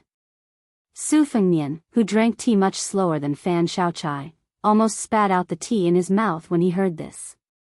Fan Xiaochai smiled slightly, as if she was not angry at this lecher's licentious words. But her saber was already unsheathed. The man had been holding the cup in his right hand and resting his left hand on his knee under the table. At this moment, he suddenly raised his left hand high. It was clearly a casual and ordinary movement, but it made the head of the Whispering Room's assassins, who were numb to killing, feel their scalps go numb. They felt as if they were hallucinating. When the saber was unsheathed, it meant death. Chapter 1875. Fan Xiaochai's saber-wielding hand trembled slightly. Even against Mi Fengjie, who was superior in both martial cultivation and experience, Fan Xiaochai had never felt such fear. More importantly, she had never feared death. The young swordsman did not take advantage of the situation to attack. He only turned to the owner of the tea stall and shouted, "Add 3 bowls of calming soup." Su Fengnian smiled. "Impressive." Su Fengnian said to Fan Xiaochai, "Don't be nervous. This young master has no ill intentions." Fan Xiaochai's face was pale, her eyes gloomy. When the owner of the tea stall placed the 3 bowls of calming soup on the table, the man nodded. "Of course I have no ill intentions. Ever since I entered the Jianghu, I've always thought that I would become a divine couple with that Xianyuanzi of Mount Hui's great snow plains. But after seeing this young lady, I feel that she will definitely miss out on a good match like me." Su Fengnian had to repeat, "Impressive." The man then turned to Fan Xiaochai and said considerately, "It's fine if you want to kill me, but it's best if you drink the tea and find a secluded and spacious place. When the time comes, I won't retaliate and will let you attack me." Fan Xiaochai took a deep breath, her fingers gripping the hilt of her saber tightly. She gnashed her teeth. "Are you courting death?" The man gave an unexpected answer. His expression was incomparably serious. "I'm looking for you." Fan Xiaochai's eyes were filled with the determination to face death. She pulled out her saber without a care for anything else. Just as the tip of her saber was about to be completely exposed, her aura reached its peak. The young swordsman, who had been expressionless all this time, smiled for the first time. He leaned slightly forward towards Fan Xiaochai and pointed 2 fingers of his left hand at the space between Fan Xiaochai's eyebrows, stopping just an inch away from her. There was a great deal of meaning in this movement. Fan Xiaochai quickly leaned back in an attempt to avoid the attack. But the man released his fingers and gently pressed his palm on her shoulder. Shocking crimson blood seeped out of the corner of Fan Xiaochai's mouth. Su Fengnian narrowed his eyes. This move of his was truly impressive. It wasn't because of the amazement of his moves or his aura, but because of the depth of his intentions. Fan Xiaochai raised his arm and casually wiped away the blood. The young swordsman was still holding her shoulder. He stopped smiling and said earnestly, "Miss, when it comes to imposing manner, righteousness is the same as evil and evil. The difference is that the former is like this post road where several riders can walk side by side. The latter is like a single plank bridge where there is only enough space to stand on. It is not easy to turn around. People's depression is heavy and it is hard to get rid of it. Why is there a saying that the people of the world have to speak their mind? That was the logic. Our martial arts cultivation, whether it's the saber, the sword, or the fist technique, is a long-term thing. How can you reach the top in one go? Even if you're an immortal on Earth, you still need to take a breath of fresh air when fighting to the death." Fan Xiaochai's lips were tightly shut.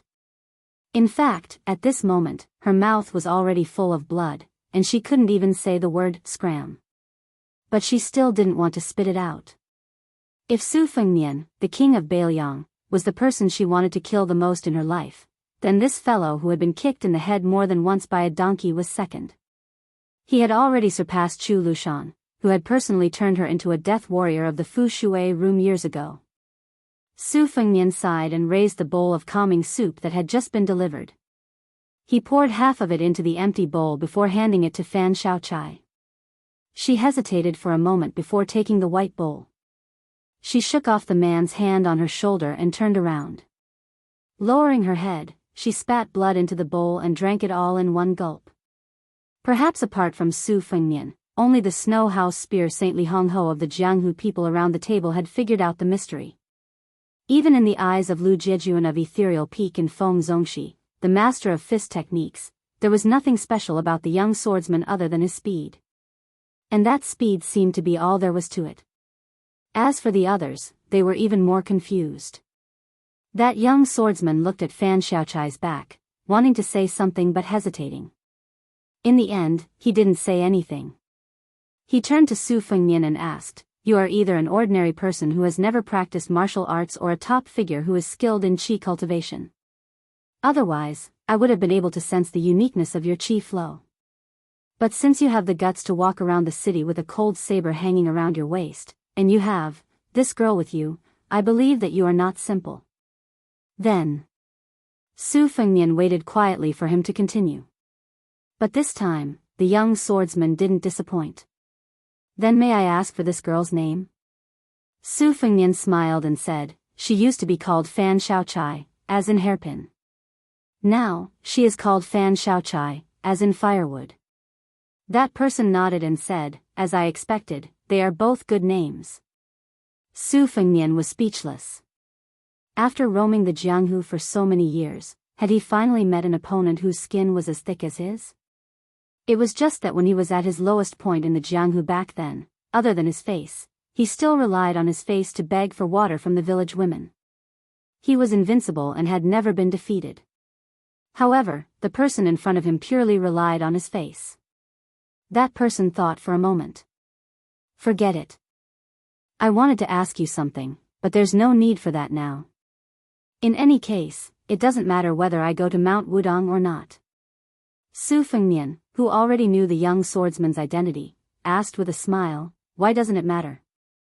Are you really not going to compete with that king of Bailiang?" The young swordsman was astonished.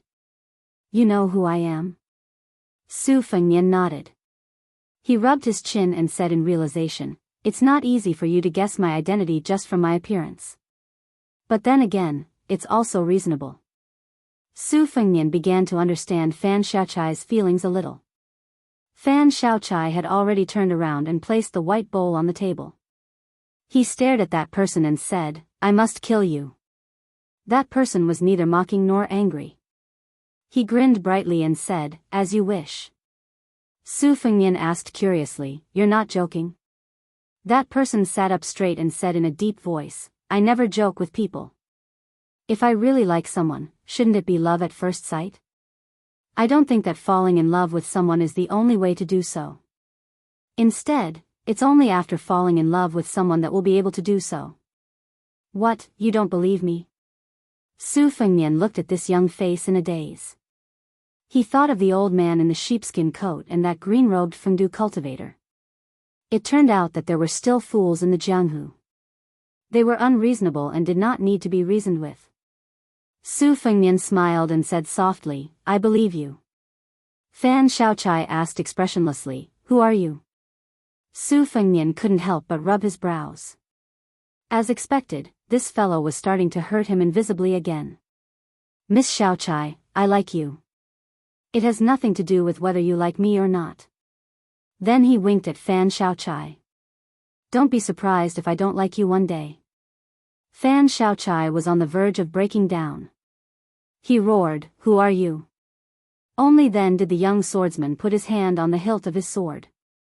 He looked at her with clear eyes and smiled. Taibai Sword Sect, Chen Tianyuan. He paused for a moment and then said loudly, so. The only time I don't like you is when Chen Tianyuan's sword is broken. The young men and women at the nearby tables who were drinking tea or chewing biscuits all spat out their mouths. Taibai Sword Sect, banished immortal Chen Tianyuan. In the 100 years of Jianghu, Chen Tianyuan was still the most talented swordsman after the spring and autumn sword armor Li Chungang.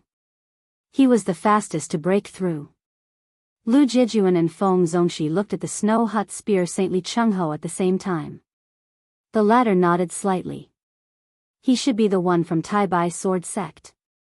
The toad-faced beauty and the thin-lipped beauty sitting at the same table as the three seniors looked at each other. Didn't they say that the banished immortal of Taibai Sword Sect was famous for his white clothes, white horse, and white sword when he first appeared in Jianghu? Didn't they say that the banished immortal was as handsome as a celestial immortal? Su Fengnian slowly raised his teacup. He wasn't in a hurry to drink the tea. He looked into the distance and was lost in thought. This person's current scene. The scene when he left. There was once an old man who liked to pick his feet and said angrily, "What old sword god?" "It's the sword god." There was once a wooden sword ranger who was so poor that he didn't even make a sound. He said heroically, "If a peerless swordsman with the surname Wen appears in Jianghu one day, there's no doubt that it's me." Some people were no longer in this world. Some people were no longer in Jianghu. Some people were still in front of him. After Su Fengnian came back to his senses, he put down his teacup and shouted to the trembling shopkeeper of the tea stall, "Do you have any green ant wine? Give me 2 pots." Now that Beiliang's jurisdiction had banned the brewing of wine, the newly brewed green ant wine was destined not to be available in the taverns and restaurants of all sizes. Most of the wine was stored in the cellars of previous years. This tea stall had to do business with foreign Jianghu people. After all, a bowl of calming soup only cost a few coins, which was far easier to make money by selling wine. Therefore, the shopkeeper specially bought some relatively coarse-aged green ant wine. There were 4 or 5 pots left, so he brought 2 pots to this table. The price of 1 pot now was about the price of 4 pots of green ant wine a few years ago. Fortunately, Beiliang didn't have the habit of diluting water. Green ant wine was good and bad, but they were all authentic. As the Jianghu people of the Central Plains swarmed to Mount Wudang, someone shouted, "If you don't drink green ant wine, you've come to Beiliang for nothing." Chen Tianyuan asked, "You're treating?" Su Fengnian nodded and said, "You treat me to calming soup, and I treat you to green ant wine in return. What's wrong with that?" Chen Tianyuan said seriously, "There's nothing wrong with that. It's just that I don't drink wine." Su Fengnian said in surprise, "There's a swordsman in the world who doesn't drink wine?" Chen Tianyuan pointed at himself and said matter-of-factly, "I'm one." Su Fengnian looked at the 2 pots of green ant wine on the table and felt a little embarrassed.